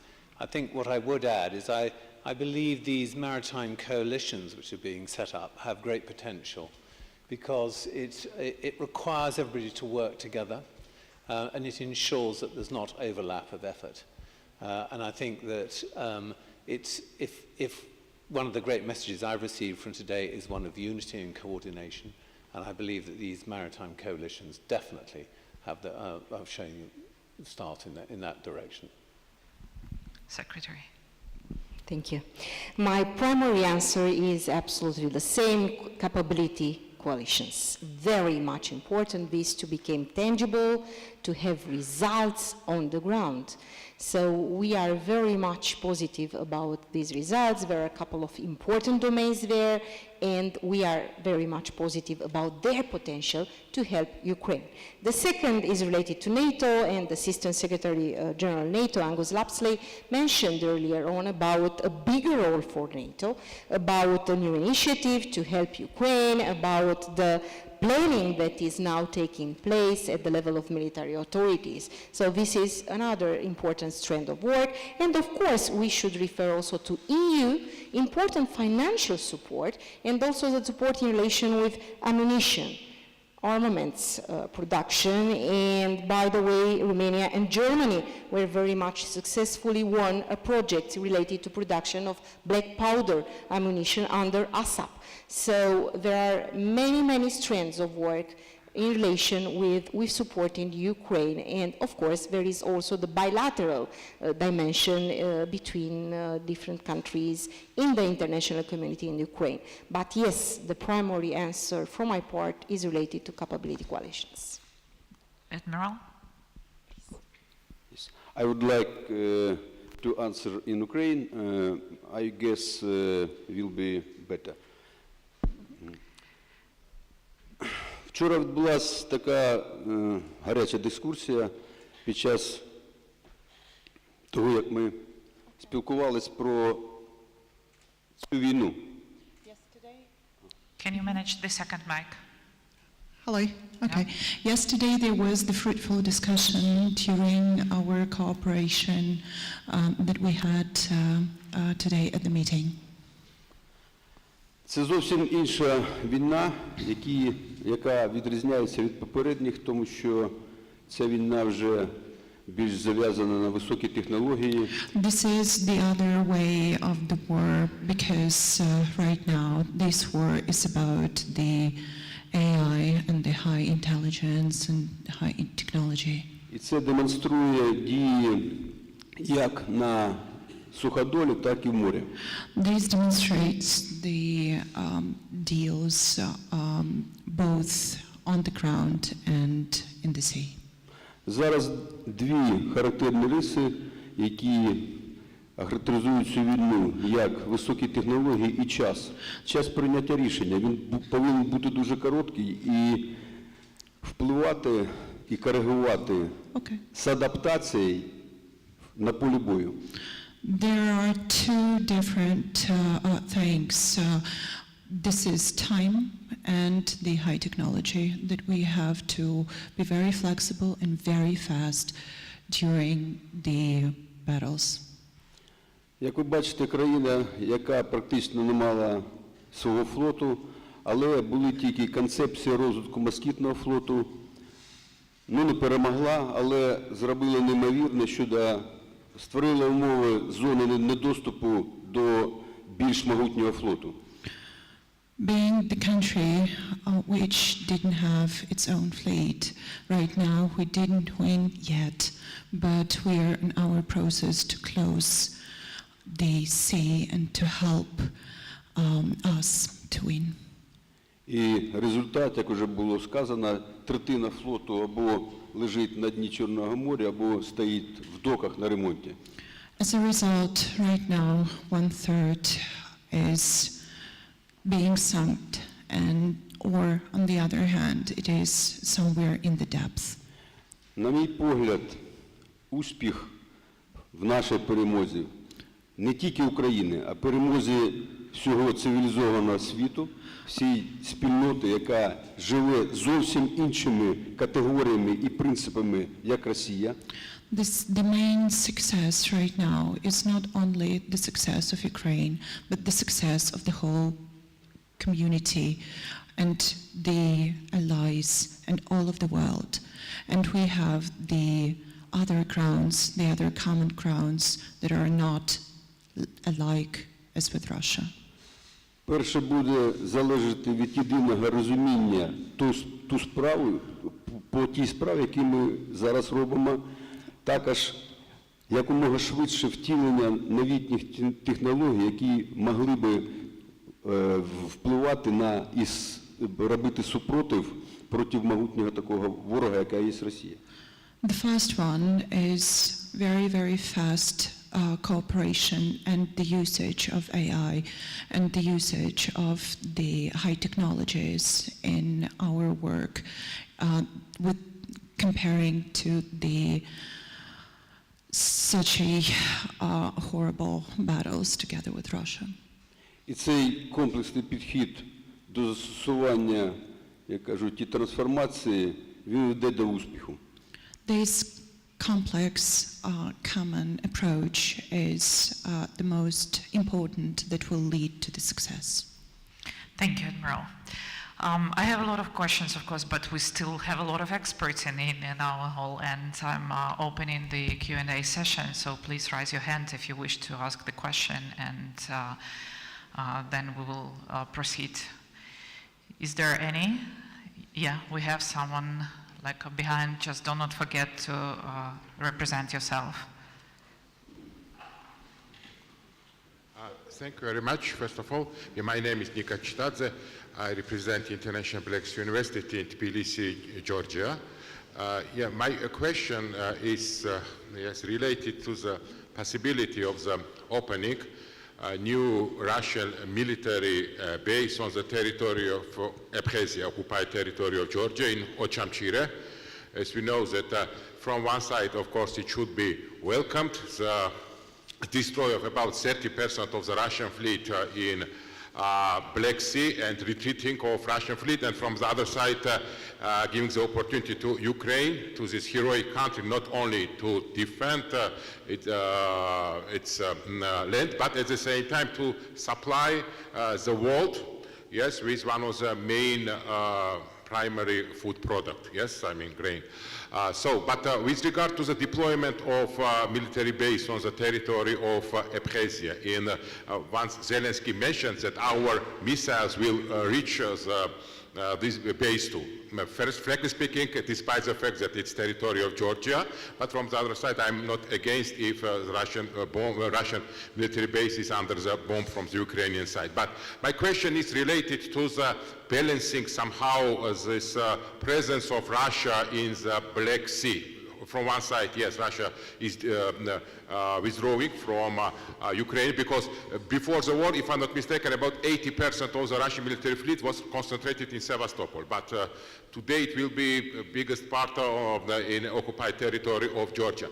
And what do you think should, for example, NATO somehow to change its strategy related to the Black Sea? I asked this question during the yesterday also, for example, to implement some program like active endeavor in the Mediterranean Sea, also in the Black Sea, taking into consideration the principles of Montreal Convention, and at the same time, by this way, to activate military trainings like Agile Spirit or Noble Partner, by this way, with participation of NATO forces and partner countries. And at the same time, also, there are any possibilities or not to deploy, whether in territory of Bulgaria and Romania, as headquarters of military fleet of NATO forces, as it's going on, as it's decided to open on the territory of Finland.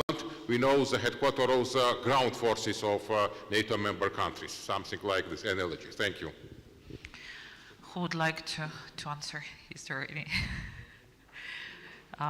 The issue, how we address the issue of the construction of these new facilities on occupied Georgian territories. Is there any strategy, consideration developed among the partners or by themselves what to do, because it will happen?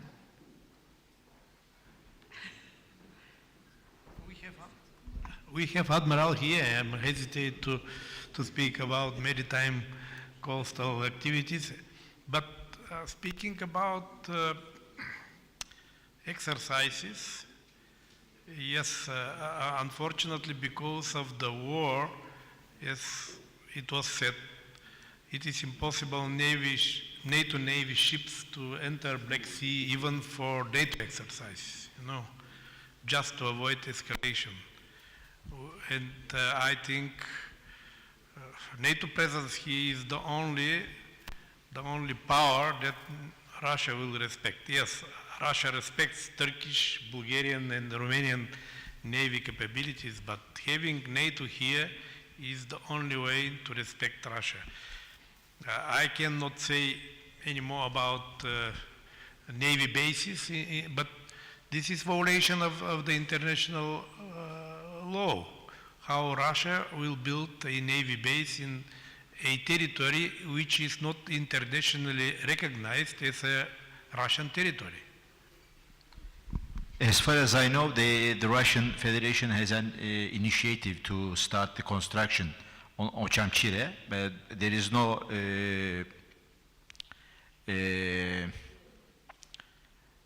approval from that country, but it may be, you know, the Russian Federation situation. And regarding the NATO ships presence on the Black Sea, there is a limitation, you know, in 21 day limitation. And but during the time, we are against this situation, because we are saying all the time, we are outlining the more warships at Black Sea is not mean the more peace. This increase the tension. The Russian Federation takes this as a threat. That's why we are against this issue. Thank you. Admiral, you wanted? Just one word from myself. I will say that Russia used and is using the frozen conflicts, the illegally annexed territory like Crimea, for instance, like Abkhazia, like others, to gain strategically. And what is happening in the Black Sea has many implications for the area beyond the Black Sea furthermore. So we are talking not only about this area, the extended Black Sea region or wider Black Sea region, but towards Mediterranean also. Let's not forget this. And we saw a massive military endowment and also in Crimea after March 2014. So 1 decade, Russia employed a lot of military means in Crimea also. And I think what is also very important when we are looking to the Black Sea, to the naval picture there, is yes, we have the Montreux Convention invoked there, but as we have already mentioned a couple of times, MCM Black Sea is a good start, is a very good start in demonstrating what the riparian allies could do for the safety and for the security and stability of the Black Sea. But here we are, this is the situation, and we expect good progress. Very complicated picture also in Abkhazia and in other frozen conflicts or prolonged, if you like, conflicts today. Amiral.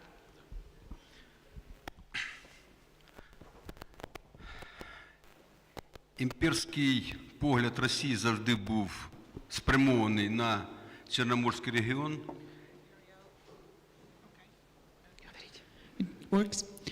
Imperial view on the world was focused on the Black Sea Marine. 92-й рік Придністров'я, 2008 рік Абхазія, Південна Осетія, це як оці масляні п'ятна, і вони завжди їх будували таким чином, щоб після оцього зосередження розповсюджуватись і тримати на пульсі, що відбувається в Чорноморському регіоні. Frozen parts were taken from Abkhazia, from Pridnestrovia, from different parts. Transnistria, and it was frozen, and Russia was looking at it to just to put the hand on their pulse. Зараз ситуація Росії щодо Чорного моря, як ви бачите, не дуже гарна. The situation is not very good regarding the Black Sea. Так от, щоб Росія не будувала бази в Абхазії, залишилось один із кораблів, ті, які потрібно потопити. Я думаю, що з вашою допомогою, якщо буде надано додаткове озброєння, то це буде зроблено або в Новоросійській, або в Керчі, в той же частині Чорного моря, не в північно-західній, а там, в східній. To stop building these bases, everything is in your hands. Only you can sink this ship, and with the help of yours, you can do it, and Russia can stop at this very point. Yeah, we need to think only 11 ships, as Admiral said, so the provision of weapons can assist this before the Russia will move their fleet to the new bases, so we can easily operate in that part of the sea which we can reach now.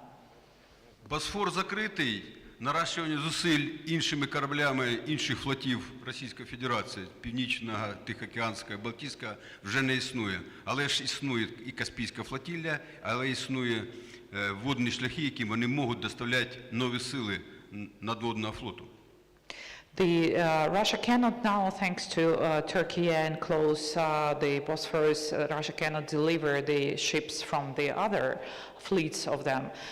But we still have a Caspian Sea, and we still have a possibility of Russia to take some capability, to increase some capabilities due to this transportation. Я впевнений, що задача локалізації доступу до Чорного моря Росії буде виконана.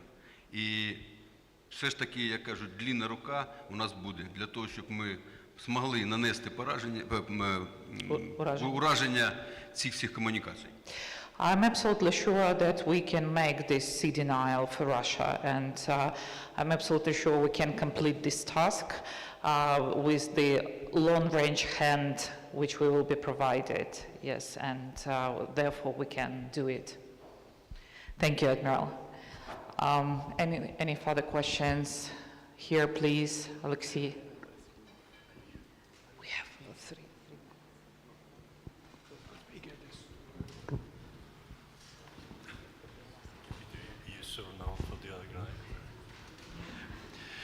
Good afternoon. I'm Alexei Melnik, Razumkov Center think tank from Kyiv.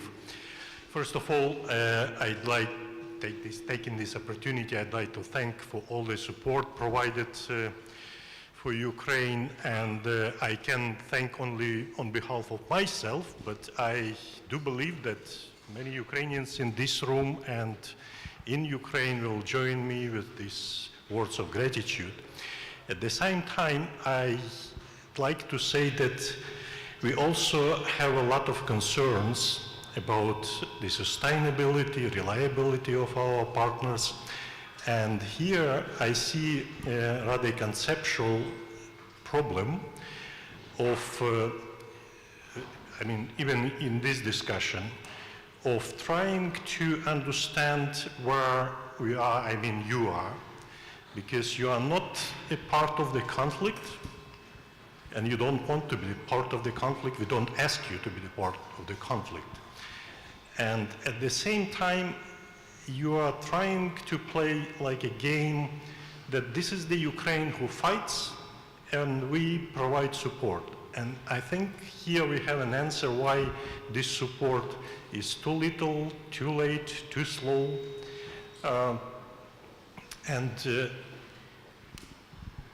Russia is very serious.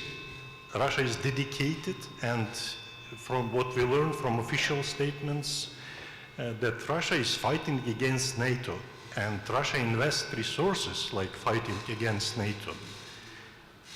So unless I think we all accept the fact that Russia is fighting kinetically against Ukraine, but fighting already against NATO, and then we make some actions, to fight back, we will still have this problem.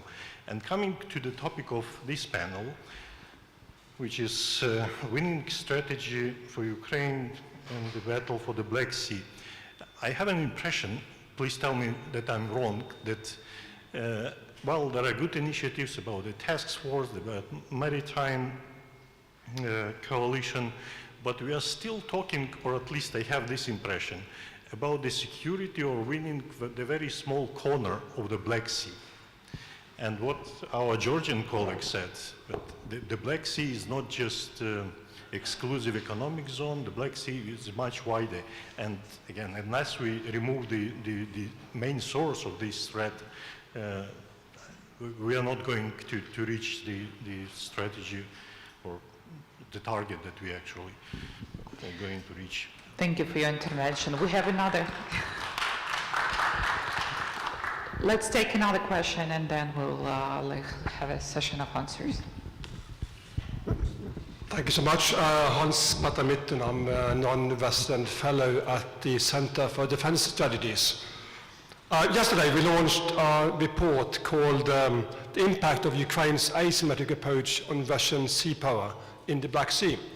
And it focused on the use of UAVs, USVs, and potentially in future underwater autonomous vehicles. One of the findings in the report is that Ukraine has created a window of opportunity. Now, in true life of things, every action has a reaction. When Ukraine develops an asymmetric approach, Russia will come up with a countermeasure.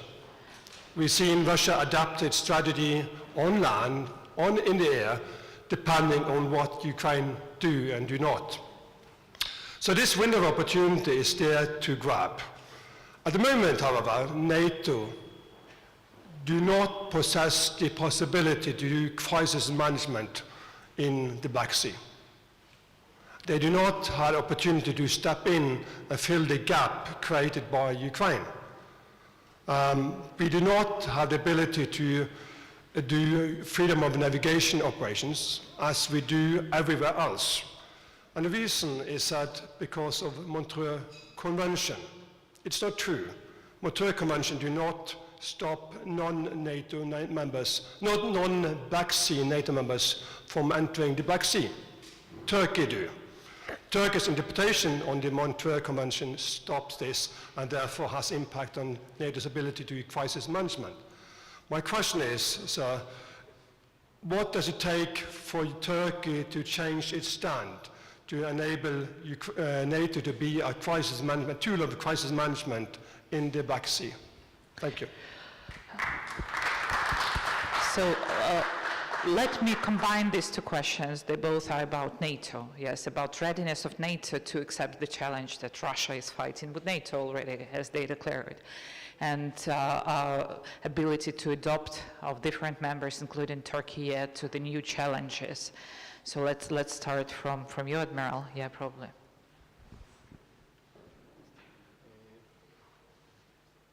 You should speak. They will connect. No, it's not working. Okay. Thanks. Yes, please speak. They Okay. will. Yeah. Mm-hmm.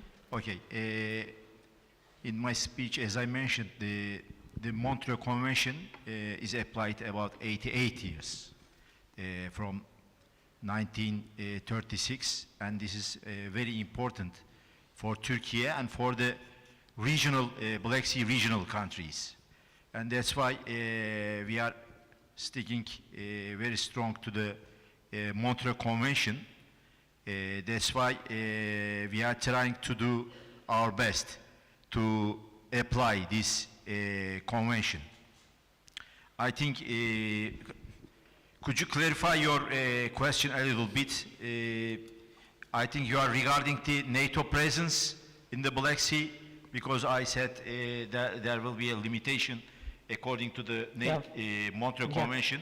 There will be a limitation, 21 days. Am I right? Could you clarify?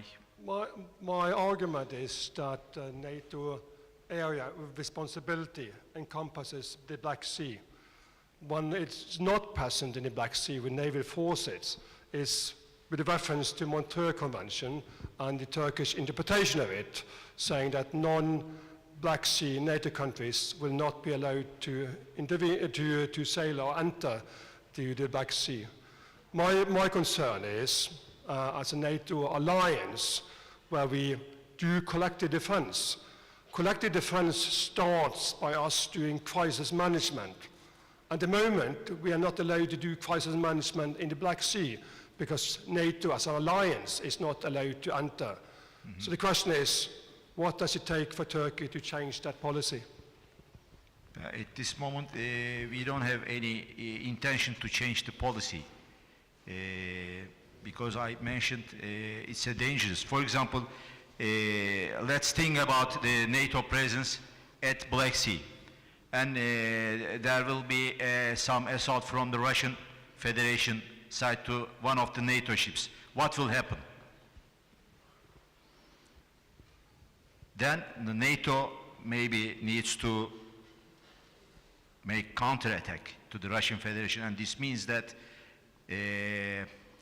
NATO versus Russian Federation, this will be another war.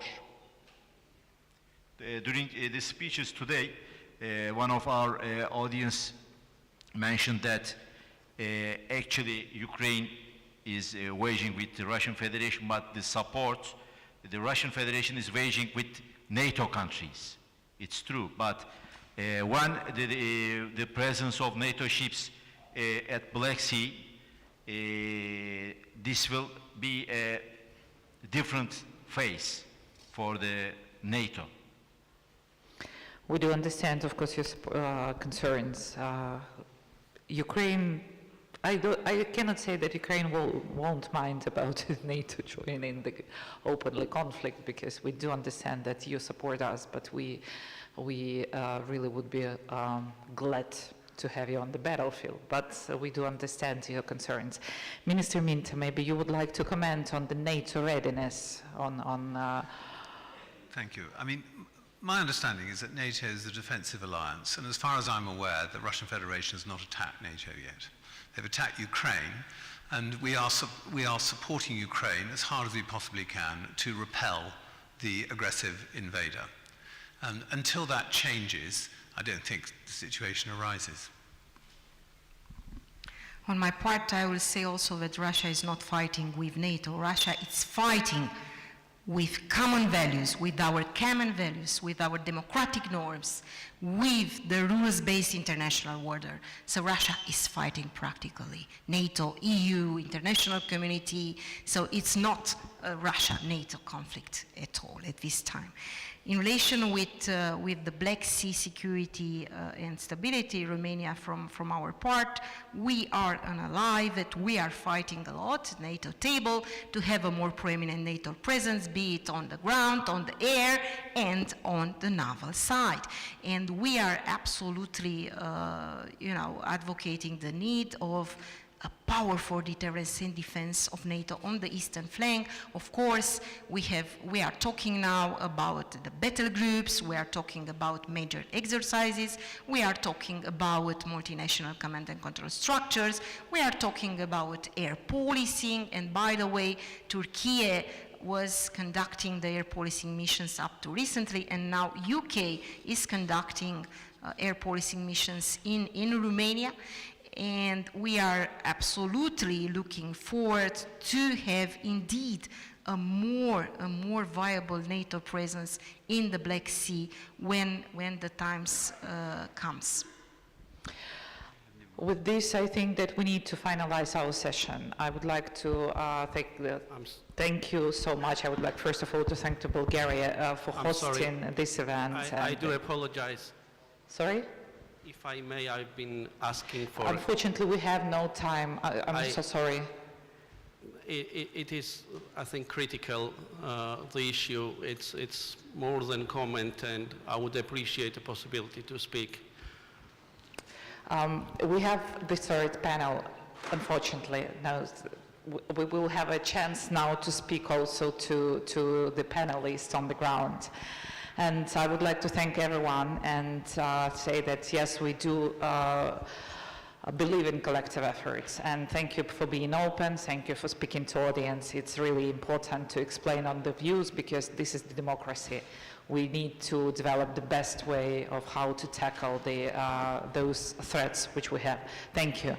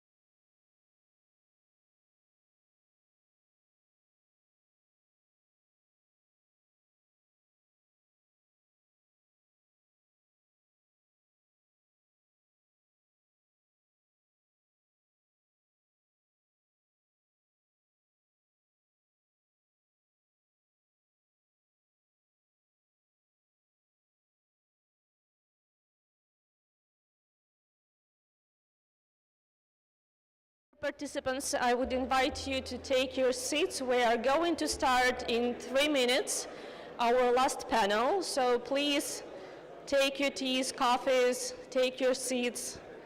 And I would also encourage speakers to come closer to the stage because we are starting in 3 minutes. Thank you.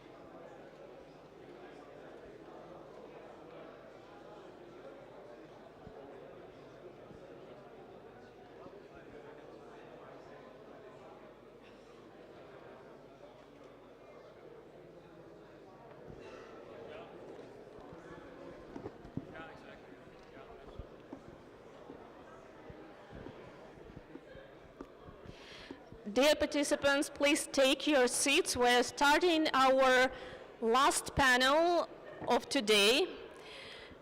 This is the last panel, but definitely not the least.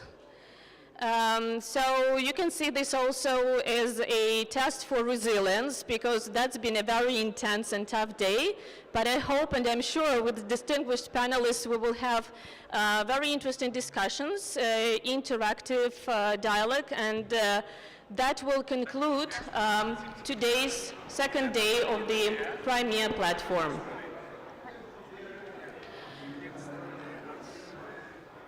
So obviously, the Russian war in Ukraine did not start in February 2022,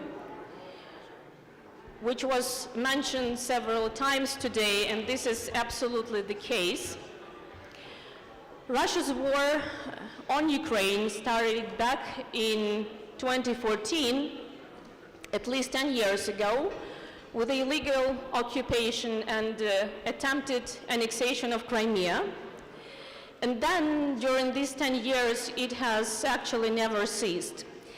In 2018, with the so-called Kerch Strait incident, when Ukrainian commercial vessels were attacked by the Russian side, that took a new turn, And then the next step was the blockade of the Sea of Azov.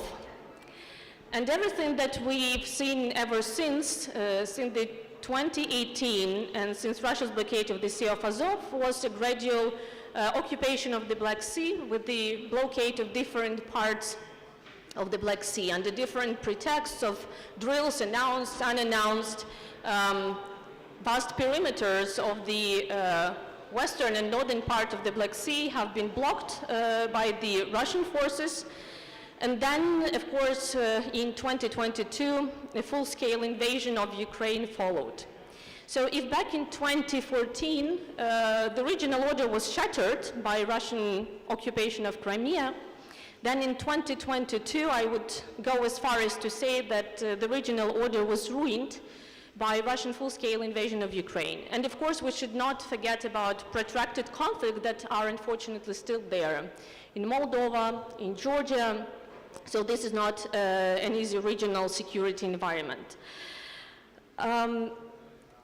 Besides, what happens in the Black Sea obviously does not stay in the Black Sea, and that matters for the Euro-Atlantic security, that matters for the global security, for the Indo-Pacific security, because there is a clear connection between what happens in this part of the world and in the Indo-Pacific. And of course, Russian malign activities in the Black Sea region are not limited just, if we can say, just to the blockade of certain areas and to the occupation of some territories of Ukraine and Georgia, because what we witness now is undermining of the freedom of navigation, undermining of the lanes of communication. We unfortunately cannot enjoy this freedom of navigation even in the exclusive economic zones very often. And there is also an issue of plunder and looting of Ukrainian commodities, Ukrainian grain, which also has been mentioned today, oil price cap violations and many other issues. So obviously what we're witnessing now is a securitization of the regional agenda. And a lot of discussion is happening about bilateral agreements, bilateral relations between Ukraine and its allies and partners, and also about NATO's presence in the region. But what we're going to discuss today during this panel is multilateral diplomacy and regional organizations that are there and that play a very important role.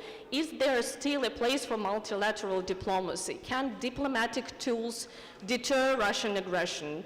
And can diplomacy, humanitarian and soft issues still be, and should they still be present on the regional agenda? And for that, I have a panel of distinguished speakers, which I have a privilege and honor to moderate today. And I'm going to introduce the panelists, starting from Mr. Manfred Seitz, Director General of the Secretariat of the Danube Commission. We have Mr. Ionut Sorin Bancu, Secretary of State, Minister of Environment of Romania, and Head of the Permanent Secretariat of the Black Sea Commission. We have Ms. Birgit Vogel, Executive Secretary of the International Commission for the Protection of the Danube River. We have Mr. Dimitris Rallis, Deputy Secretary General of the Permanent International Secretariat of the Organization of the Black Sea Economic Cooperation. And we have Mr. Hiroyuki Yamada, Director of the Maritime Safety Department of the International Maritime Organization. Thank you very much for being here today. And let me start just with a short round of opening remarks, and then we'll follow up with a discussion and, of course, Q&A from the audience. So may I start with you, Mr. Seitz? Well, thank you very much for the kind introduction. Excellencies, ladies and gentlemen, it's a pleasure for me here to speak on behalf of the Danube Commission. The Danube Commission is an international organization headquartered in Budapest, and we are overlooking the Danube Convention, and more or less we are ensuring safe and non-discriminatory navigation on the waterway Danube. And the waterway Danube has become really key also to facilitate the Ukrainian export of agricultural products as a result of the aggression of the Russian Federation. I will come to that. But first I would like to point out that our organization made a decision in March 2022 to exclude the Russian Federation from all working groups of the Danube Commission. And we have also had to face the Russian Federation's attacks on the Danube ports as from July 2023, and their facilities for loading goods, particularly for the Ukrainian agricultural exports, were damaged, infrastructure and equipment destroyed, and people injured and killed. And it's without any doubts the aggression of the Russian Federation against Ukraine, and in addition to that also the attacks on Danube ports and ports infrastructure is a clear violation of the objectives and principles of the Danube Convention, and there it must be also condemned in the strongest possible terms. And that's why also the Danube Commission in its session on 15th of December last year has called on the Russian Federation to withdraw from the Belgrade Convention by 29th of February 2024. Otherwise, the Danube states will no longer consider themselves bound to their obligations to the Russian Federation under the convention. I think this is also a clear signal and a political message which I would like also to bring in here. Our organization works very closely with the European Commission. We support the European Commission in implementing the EU-Ukrainian Solidarity Lane Action Plan since May 2022. And with these solidarity lanes, I think this was also important to facilitate the Ukrainian grain exports via the Danube ports. And with the help of the Danube and also with the help in the end of inland barging system, and with the help of the port of Constanța becoming a major hub for these cargo flows. This is the result that due to the limited access of the Ukrainian seaports, which had in the pre-war period 150 million tons of export and imports to handle, whereas the Danube ports were on the sidelines. So that was in 2021 5 million tons of cargo were loaded and unloaded in the 3 Ukrainian Danube ports. We have seen then that when the maritime Ukrainian seaports became blocked, then a strong need was to export the agricultural products via the Danube ports, and out of the 135 million tons of agricultural products which the Ukraine has exported since the beginning of the war, until the end of March of this year, 36 million tons were handled in the Danube ports, which corresponds to 26%. It's an amazing figure, also considering the infrastructure conditions and also the access possibilities, infrastructure limitations in the access to these Danube ports. What is also important to mention that this was only possible with the good cooperation also across the border between the Ukrainian and Romanian administrations and the authorities, which with our help and the help of the European Commission also adapted to the enormous cargo flows, because it's clear also these cargo flows require administrative processes, border control, customs, vessel inspections, and security issues. So that it does not come from one day to another. It has to be organized, has to improve, it has to adjust it, that logistic chains that are then rooted into this area and also become cost effective. One last word to these cargo flows and the importance of the Danube. The port of Constanza, as I said, also turned out to be a major hub. 40 million of tons of grains have been handled in port of Constanza last year, and from this 40 million tons, 8.5 million tons were coming by barge over the Danube and the Black Sea Canal. In addition, we had 2,900 maritime vessels using the Sulina Canal, and I think this is shows also that the Danube has become an important lifeline for the Ukrainian economy, because not only export of grains happen there and bring grains, so greening grains to the world market and secure the global food supply, but there's also imports which are coming via these ports and the Danube into the Ukraine. And we have now, thanks to the opening of the maritime corridor by the Ukrainian Navy to the Great Odessa, we have now roughly 2 million tons of cargo on the Danube ports, 1.2 million tons of grains. This seems to be little compared to the 2.5 million tons of grains export which we had last year when the Russian Federation boycotted the Black Sea Grain Initiative. So, however, these volumes of cargo which we have now in the Danube and the Danube ports, I think this is adequate to the existing infrastructure, adequate also to the human resources, the institutional capacity which is governing also the infrastructure on both sides in Ukraine and also in Romania.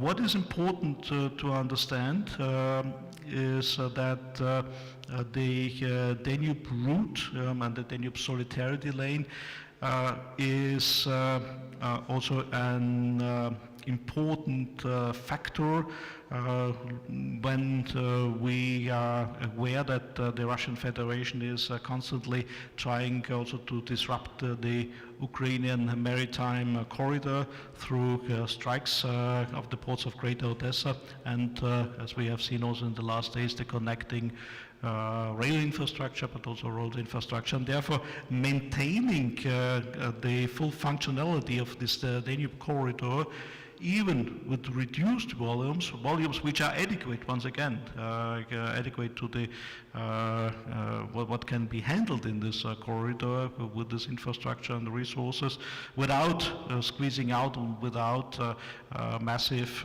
crowding out effects in the entire logistic systems in the Danube region, is really crucial. And we hopefully will not see that the Danube corridor has to take over again much higher volumes as we had in the past, 2.5 million tons of grains as we had in August last year. That was too much for the existing capacity.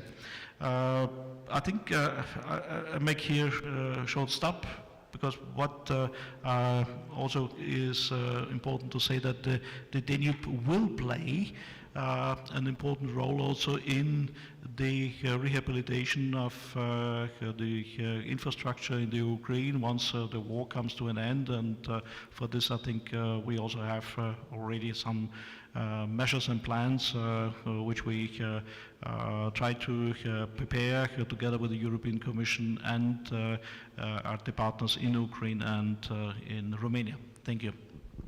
Thank you, Mr. Seitz, for bringing up all those important points to our discussion, and of course for mentioning food security, which remains a major part of the whole solution to the Russian war in Ukraine. And as we know, food security, grain supplies, everything is being weaponized, so this is really very important.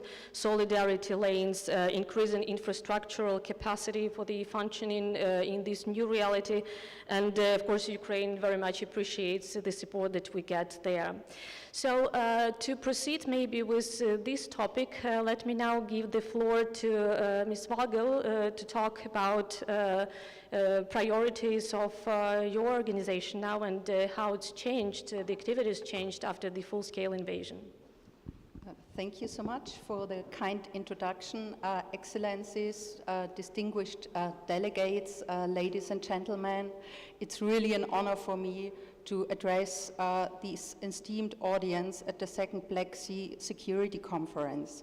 Your presence here today reflects a collective commitment to address the pressing challenges that confront our region, our shared region, the repercussions of which are already felt beyond.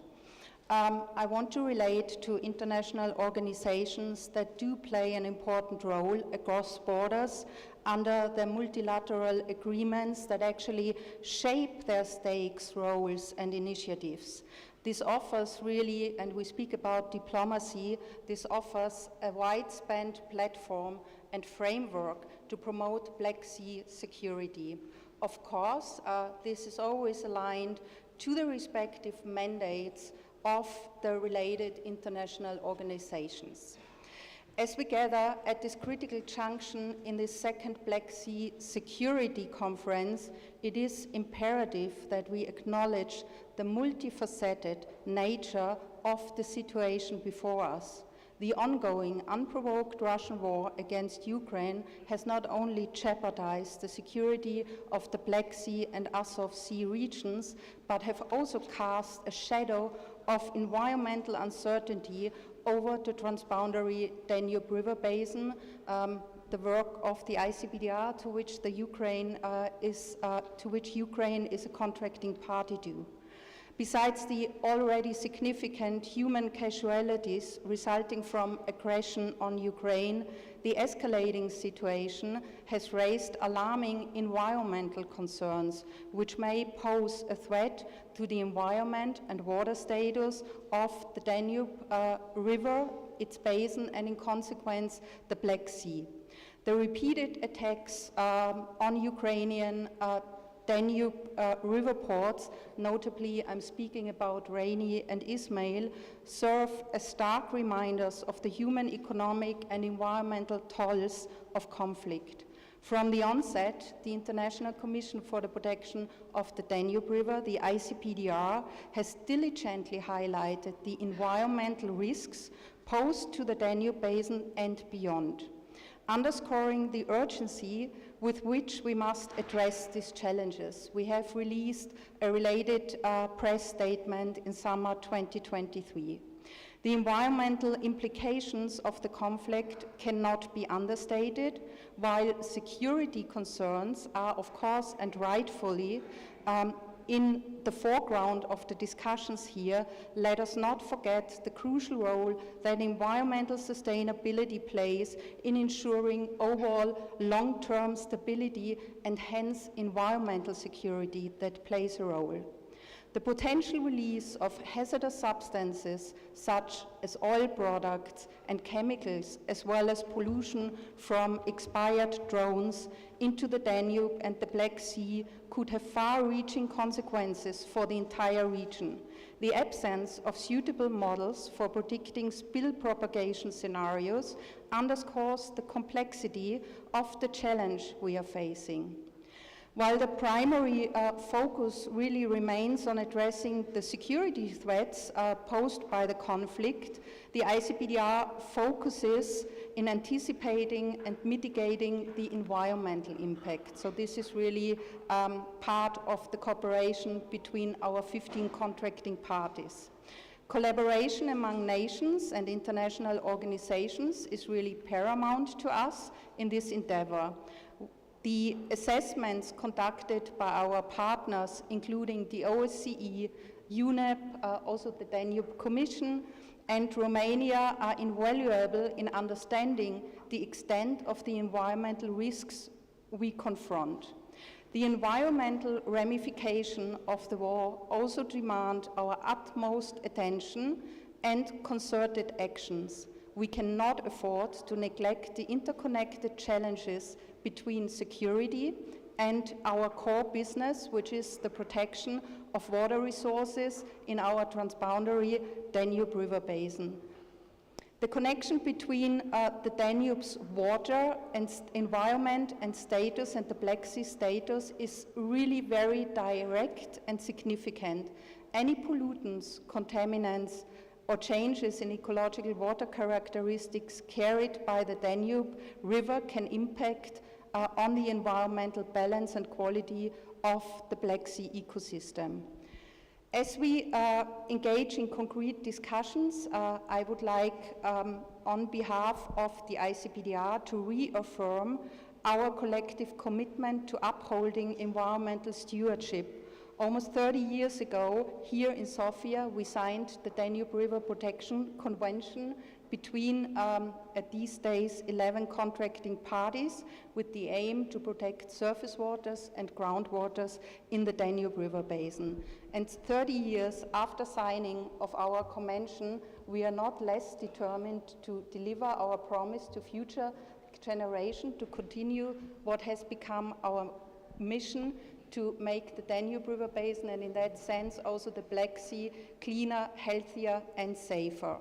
So we have a unique responsibility to focus on the protection of water resources and environmental sustainability by addressing these issues alongside with our counterparts in defense and foreign affairs. We contribute to a comprehensive approach that secures not only the safety of our region, but also its ecological health and the environmental security for the future. Thank you very much to the organizers and of course the audience.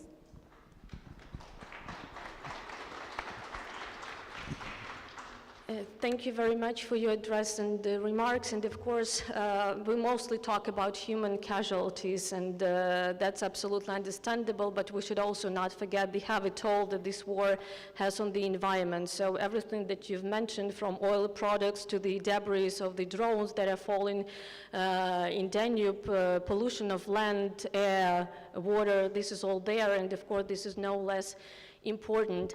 So maybe just as we proceed with the environmental topic, may I ask first Mr. Bancu to talk about the environment situation in Romania and also in the Black Sea, because obviously this is, there is a close connection in between the Danube River, the Black Sea and the ecosystem, which is now under threat as well. So please, the floor is yours.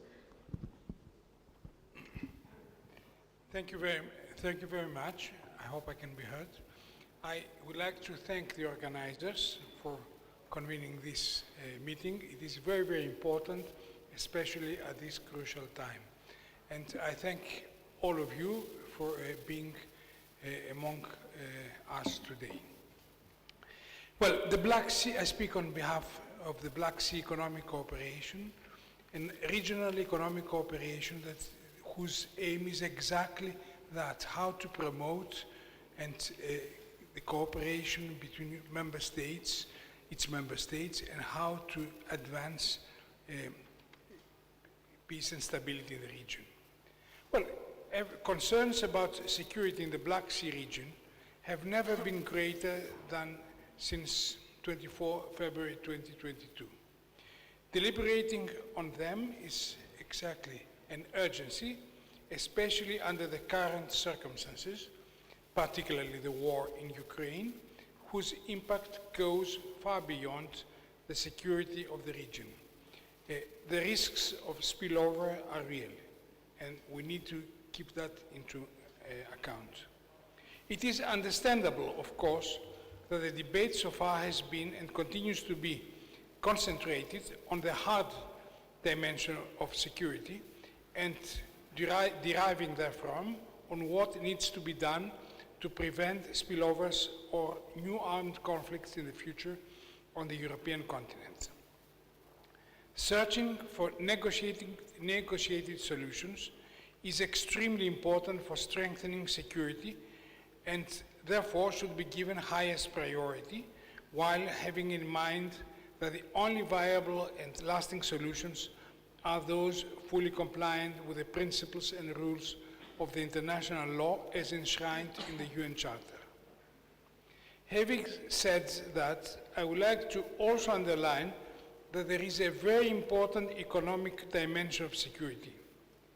Besides economic development and cooperation, it includes trade and security of trade flows and routes, freedom of navigation, energy and security of energy supply, food security, or migration, as the latter one remains mainly of an economic nature. To provide for all the above, cooperation, both bilateral and regional, is needed. Actually, experience has so far clearly shown that strong economic relations and cooperation and integration, be it bilateral or multilateral, has not only been beneficial in terms of economic development, but it helped promoting stability, mutual understanding, and good neighborly relations, namely security. These were the principles laid down at the foundation of the Black Sea Economic Cooperation Organization, the BSEC. That is, in fact, the raison d'etre of this organization, which I represent today. Consisting of 13 member states with very different cultural and political background, experiences and sensitivities, to say the least, BSEC is covering an area of paramount geostrategic importance. It actually forms the bridge between Europe and Asia, while at the same time it is a significant energy hub and a vital transportation crossroads between north, south, and east-west. For more than 30 years, BSEC gathers and continues to gather around a table, many times during a year, representatives from all its member states in order to discuss and promote projects of benefit of all, to all. So apart from a vehicle promoting dialogue and understanding, BSEC can also be viewed as a very useful and necessary first-level confidence-building mechanism. Certainly, our activity as well was seriously affected by the war in Ukraine. Especially in 2022, meetings of several BSEC bodies could not be held or needed to be deferred. While difficulties still persist, we have striven, and thanks to efforts towards constructiveness and search for compromise by the member states, BSEC has been able to resume its activity almost in full and even adopt by the end of last year, with the support of all its 13 member states, particularly important decisions, primarily the approval of the updated BSEC economic agenda and the enhancement of BSEC's project-oriented dimension. A solid base to continue this, to build upon, has thus been created for the years to come. Well, I see all that as the expression of the awareness by all BSEC member states about the importance and the value added BSEC brings to the region, and I think, in fact, my appeal is that every effort deserves to be made by all of us to enable it to work without hindrances for the benefit of fulfillment of the objectives set forth by BSEC founding principles. Thank you very much. Thank you very much, Deputy Secretary General, and we'll definitely go back to discussion about the current activities of BSEC and how they have been influenced by the war and the project that could have been implemented but now cannot while the Russian aggression in Ukraine is going on. And before we get to the global security and maritime security, let me give the floor to Secretary of State Ionut Sirin-Bancu to ask about your views on the current situation, including environmental situation in the Black Sea, and how the Black Sea Commission is dealing with the challenges. Please. That's not me. I'm Henrik Hansen, World Food Program. I'm sorry. I'm sorry for that. Then I'm sorry.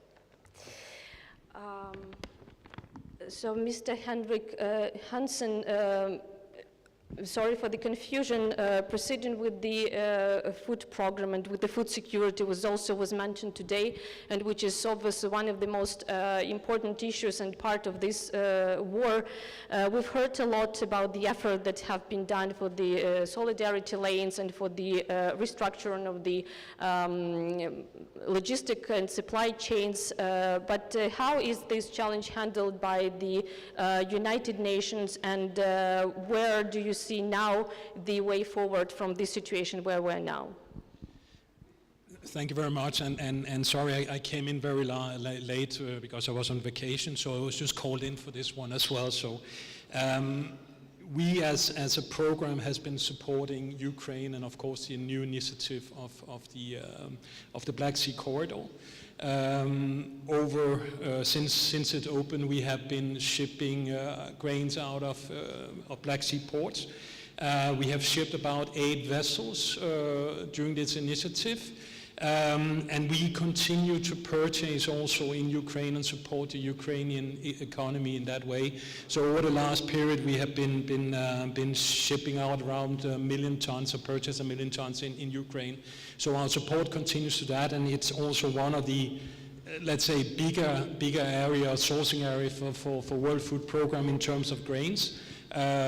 Also prior to the war, we were exporting around 1.2, 1.5 million tons out of Ukraine. So it remains crucial for us that this corridor stays open, and of course, as everybody's been talking about today, the safety, and of course also the safety of seafarers. I think IMO will talk about that later on. Yeah. Yeah, absolutely. And we'll get back to the food security, because this is something that we started with the United Nations brokered and with the Turkey brokered grain deal, and then it expanded to the humanitarian corridors, which are now functioning, and whose functioning is now also secured by the armed forces of Ukraine. So thank you for that, and we'll get absolutely to that later on. Yeah. And now, last but definitely not least, Director Yamada, please tell us about the International Maritime Security Organization's recent initiatives, and how do you see where are the priorities now, and what can be done before we get into specific questions. Yep. Thank you very much. And the distinguished participants, that it's a pleasure for me to represent the International Maritime Organization, IMO, on behalf of our Secretary General, Mr. Arsenio Dominguez. And I'd like to very briefly explain about our activities related to the Black Sea, the issues. And as you may know that IMO is a UN specialized agency located in London, headquarters in London. We have now 176 member states, and of course we have many NGOs and IGOs participate in our meetings. And basically, IMO is responsible for international shipping in terms of safety and security and the protection of marine environment. And in this sense that we have now the 75, we have more than 75 years of the history after our adoption of the IMO Convention. And we are basically the kind of a regulatory body, which means that we are making regulations, international regulations for commercial shipping. And we have more than 50 international instruments, that means conventions and protocols. One of the main, the convention is the Safety of Life at Sea Convention. This basically originally comes from the Titanic the tragedy in 1912. And this is, we call the SOLAS, is still the main pillar of our convention. And in the SOLAS convention, requires that the ship's design, the construction and equipment, and also the navigational safety issues, and of course for seafarers issues. And under this source, after the 2001 the terrorist attack in the USA, we adopted the mandatory code. It's called ISPS code, International the Ship and Port Security the code. Under this code, we have also included many the measures for ships to be protected for such the terrorist attacks, including the piracy attacks.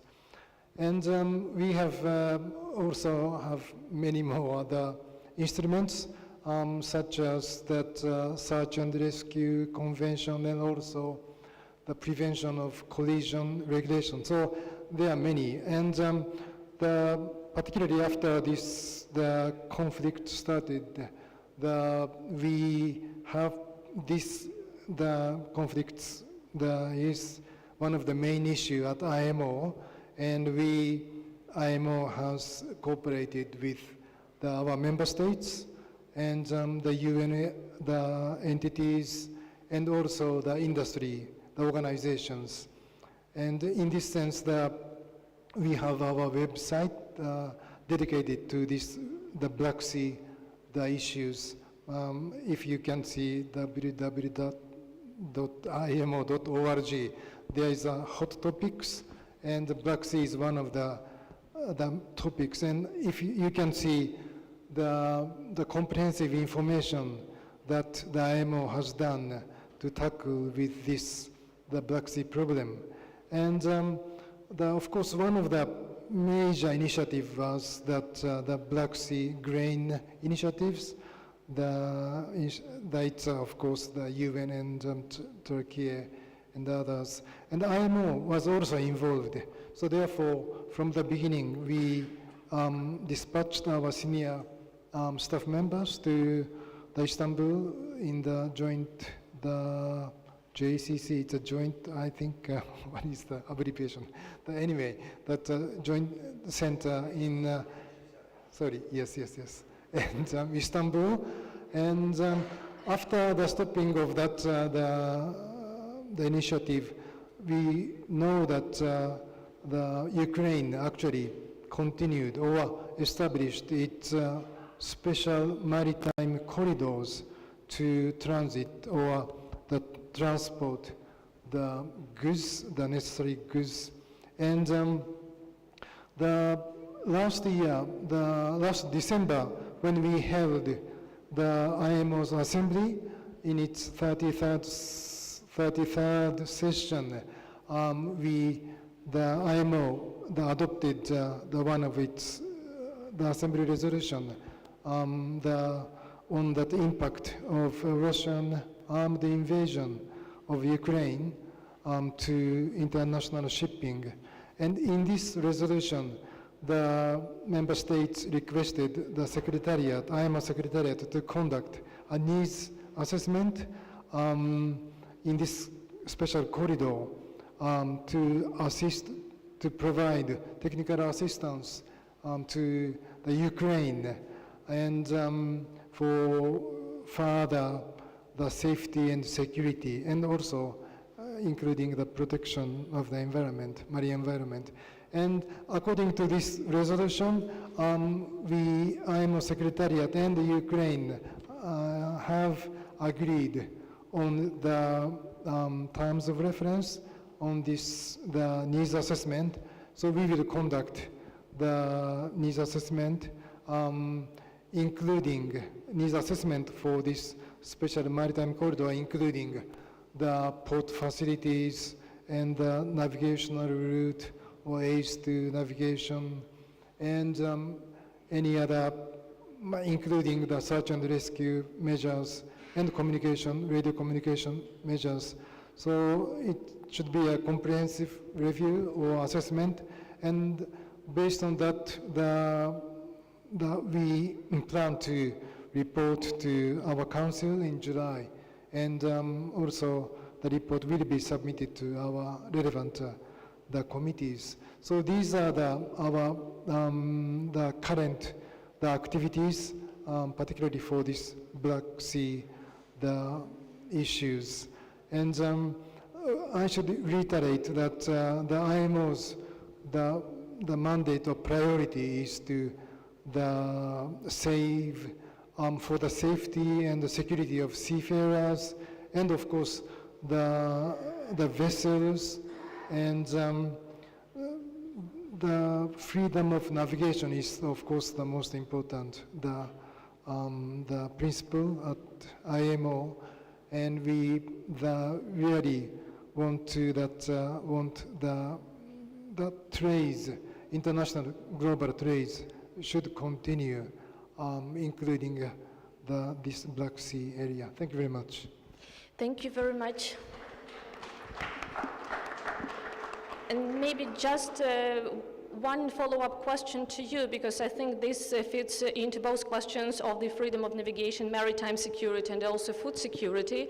One of the tactics that Russia is using now in the Black Sea is spoofing, so actually showing very different location from where the real ships are, which also enables Russia to ship vessels with looted grain from Ukraine, different commodities from the occupied territories of Ukraine, including coal from the Donetsk, Luhansk regions, etc., etc. So sometimes what Ukrainian experts are half jokingly saying is that you can see actually Russian ships somewhere in Sheremetyevo airport in Moscow, in Russia, if you look at the map, but then of course physically that's all about violation of the norms and rules of the international maritime law and also malign activities on sea. One of the expert recommendations that we have in the booklets that you also have here today is to increase situational awareness and monitoring capacities on the Black Sea to prevent this.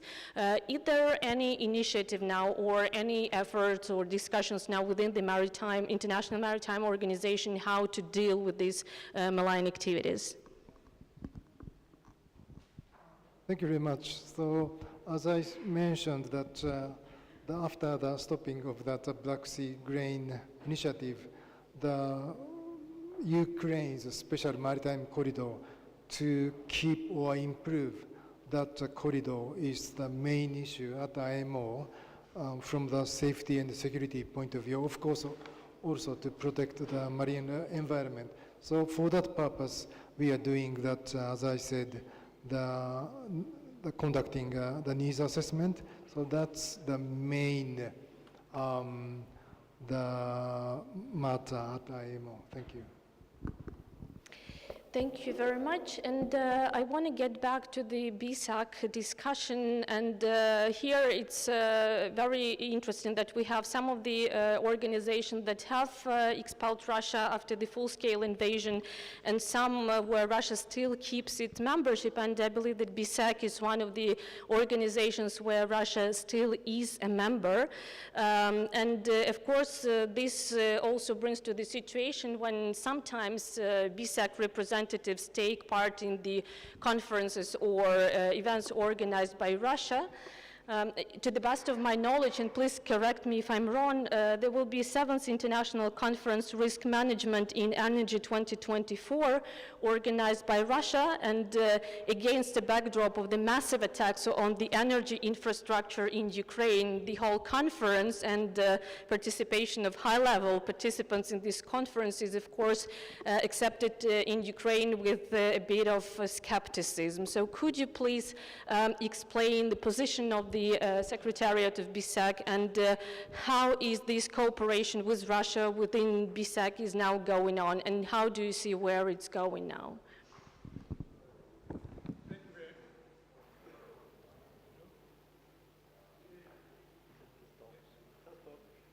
Hello? Yes. Well, this is a very pertinent question, and it is it's very important because it's connected with the very functioning of BSAC. Our effort, first of all, our aim is to promote and use as much as possible the regional economic diplomacy and economic cooperation.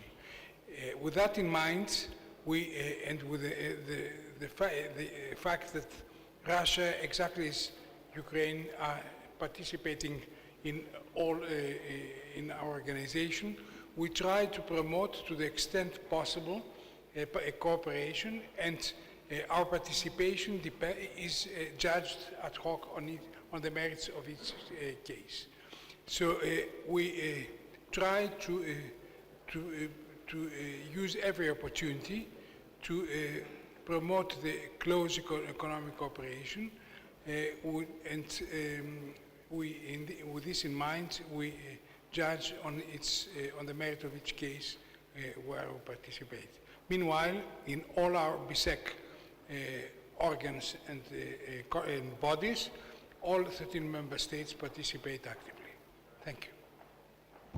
Thank you very much, and I have many questions. Maybe last one before I turn for questions to the audience, and that would be again coming back to the environmental side of the Russian warfare.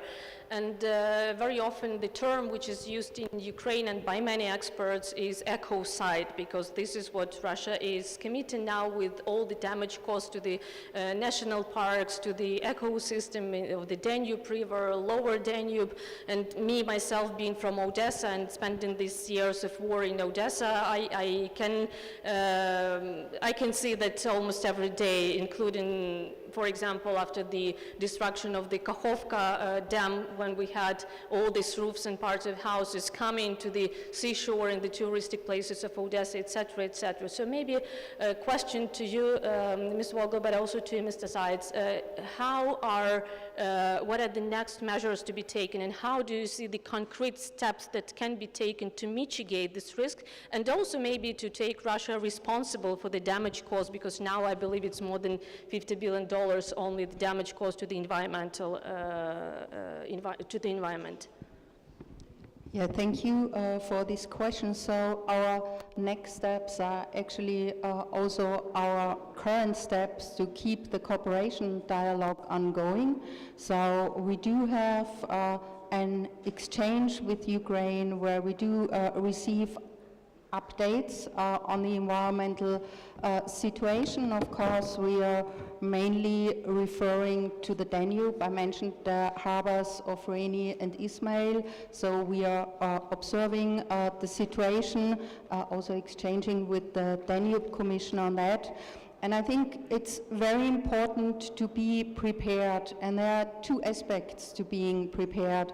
On one hand, to understand the capacities that are needed when an accident would happen. So this relates, of course, to the countries that could be affected by a spill of the harbors. I'm speaking about Romania and of Ukraine, and to have equipment and capacity in place to prevent the worst in case of a spill, which means the pollution of the Danube Delta and the pollution of the Black Sea. And of course, such pollution also has an effect on water supply where relevant.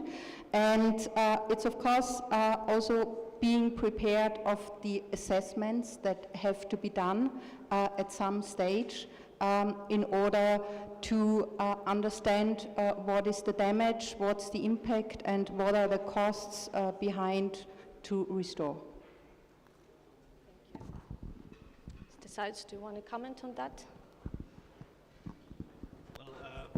That is not much to say from the side of the Danube Commission, because we, ICPTR and us, we work very closely together. Our objective is to look into the safety, security, and efficiency of transport of cargo and passengers on the Danube. We should not forget passengers, so we have 190 river cruise vessels transporting more than 1.5 million passengers a year, so on the Danube. And the Danube Commission is the working platform, as I say, from the 10 Danube riparian states with regard to waterway administrations, navigation authorities, and port administrations. There's one element which I would like to comment also in relation what you tried also to figure out, to get out of us, I think, as international organization, how do you deal with the Russian Federation? Yeah? I think it's clear. I said that our Commission has excluded the Russian Federation from all the working groups. It's a matter of fact that the Danube Commission, we cannot exclude the Russian Federation from the Danube Convention. So, because simply this is not foreseen. Yeah? And I think we are in a bit better situation than our friends from the Black Sea, BSCC, because geography works in our favor. Yeah? So the Russian Federation is not a Danube riparian state. Yeah? And the initial convention of the 1948, which governs us, has foreseen that only Danube riparian states are member states. So what is it, what's now going on, that the Danube riparian states now are working on a new convention, which really brings back also the initial intention of that the Danube, those countries which have a shore on the Danube, yeah, they are more or less the members of the new convention. This is work in progress. Geography, as I said, works in favor for our organization. But what I would like also to say as a final word with regard to the economic dimension of the Danube, and tried to come up with some figures also in my first intervention, how important the Danube corridor proved. When the Russian aggression led to the closure of the Ukrainian seaports, I think this is something where we have to be aware that the Danube as a transport system, so that the Ukrainian Danube ports, the waterway, the Sulina Canal, but also reaching Port of Constanza as a deep sea port, with the help of river barges. This has not only led to the fact that the Danube has become the most important European Union solidarity lane, yeah? And I'm pretty sure it will stay of crucial importance also for the next months. And as I said, I hope that the maritime corridor to Great Odessa ports will stay open, yeah? And Danube corridor and the maritime corridor can share also the work, yeah, to satisfy the export and import needs of the Ukraine. We are in a few weeks, we will see a new harvest coming up, and again, also hopefully a lot of cereals will flow out of Ukraine to the entire world.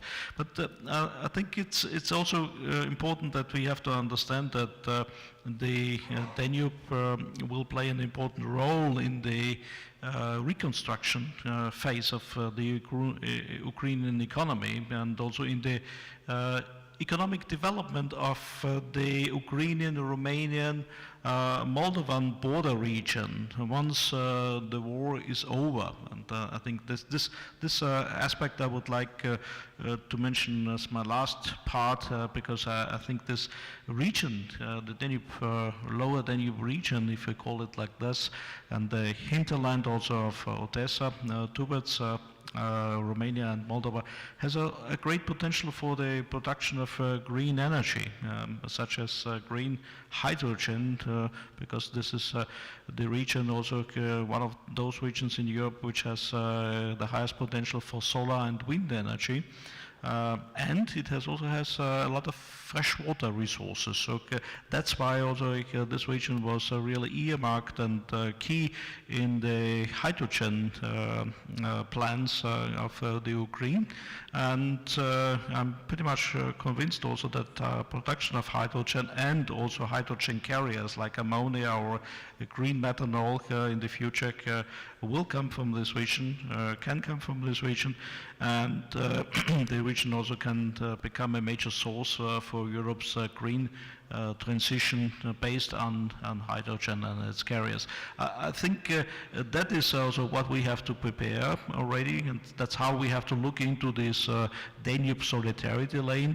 And therefore, Danube Commission is also promoting, also with the European Commission, that the Danube logistics system, as it is now, has been established, with all the work under the solidarity lane, that this makes the next step forward, and also that this corridor becomes the first fully digital European Union-Ukrainian transport corridor. Because one lesson learned also is that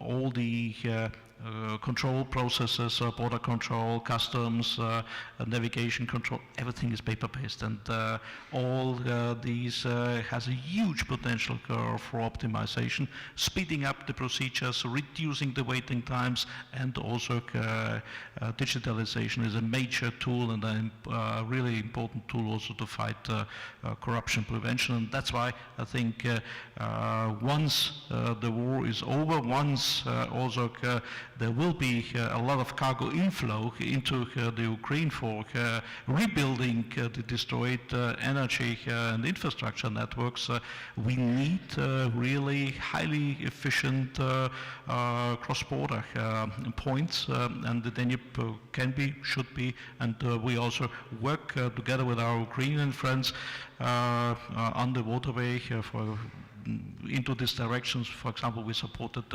also the Ukrainian port administration and organizations in setting up and connecting to the European Union river information services, just to name one concrete example. Thank you. Thank you for that. And maybe just a very short last question, which I cannot but ask to Mr. Hansen about, again, food security. And you know that food security is obviously one of the points of the 10 points peace formula of President Zelensky, because this is how actually what happens in the Black Sea matters for the countries in Africa, in the Middle East, in Latin America, etc. So can you please update us on the situation in these countries? Which of these countries are in the most dire situation now, and how efficient maybe the program Grain from Ukraine has been? And do you think that including food security into the peace formula, which is to be discussed in June in Switzerland, can help mitigate this dire situation? Thank you. Oh, thanks for that question. With the initiative Grain from Ukraine, we managed to feed 8 million people in dire situations in Ethiopia, Sudan, Yemen, and so forth. We are, as an organization, going through also a funding crunch right now, so we are seeing a dip in funding, generally speaking. So for us, having Ukraine as a source for wheat is very important for us, because it kind of leveraged the world market prices as well, because what we saw in the beginning of the war was that the prices soared by 38 to 40%, right? Plus it had an impact also on shipping rates and so forth. So for us, it's extremely important that we can keep this corridor open, and that we can keep on sourcing from Ukraine. And I'm fully comfortable with this situation right now, also with the humanitarian corridor. What we have seen so far from our perspective in terms of shipping and capacity in Ukraine, it has been working very well. And that's also a cadeau to the Ukrainians as well for setting that up. So I hope that answers a bit of your question. Yep. Thank you. Thank you very much for your great comments and remarks. We have roughly 5-7 minutes for questions from the audience, so I suggest that we collect a couple of them, and then maybe combine with kind of closing remarks as well. So please raise your hand, introduce yourself, and ask your question or make your comment.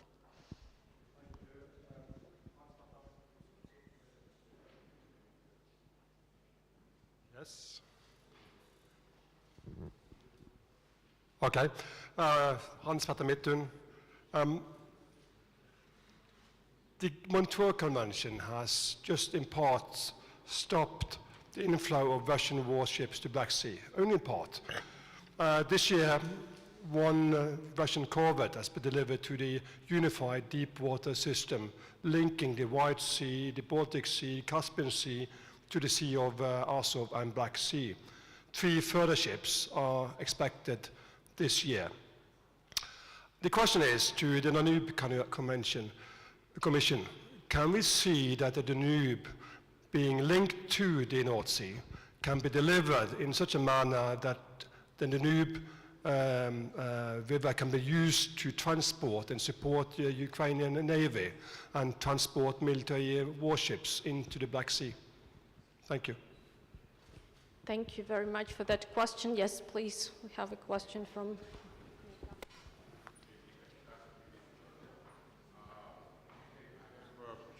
It works? Yeah. I have my comment and question, yes, related to the possibility of elimination of Russia from the different international organizations, because Russia was eliminated from the Council of Europe. At the same time, we know here that it was it has been stopped the activity of Russia. It's a Commission of Human Rights within the United Nations.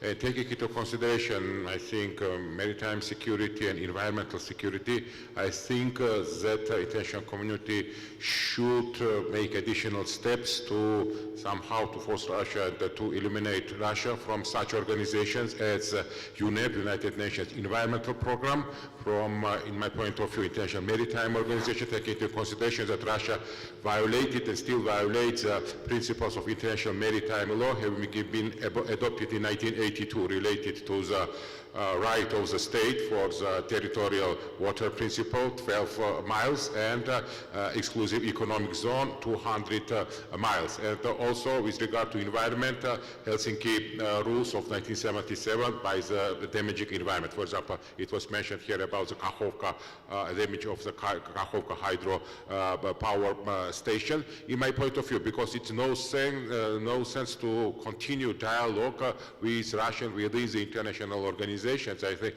of course, your organizations, they do very important role for the development of cooperation, but from the other side, Russia tried and tries, whether it's military aggression, also to hamper the normal functioning of your very important organizations, which work, of course, fruitfully in favor of international community. But unfortunately, I think that because of this, Russia's place it's not at such organizations. And we know here Russia also was eliminated temporarily from FIFA and UEFA and has no right related to the sporting activities, International Olympic Committee.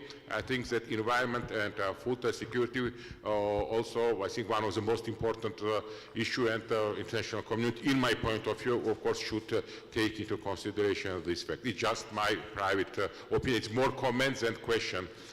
Sorry, but thank you very much for your interesting presentation, of course. Thank you very much, Nika. Do we have any other questions in the room? If not, then I would suggest starting from you, Mr. Zaitz, and then just going for the last round of comments, responses, and closing remarks. Well, I was talking already quite a lot. I think more than my minutes most likely would have foreseen my time budget. There's one thing which I would like to stress at the end, and this is also related to what I said before, that the Danube proved to be capable to facilitate major cargo flows for 2.5 million of tons per month over the Danube ports and the system, canal system, and the Danube itself. This is a major volume, and as I said, if now we see grain flows like water into the direction where the least resistance is. That was a grain trader once telling me. So wherever you have the least costs, so there I think this logistic chain will be used most and preferred. However, as we see also, we have other commodities which also has to be handled. And once again, even if the war stops, I think we will need transport transshipment capacity for unbelievable volumes of goods. Yeah? As I said, rebuilding the economy of the Ukraine means a lot of transport, means a lot of import also, machinery, heavy equipment, and that's also what the Danube is very good for. And I think also knowing that the Danube system is a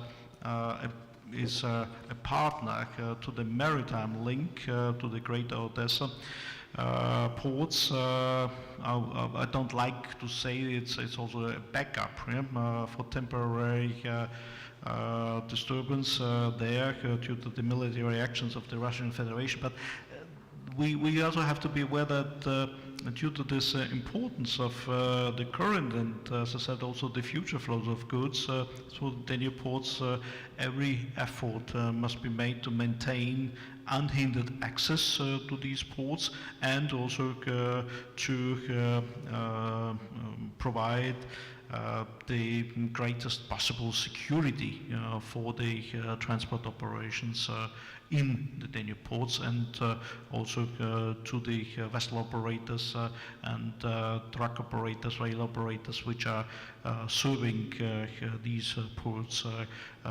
Also, always we should not forget putting their lives at risk. Thank you very much. Thank you very much for that. I will keep myself short. Two points. One I mentioned beforehand.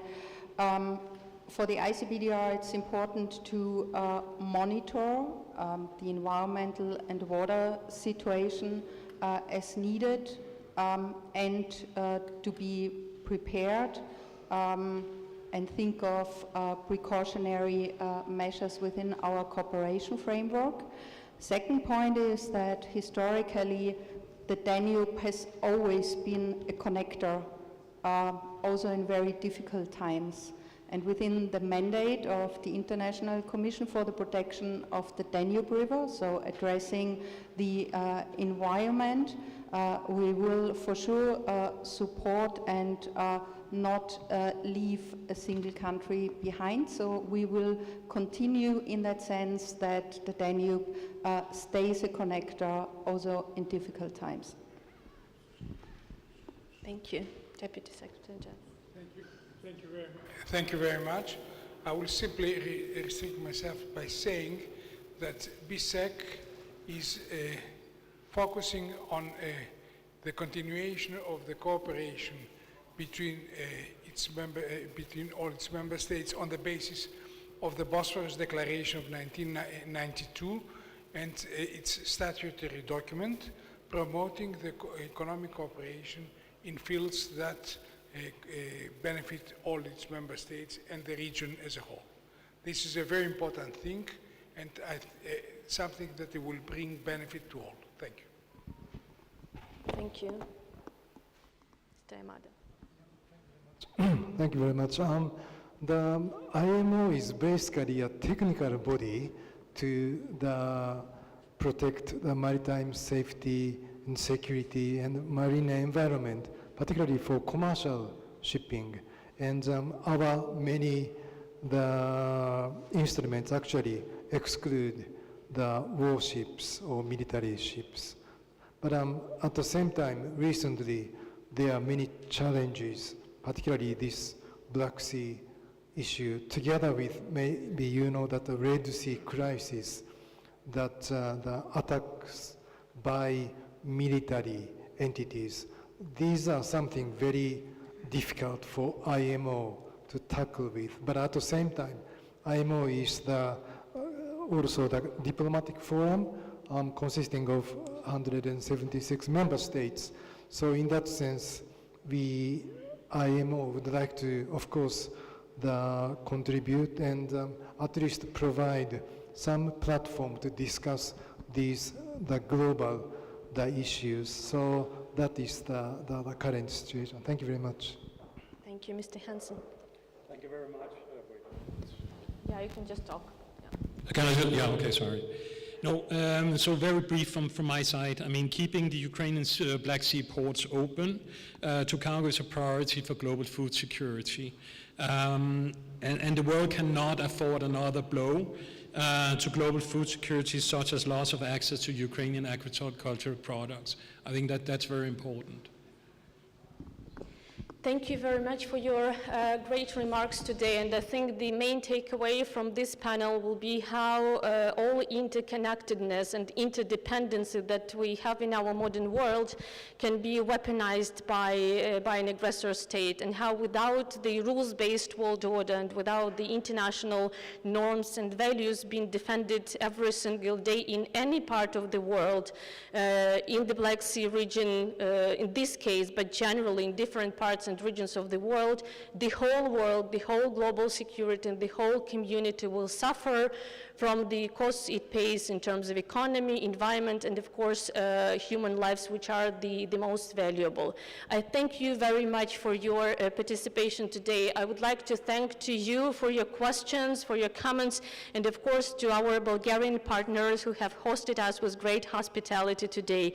Thank you very much, and hope to discuss a much more positive agenda next year. Thank you.